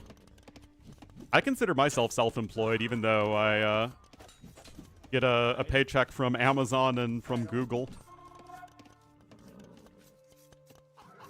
Presto. Salve. Bad. Oh, I have a loaf corgi behind me now. Prepare for war? What, is this like Gandalf saying that, Vai. oh, the, open war has come upon you? No None of the benefits? Yep. Bad. For what? I thought we were de-escalating things with Venezuela.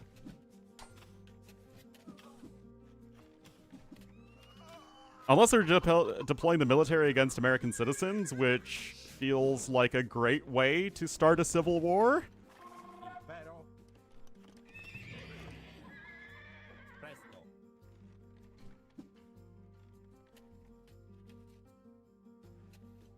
Oh, jeez. De-escalate? Actually, they do, because they never want to commit to anything. Here, Angie.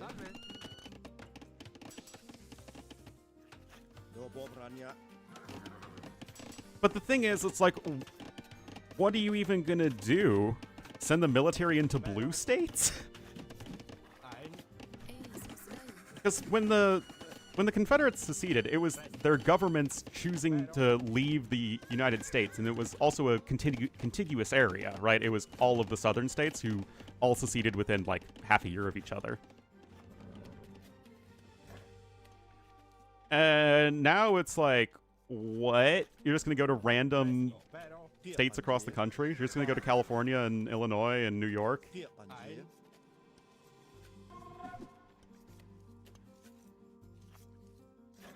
Oh my god. And like, what are you... Yeah, who are you going to attack? No Bobrania. Presto.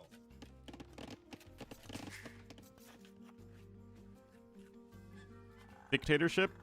Bad. Yeah, it's not like there's any sort of organized army. Ein.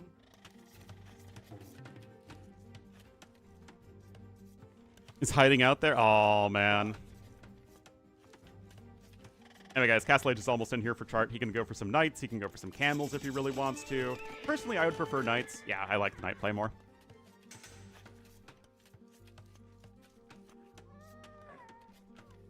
Ein. For crime? Yes, that is a silly thing.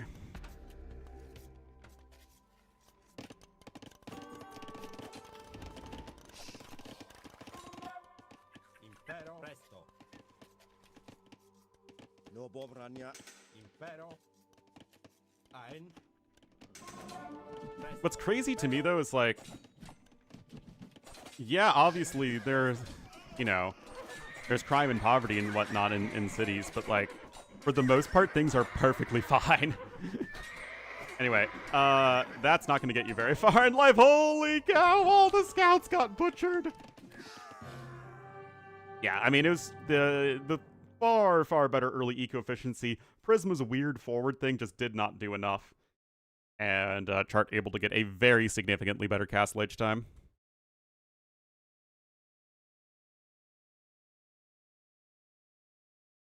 War-torn Portland, yeah.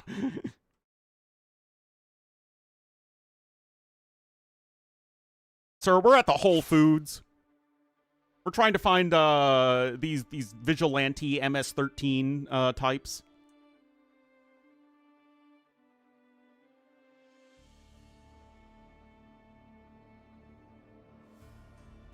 All right, so because we're kind of jumping around from series to series, it's a little bit difficult to figure out the drafts. So it's Chart versus Prisma. Don't have a link to the drafts right now. Oh, okay, Prisma's the higher seed apparently.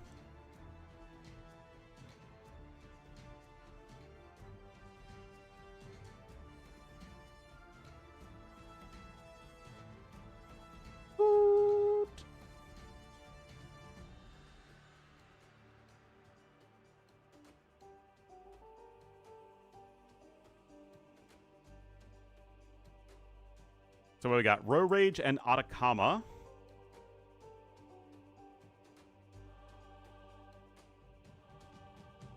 And that was Byzantines over the Khmer.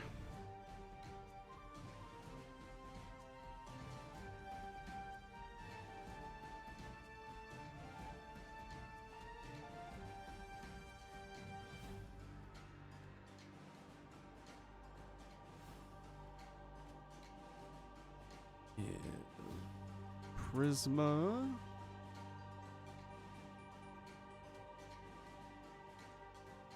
Certo. Yeah, Char's been playing a lot recently. Seems to be doing quite well. Argentina.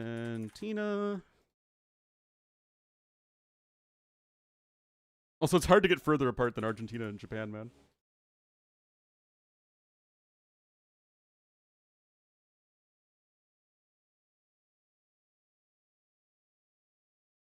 Oh, I mean, that's, I think, usually most of the case.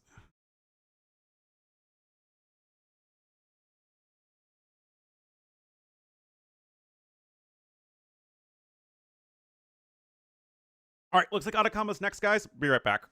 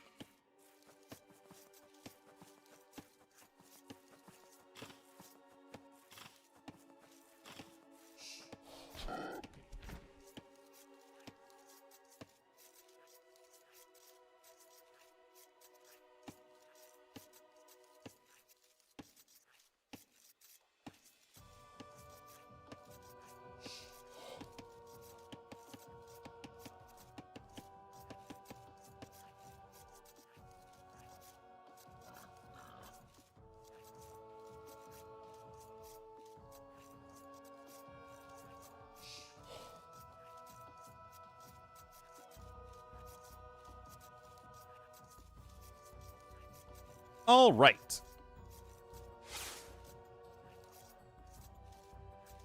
I mean, manufacturing crises to continue or enable dictatorship is like the classic playbook.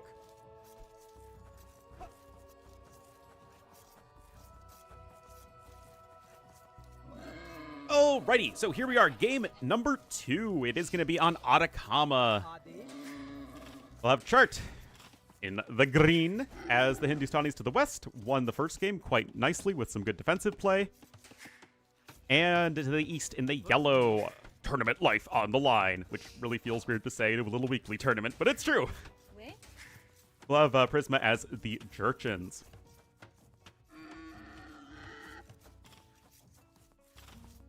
Not the urchins. That would be a, you know, an aquatic civilization.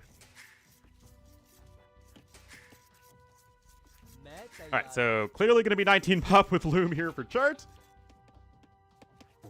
And as far as Civ matchup goes, this isn't one I love for Jurchens if the game ends up being like passive go to mid game. That said, that's not typically what we see on this map at all. So extended feudal age could be very good for Jurchens, as their scouts are really top tier. But I would have some very serious concerns once the Campbells start to come out, because Jurchens really don't love dealing with those. You do have your Fire Lancers, but it's still tricky, right? Jurchens are a cav civ, you know, through and through. They like making horsey horses. So anytime that a civ, to play to its strengths, wants to make cavalry units, and that just sort of opens the door for Camels to be a very viable unit, you're going to feel a little annoyed against Hindustanis. But at least they do have Fire Lancers. It's not like Franks, who just have to go with the generic pikemen with only decent eco.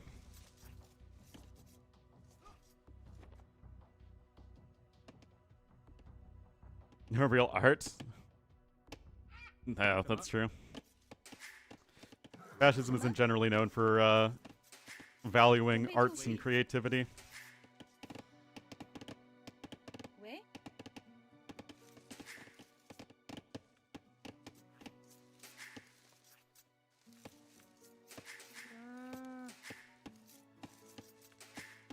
Bloop.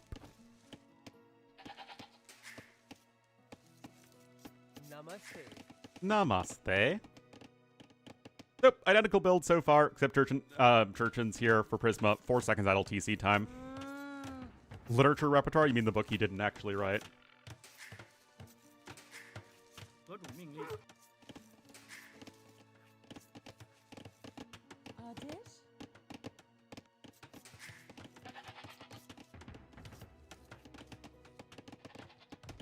Oh, I love this little play. Make sure there isn't a tower that comes up over here.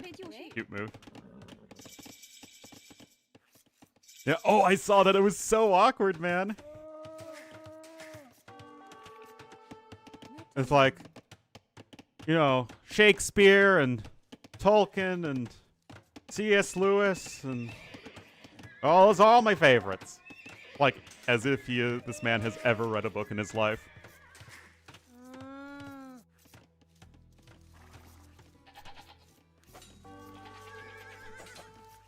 So I'm just going to try and be a little bit annoying there with the Scout Cavalry. Spearmen coming in. You do have Horse Color also afforded here for Prisma. And he's got plenty of his food left over.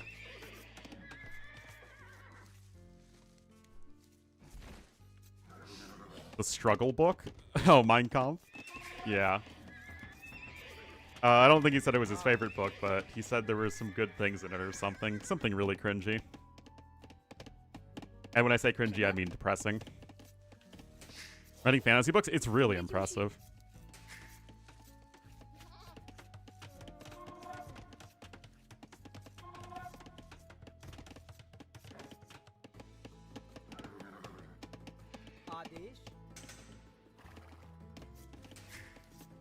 Well, still nothing too impactful happening so far. Resources are still very similar. Army numbers are very similar, notably no spearmen made by Prisma.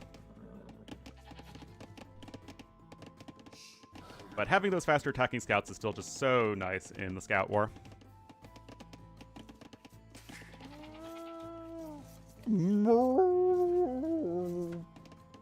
That's a llama. I hope you enjoyed it. Alright, archery range coming in, so it will be Chart who breaks first and builds the archery range. Usually there is no way to actually escape building an archery range in the Feudal Age on any sort of open map. Castle Age? Yeah, seriously.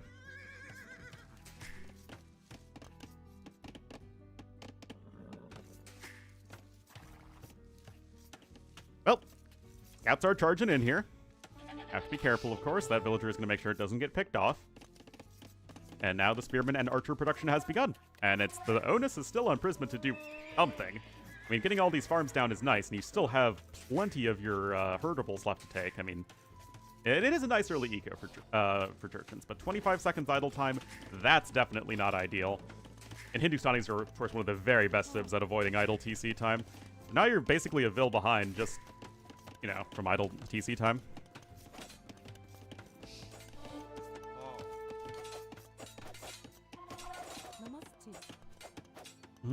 Vill's get some nice punches in. First spearman goes down. Obviously nothing that drastic. It's like a super heavy-handed Christian allegory.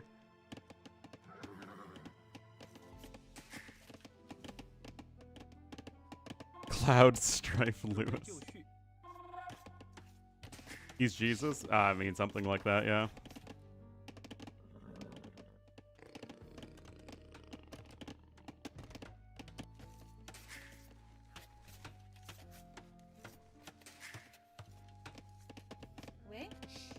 All right, oh, big walls, big wall.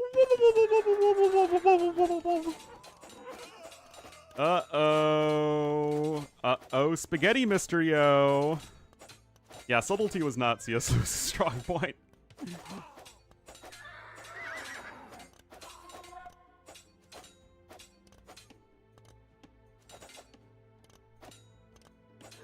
Well, those are some nice kills, and the spearman's also going to go down as well.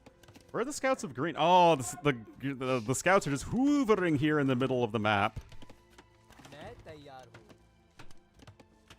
Oh, man. It's tough, but again, if your entire strategy is revolving around you being walled, you have no excuse to not be fully walled. Another vill goes down. I mean, 5 villagers killed in Feudal Age is obviously very significant, although there's still a lot of idle time for Prisma, which doesn't make me super happy. Nevertheless, he is still doing just fine for himself. I am a little concerned that he is only on one stable. I know the second one's on its way, but still, you got nothing to deal with Archer and Spearman. The Blacksmith is going to be here not at all, actually.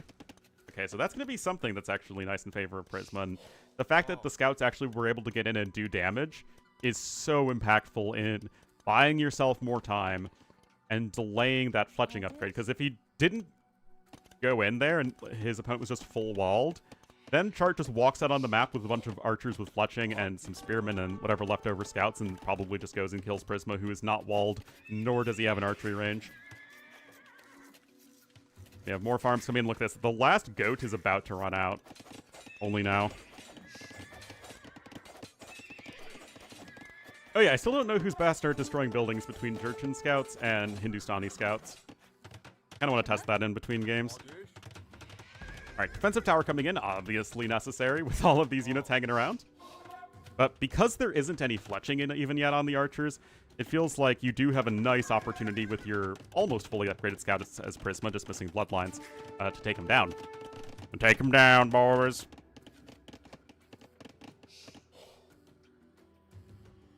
One battle after another? What do you mean?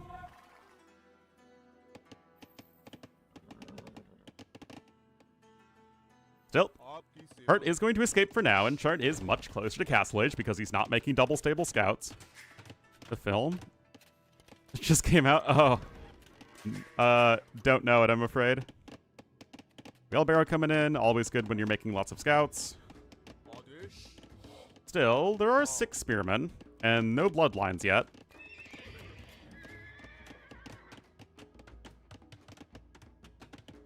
Well, that scout's gonna have a bad day. Nope. Nicely done. Alright, it's getting closer and closer to clicking up, guys.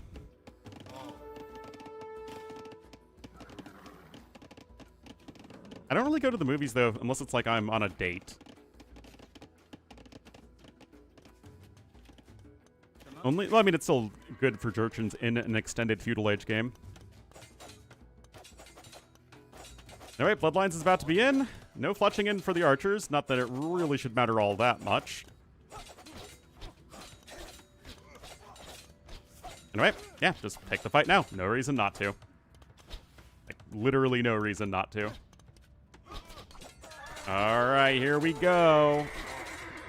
Jurchen Scouts should easily mop this up, I think. I'm, like, pretty sure. Yeah. That said, why in Doubt Screen Earth are you getting fletching, dude? Just go camels. Why is he building a second archery range?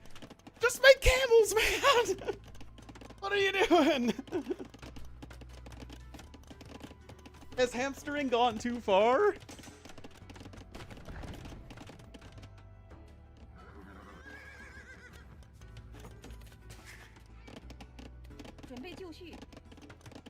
If this man, he's literally gonna go CA into mass scouts.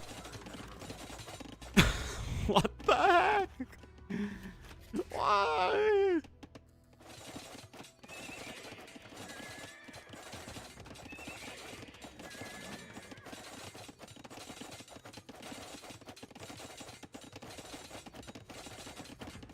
Are slower than scouts? Not with husbandry. And like literally, like all the bills are off of food. It's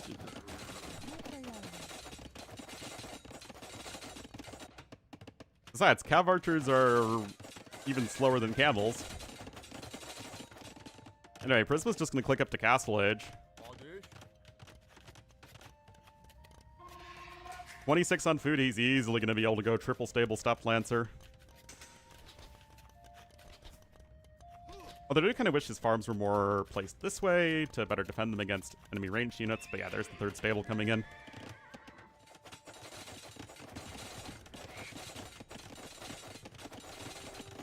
Still, you got a while before Castle Age.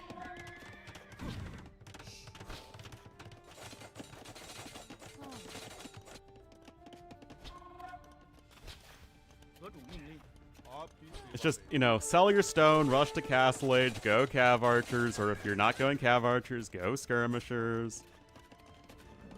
Okay, there's Husbandry coming in. Remember, even with Husbandry, you're still at almost the exact same movement speed between CA and Scouts. The Scooter Bugs McJr. That's kind of a huge fail, though, honestly. Hello?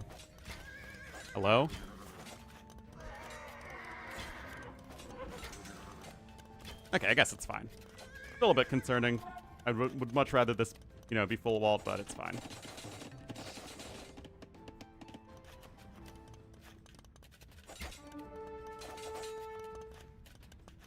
Still a huge eco lead. All those units go down. Husbandry immediately queued up, Light Cav, of course, as well. No villagers have been harmed in the making of this film. And, I mean, once even those two upgrades are in, you should be able to take a plenty good enough fight here.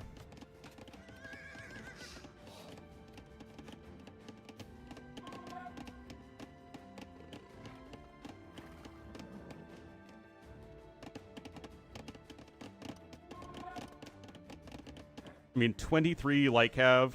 Now the Steppe Lancer production starts, of course. It's going to be even more difficult to keep your defensive buildings if the Light Cav and Steppe Lancers can all attack together.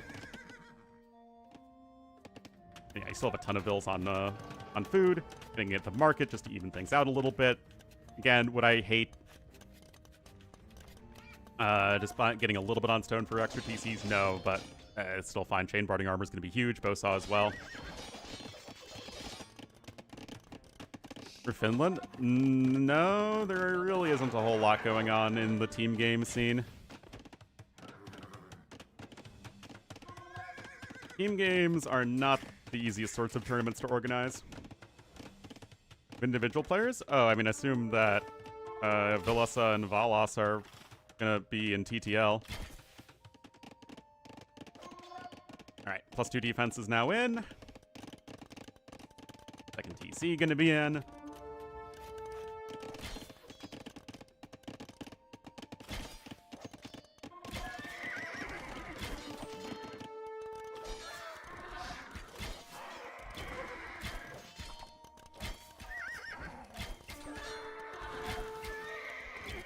Well. Oh, yeah, Villasas and Masters of Hyper Random, too. Forgot.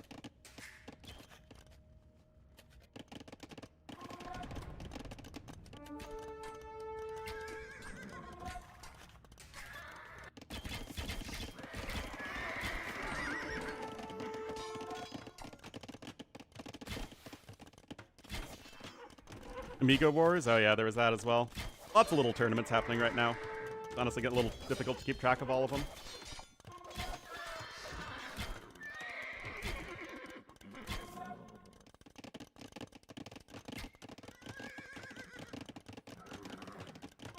Anyway, upgrades are very good here for the cavalry. Not yet for the CA. Remember, Steppe Lancers are also faster than Cav Archers, and they have the one range, so it's way harder to micro against them.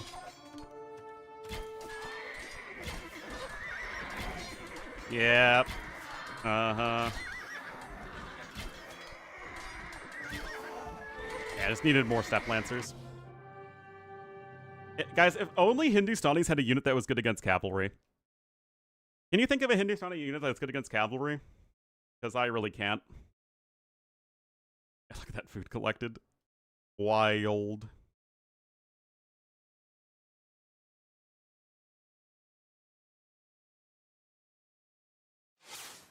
Gulams. Yes, they have spears. They have to be good against cavalry.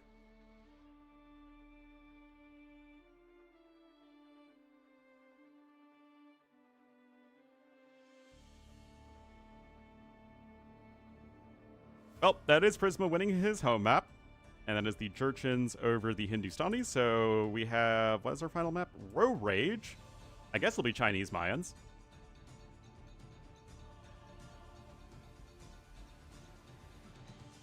It counters everything that Jurchens make that is not named the Pikeman line or the Fire Lancer line. Don't have Arb anymore? Oh, yeah. That's on me.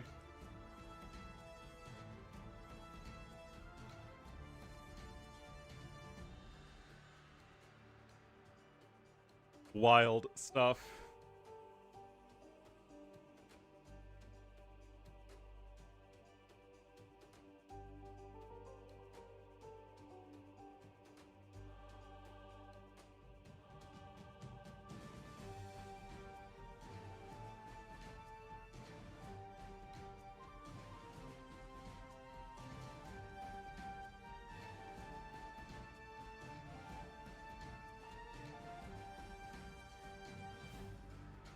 All right, so looks like we are going to be getting into Row Rage here. But my lord, there is no such unit. All right, Full Metal Zim gifting this up to Behelito. Thank you so much, Full Metal Zim, and welcome to the Wolfpack, Behelito. Enjoy the beauty, glory, and majesty of Ornlu, Wolf, and friends. Oh yeah, I forgot Chinese are super busted on this map. Yeah, this is pretty wild. Okay, Prisma going to be in the yellow as the Chinese to the northeast of the map on a Row Rage, and to the southwest in the green as the Mayans, who are also a very good civ here. Wait a minute, didn't he not have to get Loom? No, he built 3 houses. Okay, that's a little weird. What was I saying? Oh yeah, so the thing with Chinese on this map, look at this, 2 seconds idle time with Chinese.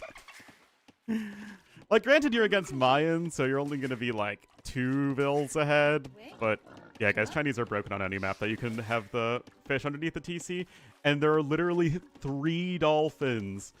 That's 1,050 food that's like right next to your TC for your Chinese start to have minimal idle TC time. Unfortunately, it's just what it is when it comes to AoE 2 balance. Now, I have seen Chinese lose on this map, but that required some unfortunate play in the mid-game. And Mayans are still a very good save. With all of this extra food early on, Mayans are a big beneficiary of that. So, I don't want to be all doom and gloom here, at least no more than I usually am.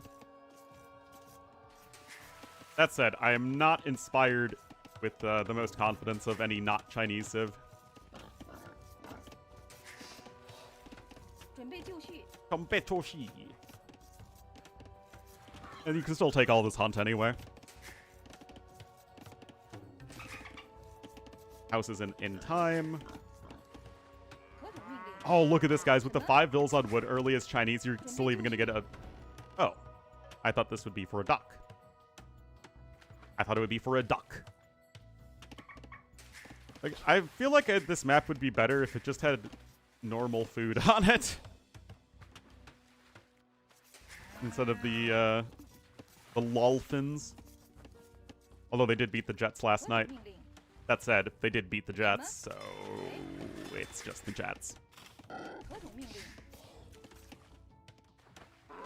Already 200 resources ahead as Prisma. Yeah, I really don't know why he didn't. I thought he'd be sending the extra vills on wood as Chinese so that he could get an early fishing ship out. How'd the Bears do? They won by a blocked field goal, which is very rare. We also had a tie on Sunday night. And tie, like, we literally haven't had a tie in American football in, like, what, 2-3 years? Also, my Baltimore Ravens are completely fallen off a cliff. Yep, the Bears are at 500. Da Bears. They're fish on land? Why not? Sometimes you just have to accept that some things make no sense. Yeah, that was just so painful to watch. Oh my goodness.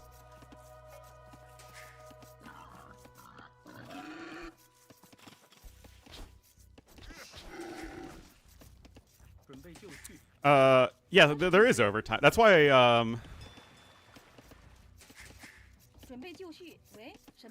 that's why ties are so rare, because there is overtime. So what has to happen for there to be a tie is that the game has to be tied at the end of 10 minutes of overtime.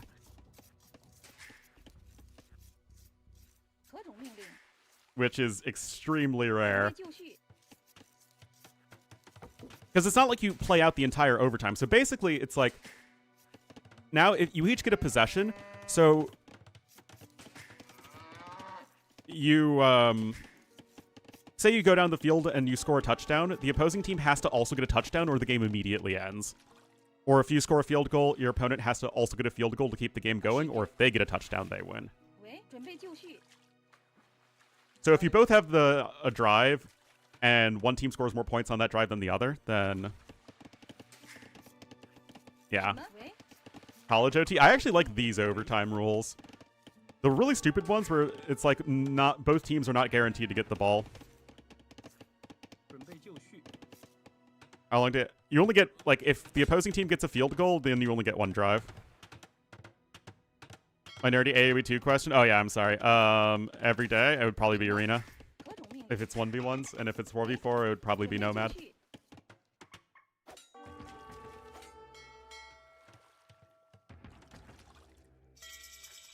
Wait.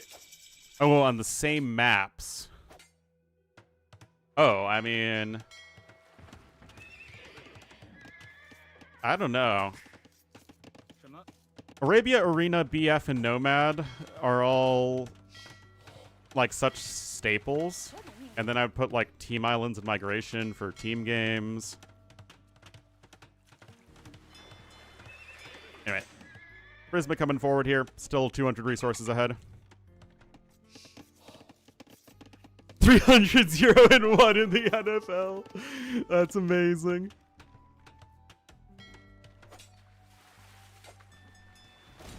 Hideout. Yeah, I like Hideout. I mean, like, just a basic selection of good, solid maps.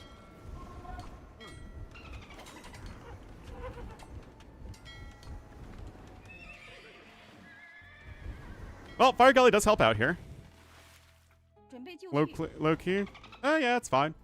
Nothing wrong with it.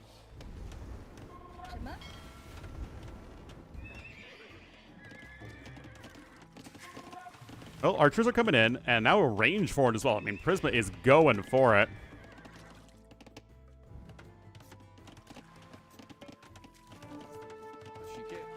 Couple eagles are here, and the archers are out as well. I mean, you still have to be very careful as Prisma. Those villagers are going to help out versus the chicken suit man, and the spearman is there to join the party as well, and not really the best job of focus firing. Yeah, Lombardia I do like still for team games, for sure. Yeah, I mean, like, there's a good selection of maps out there that we never see in tournaments because, you know, we have to have wild and different hybrid maps. If I never see Land Madness again, I'm probably content. Yeah, some people hate Lombardia, which I understand.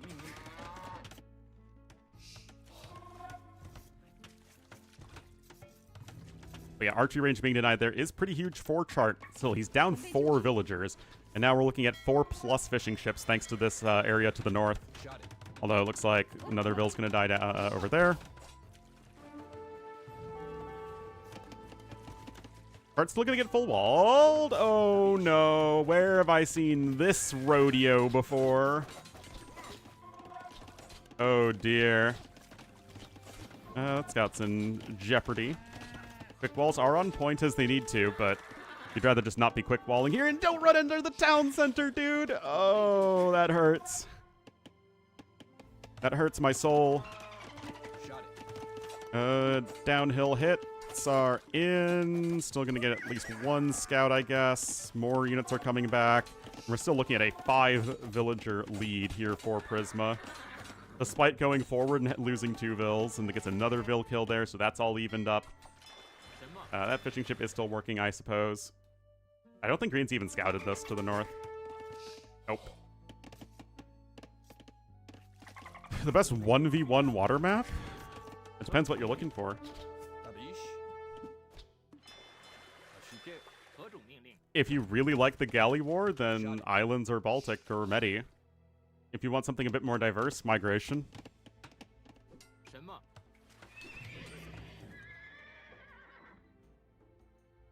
I think Pacific Islands has shown itself to be a valid map as well. Yeah.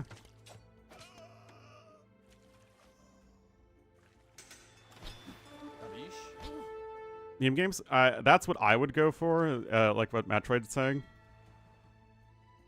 Because I don't like games being decided by Galley War Micro, but some people really like that. Like T-West.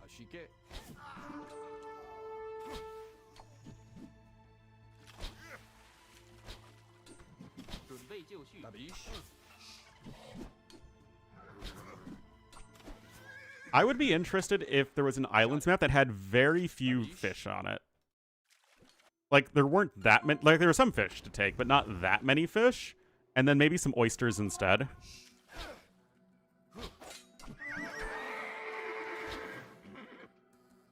They want to? No. That was Capture Age doing a Capture Age thing without really trying to make it work for the main game. Because remember, Capture Age was made by... or Chronicles was made by Capture Age and not Forgotten Empires. And Forgotten Empires is still the ones who are in charge of all of the multiplayer stuff. Lingyan Cup? Oh, Khmer? Yeah, that's a pretty good one, too.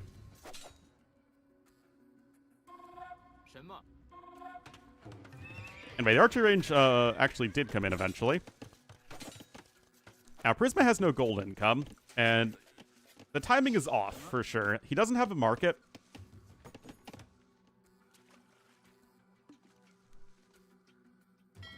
Cut off from each other?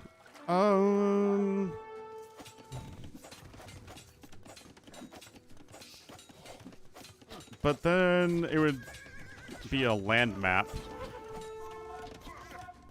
Yeah, I mean, if anything, Chart might even click up faster because it's so far away with the gold income. Prisma's really screwed. Okay, there you go, marching up a market.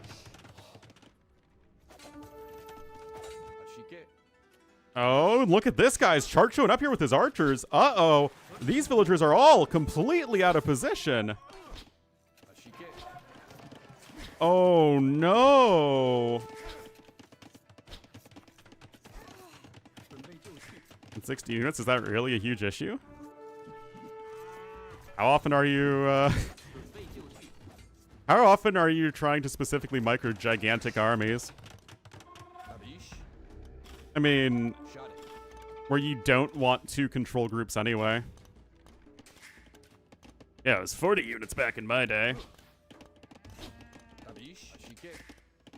In campaign? I mean... Is it really even that important in campaigns? Besides, basic game decisions are, like design choices, are not really revolving around campaign.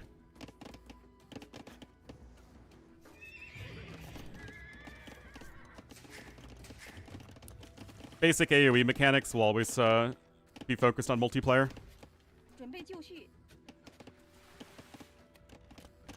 Don't use control groups? Well, then they should learn how to use control groups because it's an important skill. Not one that I'm even all that great at, but still, it's important. Alright, some more cav upgrades coming in.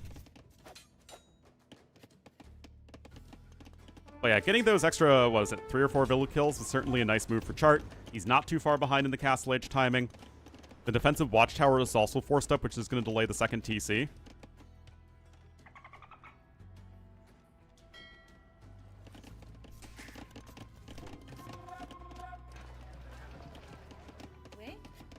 Where?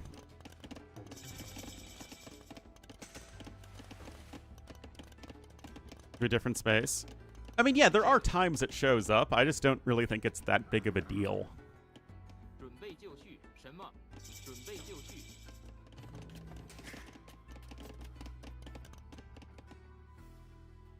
Tabish. Ashike. 什么？何种命令？什么？ Hmm. 何种命令？ Reading what's with ranked Kawasan.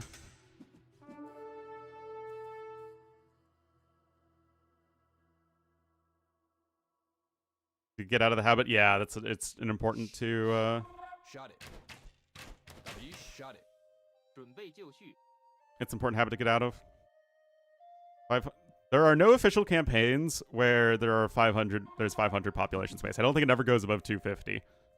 That's even for only a couple scenarios. But yeah, what's the new Kawasan?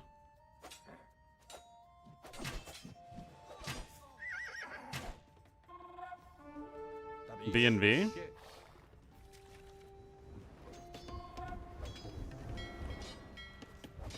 Oh, that's right. They redid it. Oh, yeah. For Victors and Vanquished. Okay, yeah, there's that one scenario. And yeah, it would be useful, but honestly, that one's so freaking easy, it doesn't really matter. You just have infinite resources, and you just, head on, apply directly to the forehead. 准备就绪。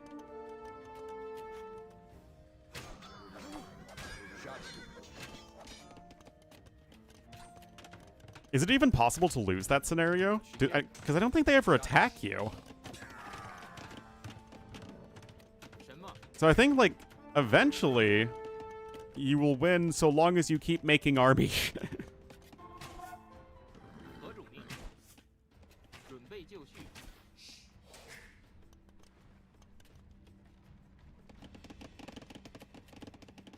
什么？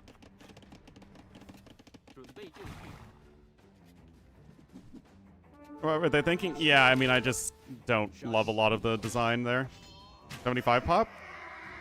Monk rushes would become the norm.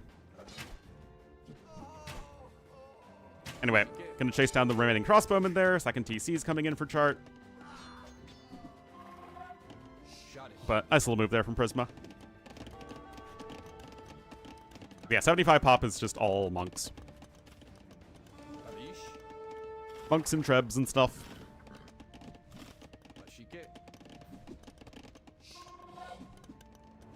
Yeah, they got rid of the timer. I mean, that's just not how AoE works, right? AoE is like an arcade-based strategy game. It's not a grand scale strategy game at all.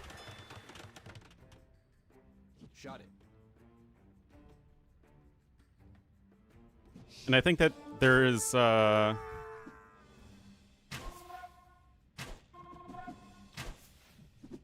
there's maybe something of a misunderstanding that although AoE 2 has aspects that you could use in like a grand strategy game, especially in like custom scenarios and like single player lobbies, that's not what the base scenario is all about, or the base gameplay is about.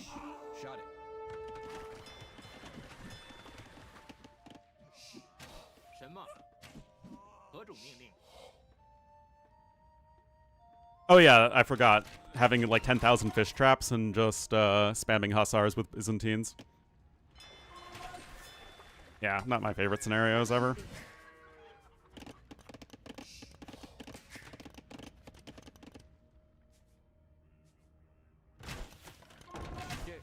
crossbowman, ram, and mangonel out here.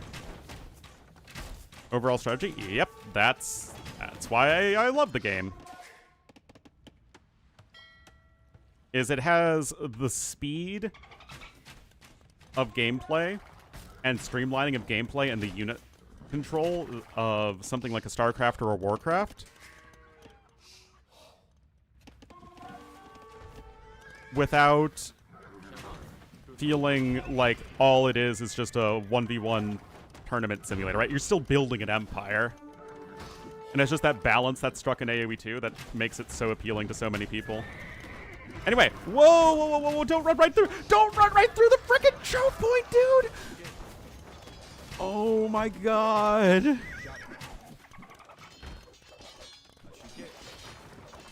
That is wild. And he still managed to take a pretty decent fight. That's crazy. I mean, his army is very well upgraded, and he's ahead in resources, but... oh boy, that could be like a complete disaster. Third TC coming in now.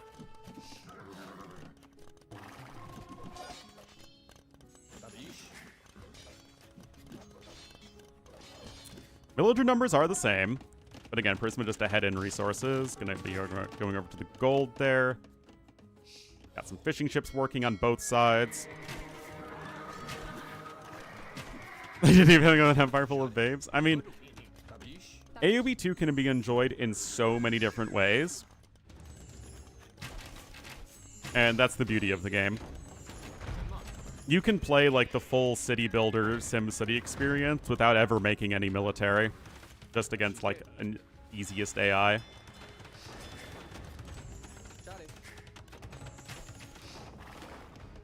I just don't think core design decisions should be based around anything other than how a regular game of AoE 2 multiplayer works.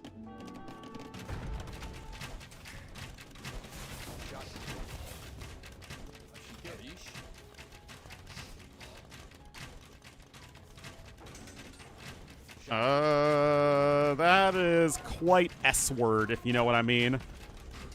Mayan Guard Tower is not something we see very often. Gonna get, I think, both... yep, gets both rocket carts there.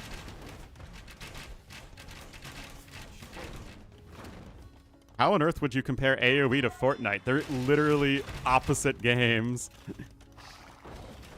Does the player enjoy it? Of course. There's only wrong ways to play the game if you're trying to get better at multiplayer.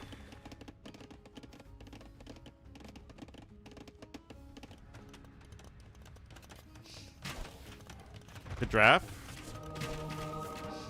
Is it really drafting issues? I mean, I think that not banning Chinese on this map is what a Vietnamese villager would call a young fool. Other than that, Jurchen's on Atacama, and... what else? What was game number 1? Oh yeah, Byzantine's on... border dispute? Yeah, that's all good. Anyway, imp on the way. Cart's hanging in there quite nicely.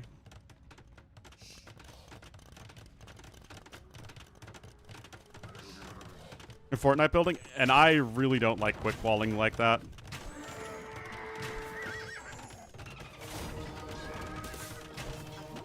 I think that quick walling is a crutch that is available to very, very good players to completely minimize any positioning mistakes they make.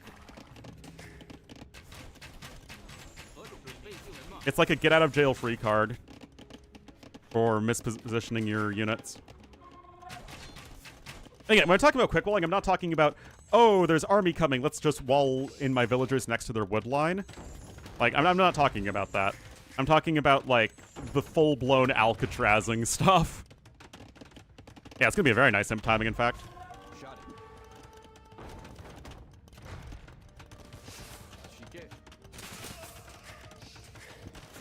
But I also have zero idea how to change quick walling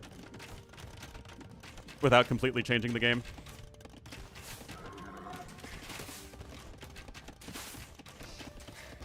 If you give buildings negative armor when being built, then suddenly defending becomes a complete nightmare.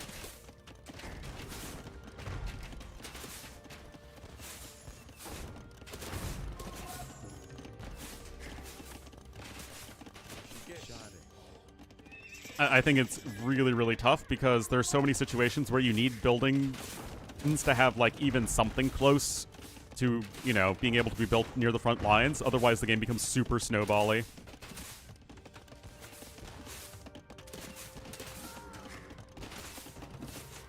Shot it. W shot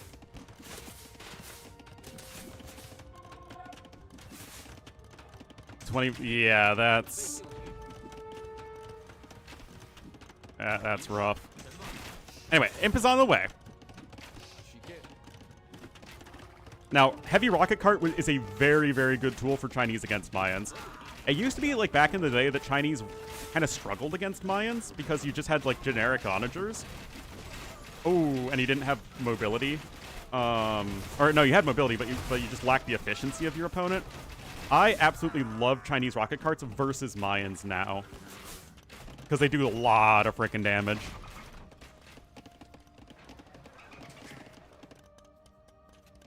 Yeah, it doesn't have that oomph that mangonels do.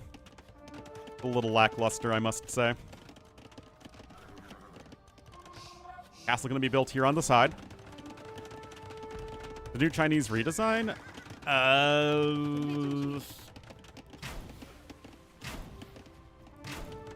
don't know. I don't think Lochuans really add a whole lot to the game, but I also don't find them offensive.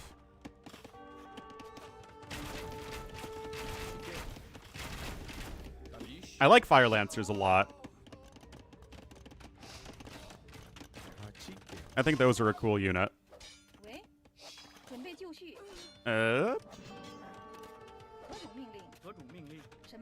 I think Chinese losing camels might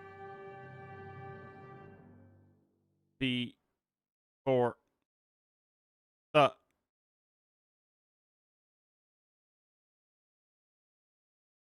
best. I mean, I guess he just kind of ran out of units. Yeah, I mean, on a decider game, that feels very premature. Still, well done there from Chart. Again, Chinese lost on that map.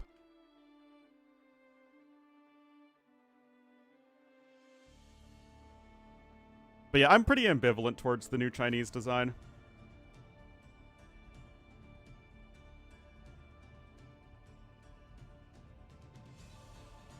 I do think that Chinese now make a lot more sense historically, which I do like. But they occupied a very unique space in AoE 2 gameplay.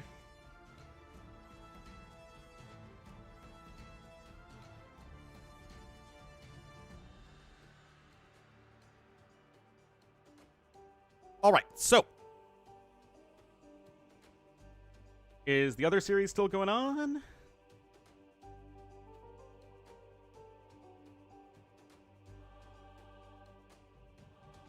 I mean, they are still very versatile, for sure. Yeah, that. Okay, looks like ACCM 2-0'd Whocl.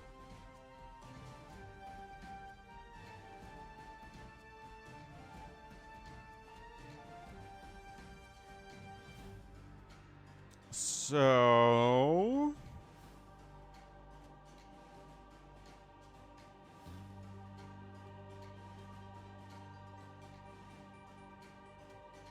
Fedex versus Whocl.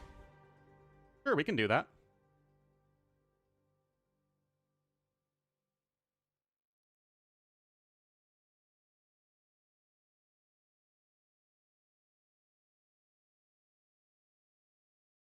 Let's go find the Rex.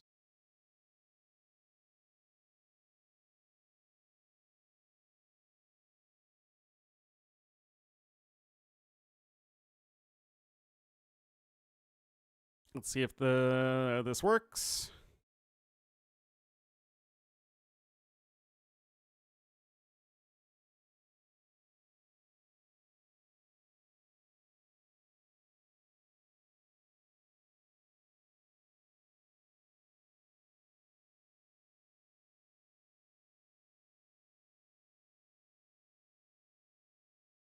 Hello, Mangudai Enjoyer.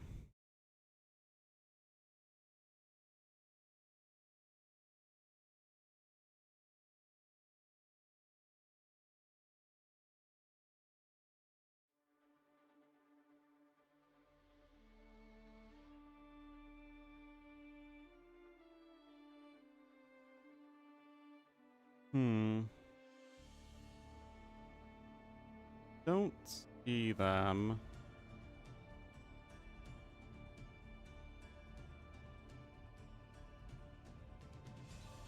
Oh, wait, there it is.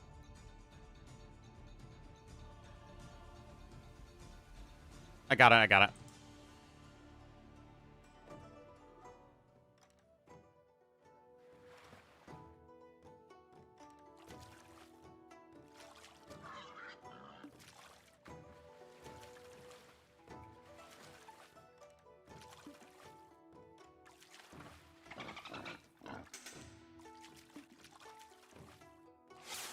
All right. So this will be the last series of the day.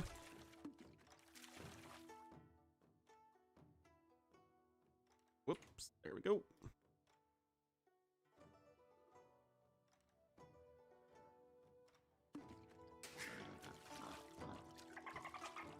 Hey, Kwong. Yeah. 喂？什么？ Oh, yeah. Hope you're okay, Immaculado. Anyway, we're going to be back to Row Rage here. And again, Chinese made it through the draft. Which, on the one hand, like they feel broken on this map. At the same time, I feel like I've seen them lose more than they win. So, what do I know? But yeah, Fedex is going to be in the red as the Persians here to the northeast. So certainly a civ that can at least go very aggressive to punish Chinese. So that's something. Still going to be a very strong start here for Whocl, though.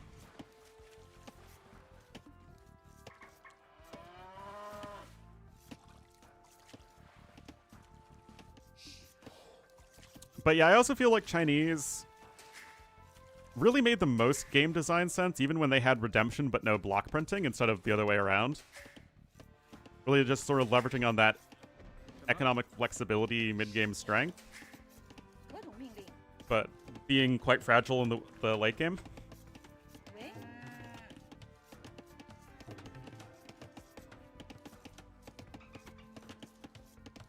I don't love the dragon ship. Yeah, the Chinese Navy is way too good in the late game. I don't know why it has to be that good. I think that, you know, generally speaking, the Chinese Navy was fine before. I don't think they needed the dragon ships.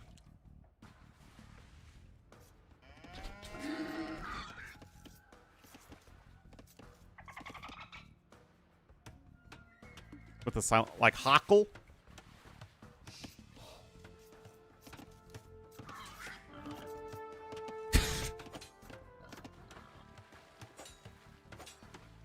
Yeah, I don't really... I mean, the thing is, the model was already in the game, so I get them wanting to use it. Oh, that hurts, guys. Oof.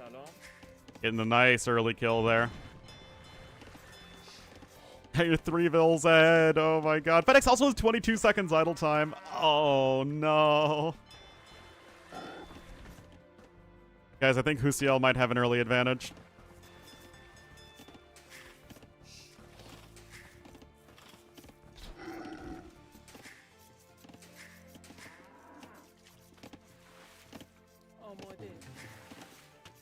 Yeah, I think, I don't know, the thing with rocket carts is that they feel like,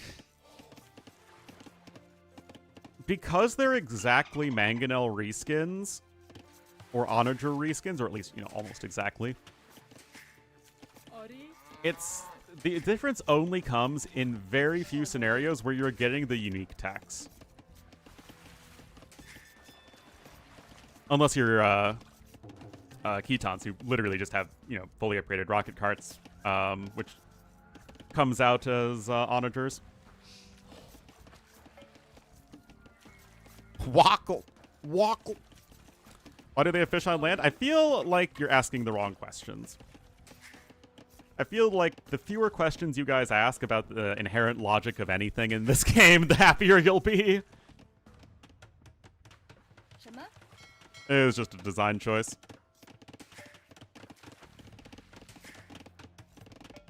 It's just dolphins.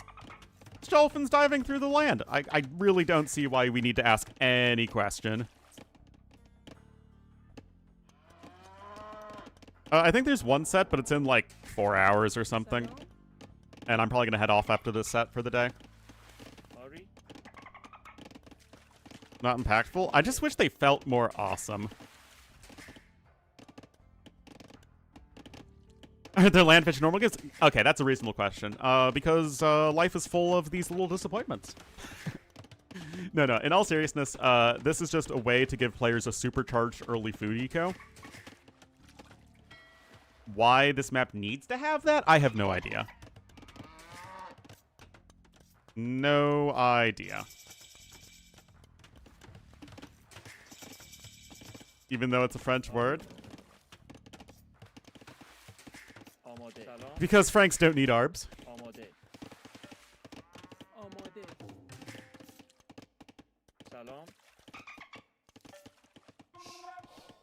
Arb without bracer?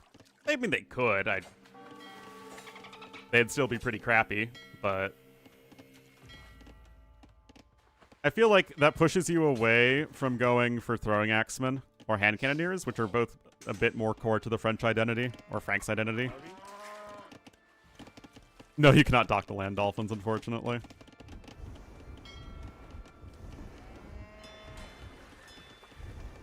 Anyway, still able to leverage the speed and timing advantage of the Persians. Spearmen have arrived.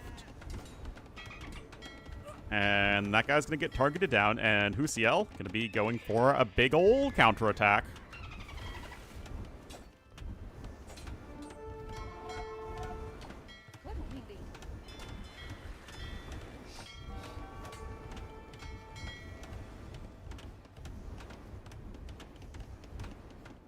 They are hilarious. That's good.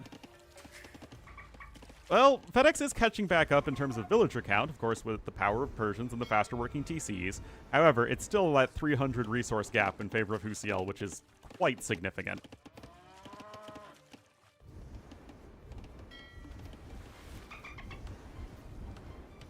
They're singing? That's true. Marlin don't make any sound at all.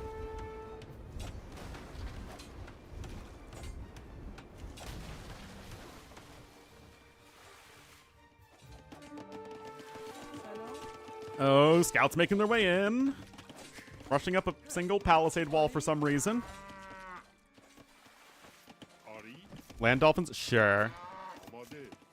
Portuguese got well, Matroid. I don't know if you were here earlier, but I've started work on a video that is either going to be very popular or not popular at all, where I talk about the historical and game design logic behind the civilizations and the choices that we know went into making them the way they were, based off of what they historically represent, the naming conventions, the basic overall design. Which, again, people are either going to find, I think, very interesting, or they're going to find it extremely dull because it gets pretty abstract.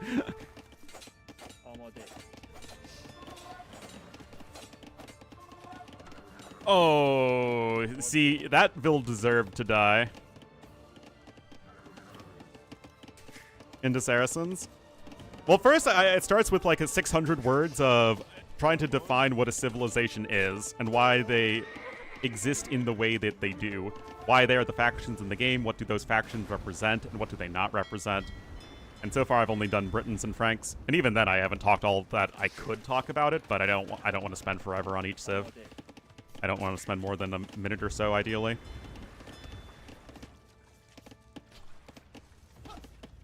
Get a French weapon? It's just because they got organ guns in AoE 3. Yeah.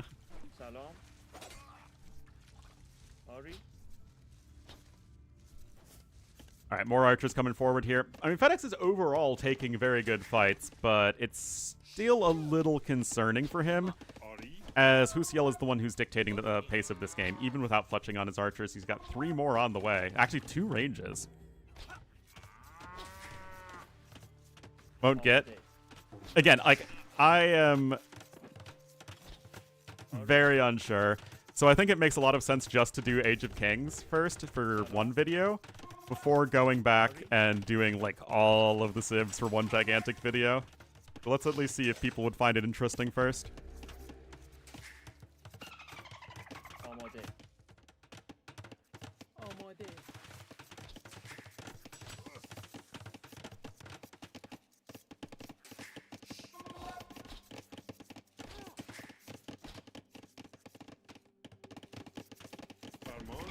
It's just one. Eventually, yeah, that's gonna be the last thing I do.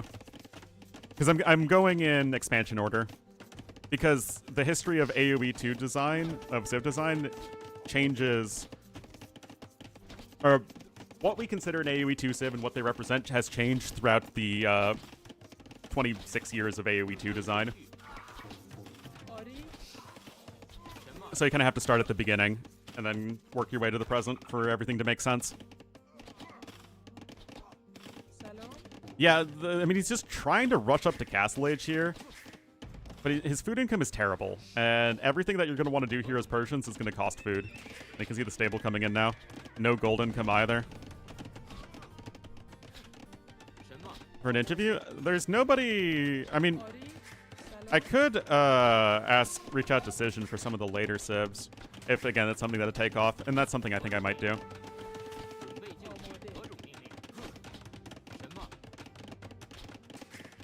Wait, what the heck?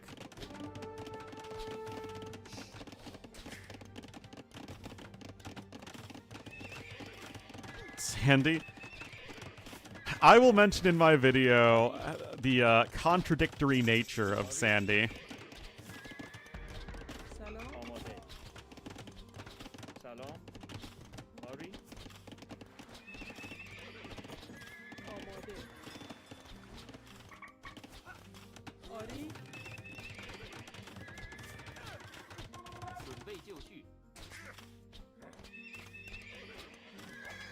Yeah, hold on.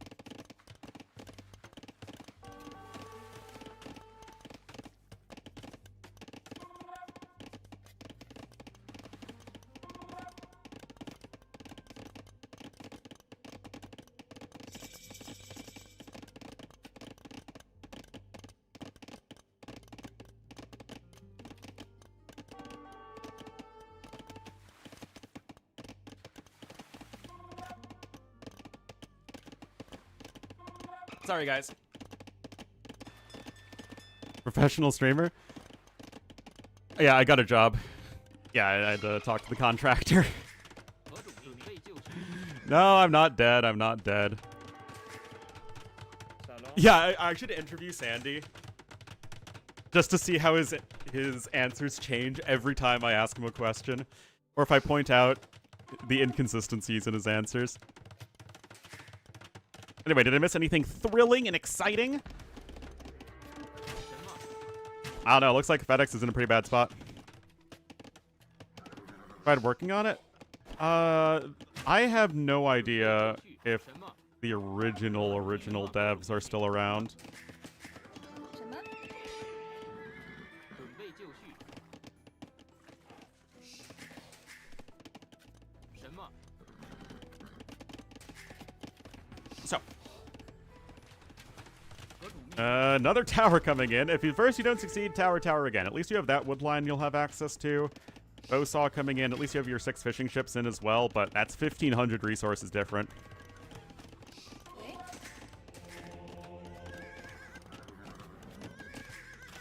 Ah! Why is the score even? Because, yeah, Whocl is behind in resources destroyed. Fedex has been taking good fights.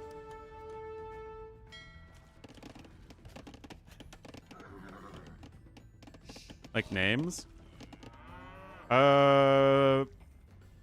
Bruce, Shelley, and Greg Street were some of the big ones. The Sheriff and Mayman Maddie, whose names are in, like, actual names. They're in the guidebook I have somewhere. 准备就绪。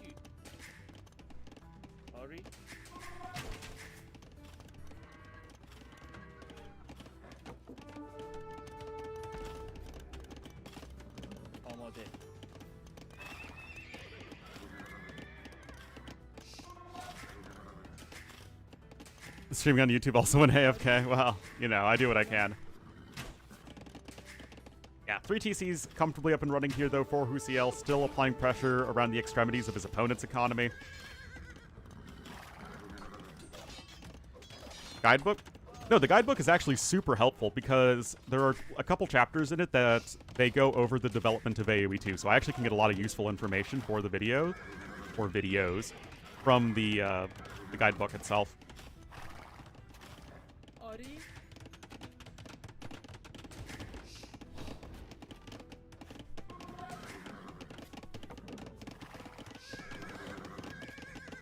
آماده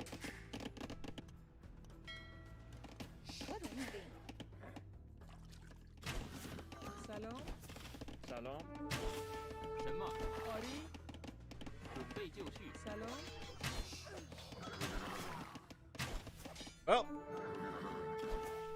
getting some good damage here is Whocl. Knights are out. They have +2 defense, and they're Persian Knights. Gonna focus down the archers. A monk is trying to show up. Oh yeah, the guidebooks are great.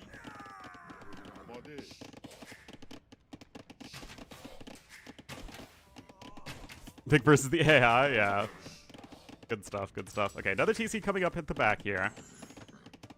I mean, Fedex is fighting. Considering it, in what a rough spot he is economically relative to his opponent, he is going at it. Tower coming up in the middle, though. That's going to secure some more resources. 何种命令？什么？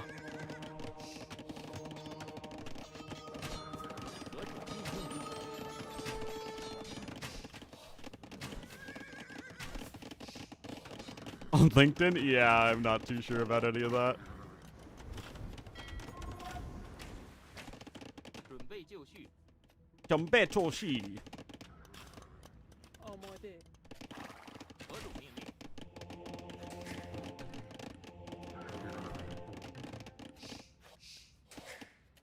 Actually, I should check on Amazon, because I don't know the one for the Conquerors. Let's see if it's on Amazon. Ornlu, aren't you casting a game right now? Yeah.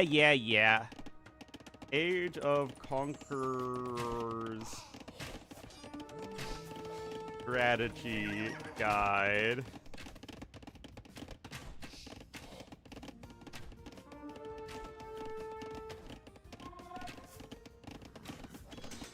Oh, yeah. Oh, yeah.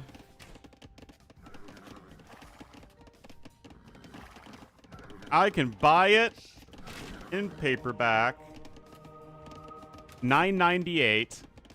Only one left in stock.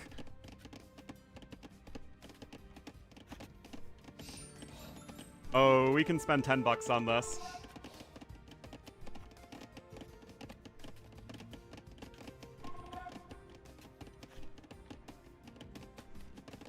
It is tax deductible. It's $10 in tax deductible. Thank you, Amazon Prime. Alright, so I'll get that in like a little more than a week, which is fine because I wouldn't do AOC until the second video. آماده. 准备就绪。 什么？ Other guy I mentioned, Greg Street, 什么？ آری.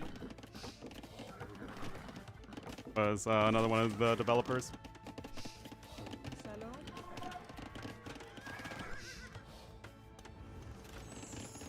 何种命令？ Alright.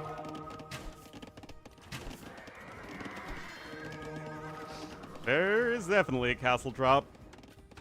Yeah, well, I mean, Whocl is going to be the one who's castle dropping here. No stone income at all here for the Persians player.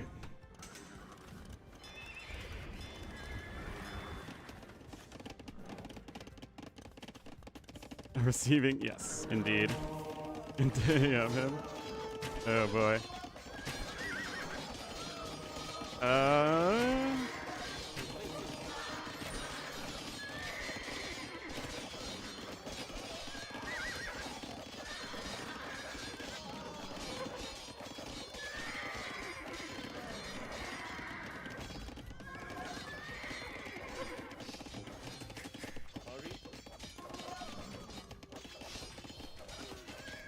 Well, Knights are still. Yeah, I think it's Fedex is a good effort from Fedex, but he just has fallen way too far behind in resources, and Whocl's done a very good job of keeping up the pressure. Chain burning armor coming in as well. 何种命令？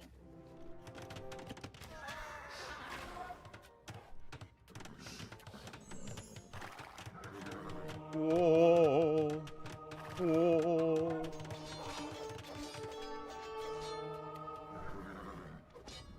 Castle does have to be placed for his back. Again, like, he's really trying, is Fedex here. But mixing in some Chukunu would also be very effective.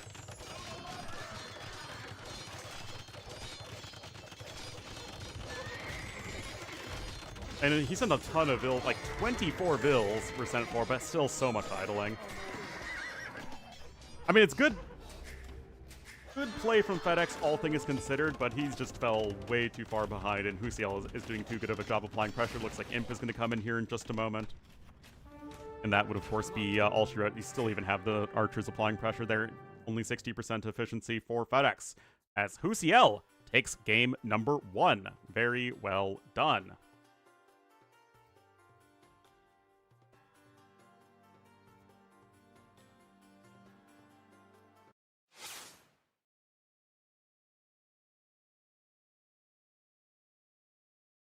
All right, and since it's Rex, we'll just get into game number 2.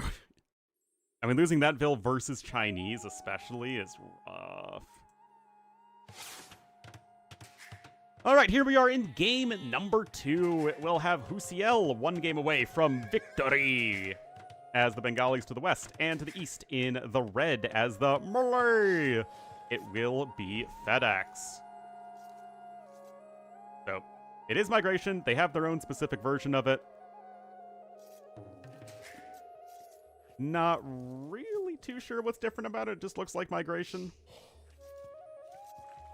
But we hear the lovely Bengali pan flute music. Actually, what is Daniela doing?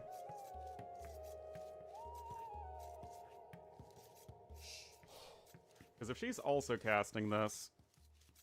Okay, she's doing something completely different. We'll go ahead and speed through Dark Age then. No reason not to. Ship design? What? Alright, Doc coming in.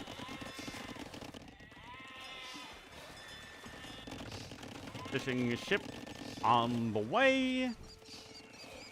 Seems like a reasonably even Dark Age. Obviously, both of these civs are very good on water maps.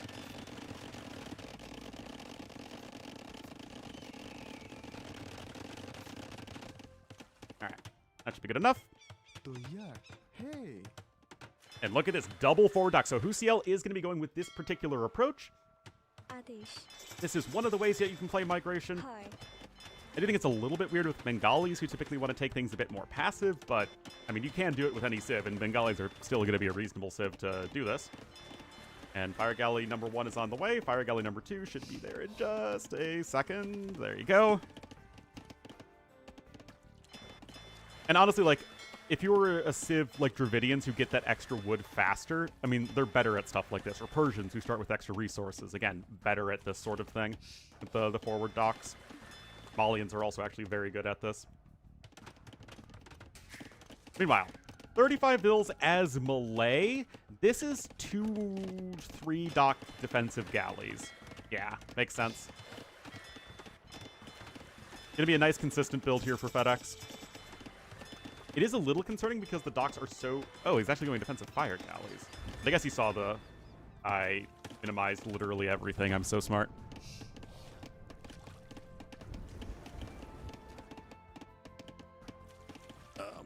Oh my goodness. All right. What was I saying? Fedex on the way for each player. Oh yeah, I thought it would be for galleys, but...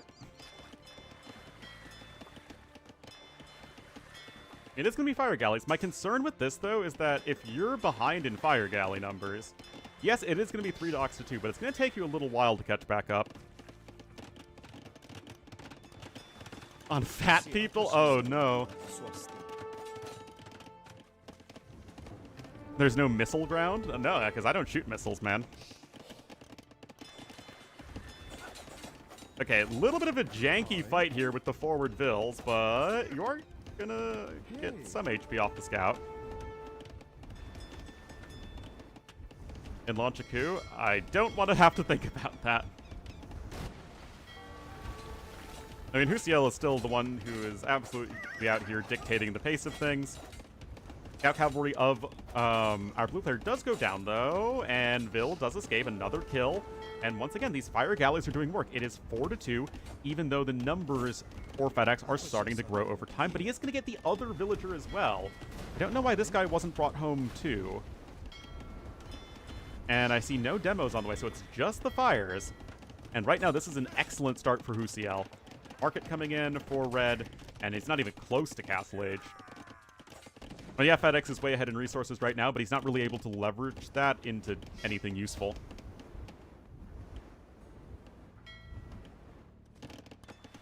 Fourth dock even on the way here for Fedex.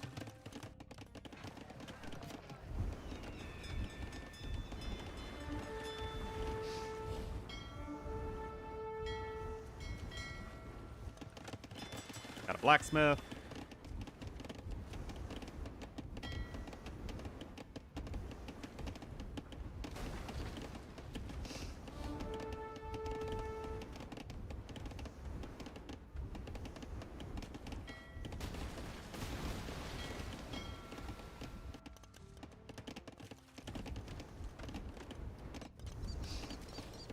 There's a limit on a chat? What does that mean? I have no idea if there's a limit on a YouTube chat. I mean, there is a limit on a Twitch chat, but it's incredibly long.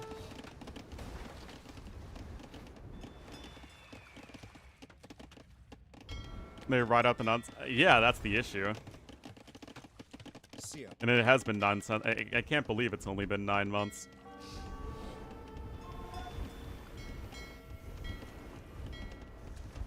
Anyway, Whocl's still taking good fights. Remember that the 8 Fear generation matters a fair bit, actually, in the Fire Galley fights, as Fire Galleys take a very long time to destroy each other. You still have the 5 fishing ships working. The barracks is in. Shorter than Twitch. Oh, interesting. I had no idea that was, as the kids say, a thing. Just a couple spearmen here being annoying. Whocl not that far away from clicking up. I mean, I'm liking this aggressive approach here.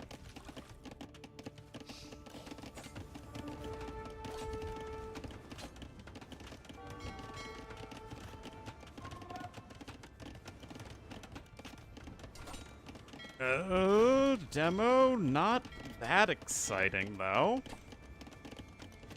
Apa sasarannya Baginda?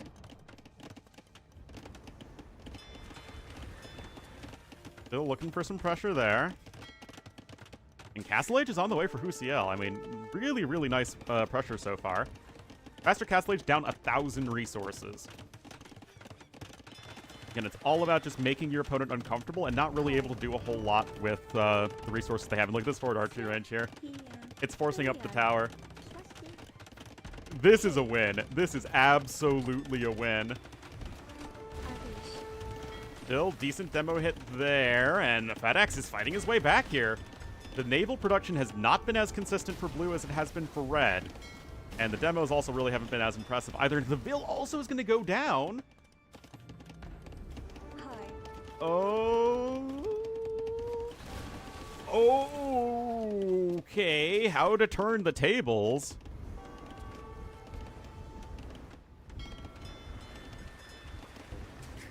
Yeah, I just used the basic Twitch auto mod.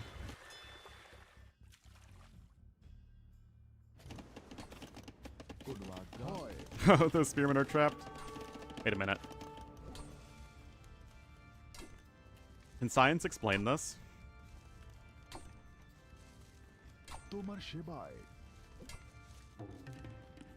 I don't think it can.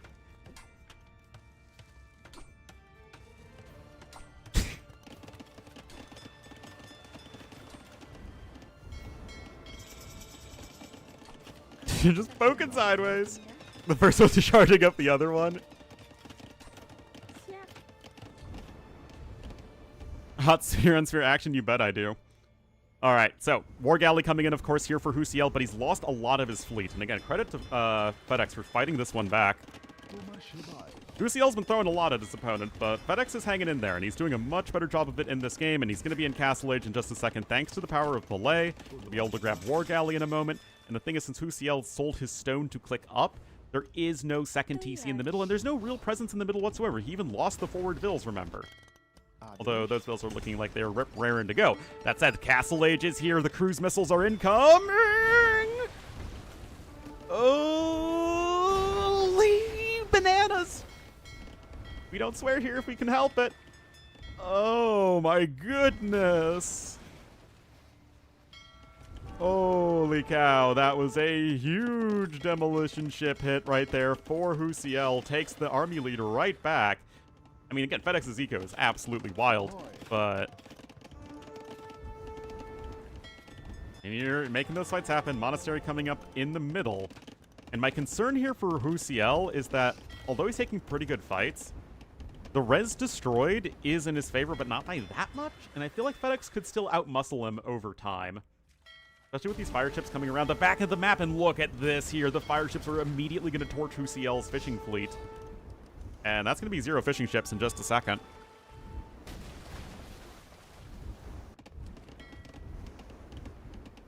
We've got some monks on the way, and you still have your transport ship hidden in the corner. But still no extra TC. Probably going to want to buy some stone.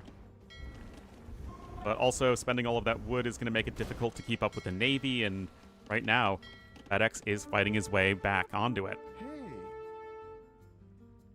3 demos queued up is also kind of a lot.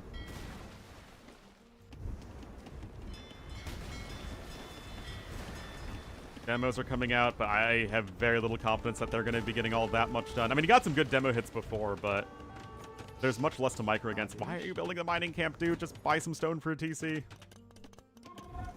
Because right now, this economic discrepancy is simply gigantonormous. Another dock coming in. And look at Fedex's resources, guys. He is macroing up a storm. Crazy, dude. I can't do a T90 voice.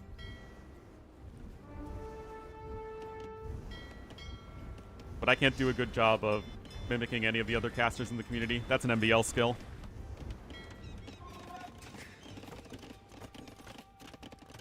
Yeah, gonna be working towards the castle here in a moment. Barracks coming up on the land. Dinosaur species, exactly. Wait, wasn't that a barracks in the first place? Oh, total and brutal domination. The timing, the momentum, Ornlu. We're going to cow us our next, Mr. Ornlu. I mean, it's like okay, but it could be better.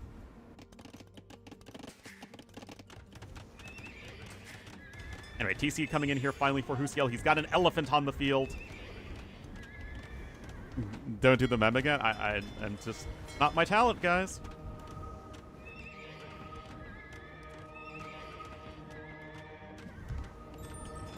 Conversions are being attempted. Demo ship. Turns out yeah, exactly.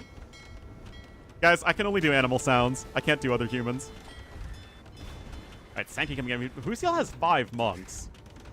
Monastery, of course, gonna get rushed up, but the elephant is trundling over here. Sasananya Baginda.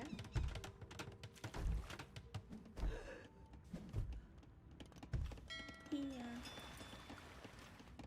Human? Oh, I think you mean Gurjara monks. Damari Shiva Mahaja. Oh. Apa Shasananya Banika. I mean, I can also do AoE campaign voice lines, but again, my skills are limited. Whocl has 0 bills on food, guys. That is not great. Oh, whoa, whoa, whoa, whoa, whoa. That village is able to jump out just in the nick of time. Fedex is still ahead by 10 bills, though. Castle coming in as well, guys. And Fedex is about to click up to Imp. The fact that Fedex has done such a good job managing his eco behind the chaos is really huge for him. And sure, he got Horsecaller seeded now, but obviously so much later. If this castle comes in, wait, hold on. They just had Imperial Age resources almost.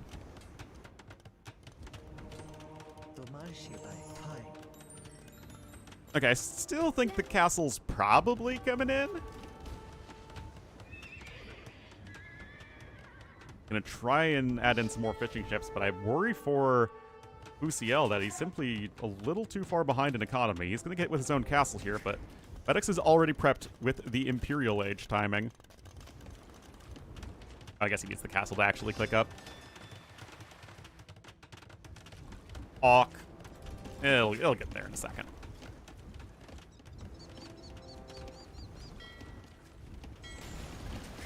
And there you go.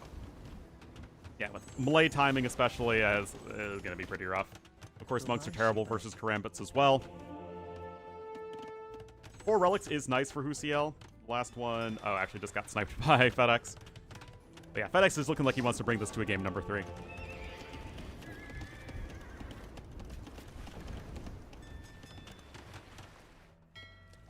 Huge pop lead. I mean, Whocl had so much idle time there as well.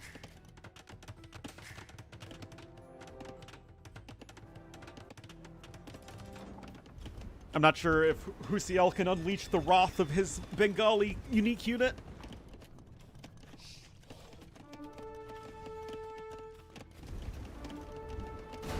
Declaring us a 3rd game.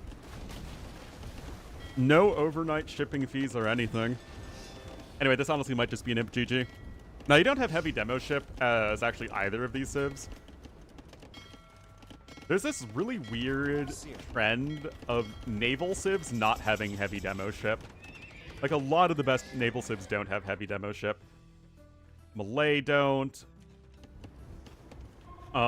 Japanese don't. Italians don't. Bengalis don't. Adesh. Just a little weird, you know? Koreans don't. Yeah, that's true. That sure is true.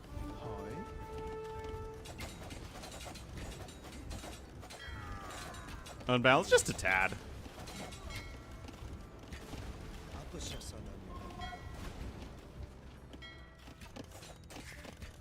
Hey. The fervor of Doctex? No, fervor is available to almost every civ. Anyway, there's the GG called, and Fedex will deliver unto us a game number 3. Very, very well done. Great macro, great defense. It wouldn't make a difference, yeah.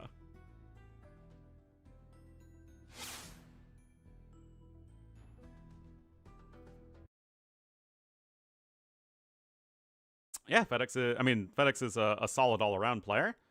That brings us to game number 3, and it will be on Chaos Pit. Oh boy.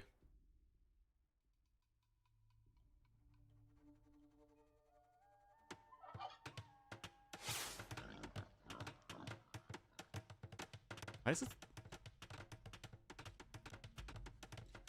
I don't know, the music just... Ah, there we are. All right, guys, here we are. Game numero 3. Jay. Well, FedEx in the red as the Aztecs to the northwest, and to the southeast in the blue as the Incas. It will be Whocl. I do not like this matchup for the Aztecs. I'm sorry, guys. I'll never do that again. Yeah, it's a rough one. Both civs go Eagles. Incas are able to keep up with Aztecs early on thanks to the food discount, and it's just Eagle plus Slinger is such a nightmare to deal with as Aztecs. Granted, the game does feel like a free win if you get to Elite Jaguar Warrior plus Siege Onager. So all you need to do is get there as FedEx, and you're good to go. Convert. I don't know why I do anything, guys. I just, like, say things without thinking. Sometimes I feel like I'm very reserved and cautious with how I phrase things, and sometimes I just, word vomit. Zero filter between the old frontal lobe and the speech. Box, whatever forms the words. All right, very quick barracks in here for Whocl. Likely gonna go for a super fast rush. Remember, you can do this with Incas with the early wood savings. Make double gold comp Aztec for Incas. Yeah, but if you then go into pure trash units, Incas also do that better than Aztecs. All right, militia is on its way. Good early build here for Whocl, and that villager is going to have to immediately skedaddle. Didn't even quite have Loom yet, although it will have it before the second hit. Going to try a little bit of blocking here. I don't think that villager should die, though. Indeed, it will not. More militia are on the way, though, and this means that FedEx is currently fighting with villagers, and Whocl is fighting with military. So you'd much rather fight with the military, as it means that those villagers are not idle. As the foxes and the relics overlook the carnage on the map. Oh, wow, this actually has been a good long stream today. It's already noon. 5-hour stream. A little bit of idle time, though, here for Whocl. Actually, a lot of idle time. Yeah, it's not clicking up. Oh, that's just a little bit of the S word. Need to keep that eco running, otherwise what's the point of this at early advantage? No Loom for him. Yeah, it's been several days since I've streamed, so it's good to be back. Why are there so many foxes on this map? What? Oh no. Mill coming in.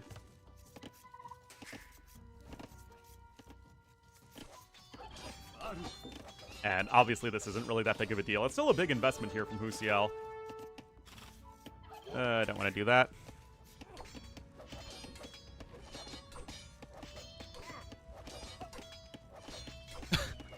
Amazon.com. I got a Gmail message. Ordered, in quotes, book.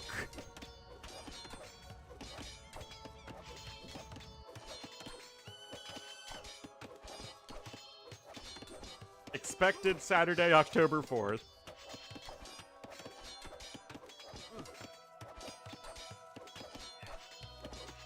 I would like one book, please.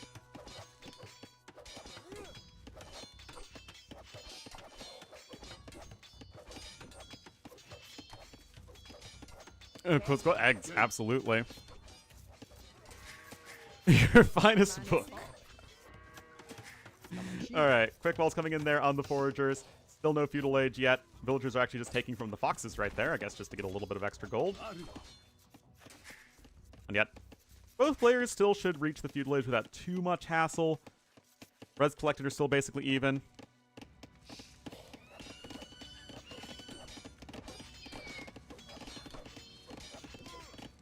Mattress falling? Oh no. Oh man. Why don't we all lead such interesting lives as the Fodler? If only, if only.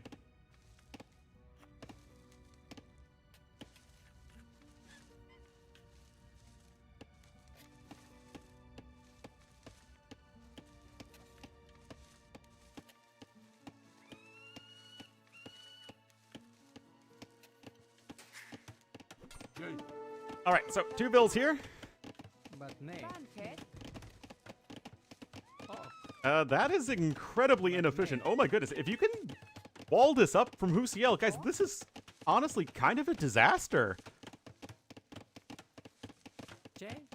Like, look at this. This might as well be 3 to 4 dead villagers. And you can't even... Oh my goodness.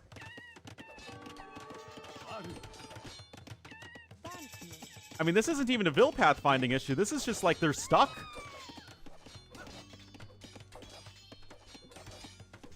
Oh my god. Guys, you can't even build a... You'd have to delete the lumber camp to build a tower.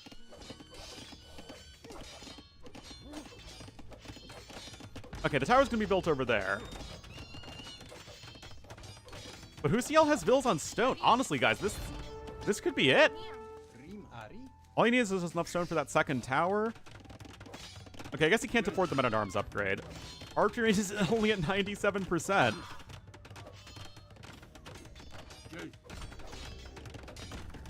I don't know, guys. I think you go for a tower here. Okay, looks like those Vils have finally gotten to work. But yeah, this is what you do, guys. You just say, bye-bye. And then you build a tower up over here, and then it's like shooting fish in a barrel. Oh, wait, he didn't fully wall it in. Wait, I need to finish. Wait a minute. Wait, why did blue delete his wall? What? Now red can delete the wall and try and... What? The point is that your walls are up, so your opponent can't just do this. What the heck are you doing? What on earth are you doing, man? Why on earth would you delete those walls? You literally are free firing on those Vils. You force the tower up over here. You bop over here. That's exactly what you need to do. What the heck? All right, forward range coming in, I guess. What on earth is happening? And you still have 6 Vils on stone. You don't even need that many Vils on stone.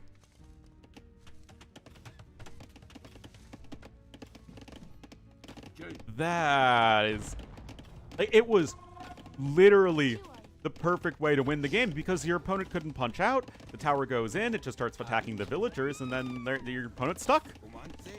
With the villagers right there to repair any damaged walls, there really isn't any way to get out of it. You could even start stonewalling into your opponent just to make sure that they couldn't punch you down.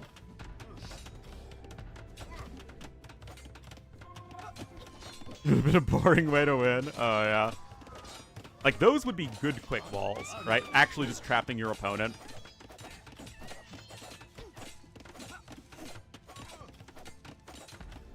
Anyway, tower's still coming up. Still being annoying. Only 1 archer there, and I mean, to be fair, it's still pretty bad for Fedex. I don't know why Whocl, again, has so many Vils on stone. He really does not need that many. And now red gonna rush 12 Vils on stone. That is pretty rough. For sure. Blue, of course, gonna be slowly chopping his way to the outside, on the other side of the map. It could be another dead Vil. Comanche. And of course, it's nigh impossible for either player to make any Eagle Warriors. So your anti-skirmisher unit is locked behind something that costs gold. I mean, like, Whocl has so much stone as freaking Incas, man. So, Fedex can build his own defensive tower at this point.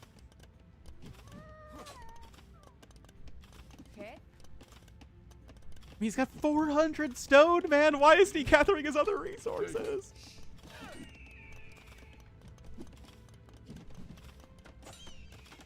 All right. Wait, why? Wait, what? Just thought he would be trying to, like, secure a wood line with the tower. Why is this a thing that's happening? What?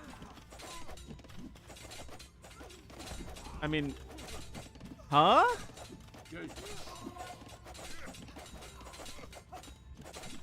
Why are you mining all of that stone if you're freaking build fighting? What? Oh my, this game is over. This game is so over, man.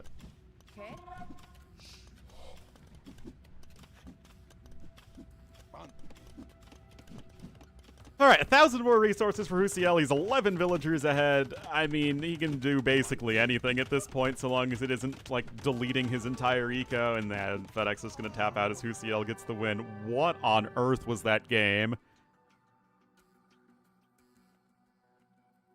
I mean, Whocl should have won it, and then chose to not win it, and just delete all of his walls, so that his opponent could walk right out. But then his opponent decided to throw his entire eco after only mining stone. Really, really weird. Still, a win's a win, and Whocl will move on to the next round.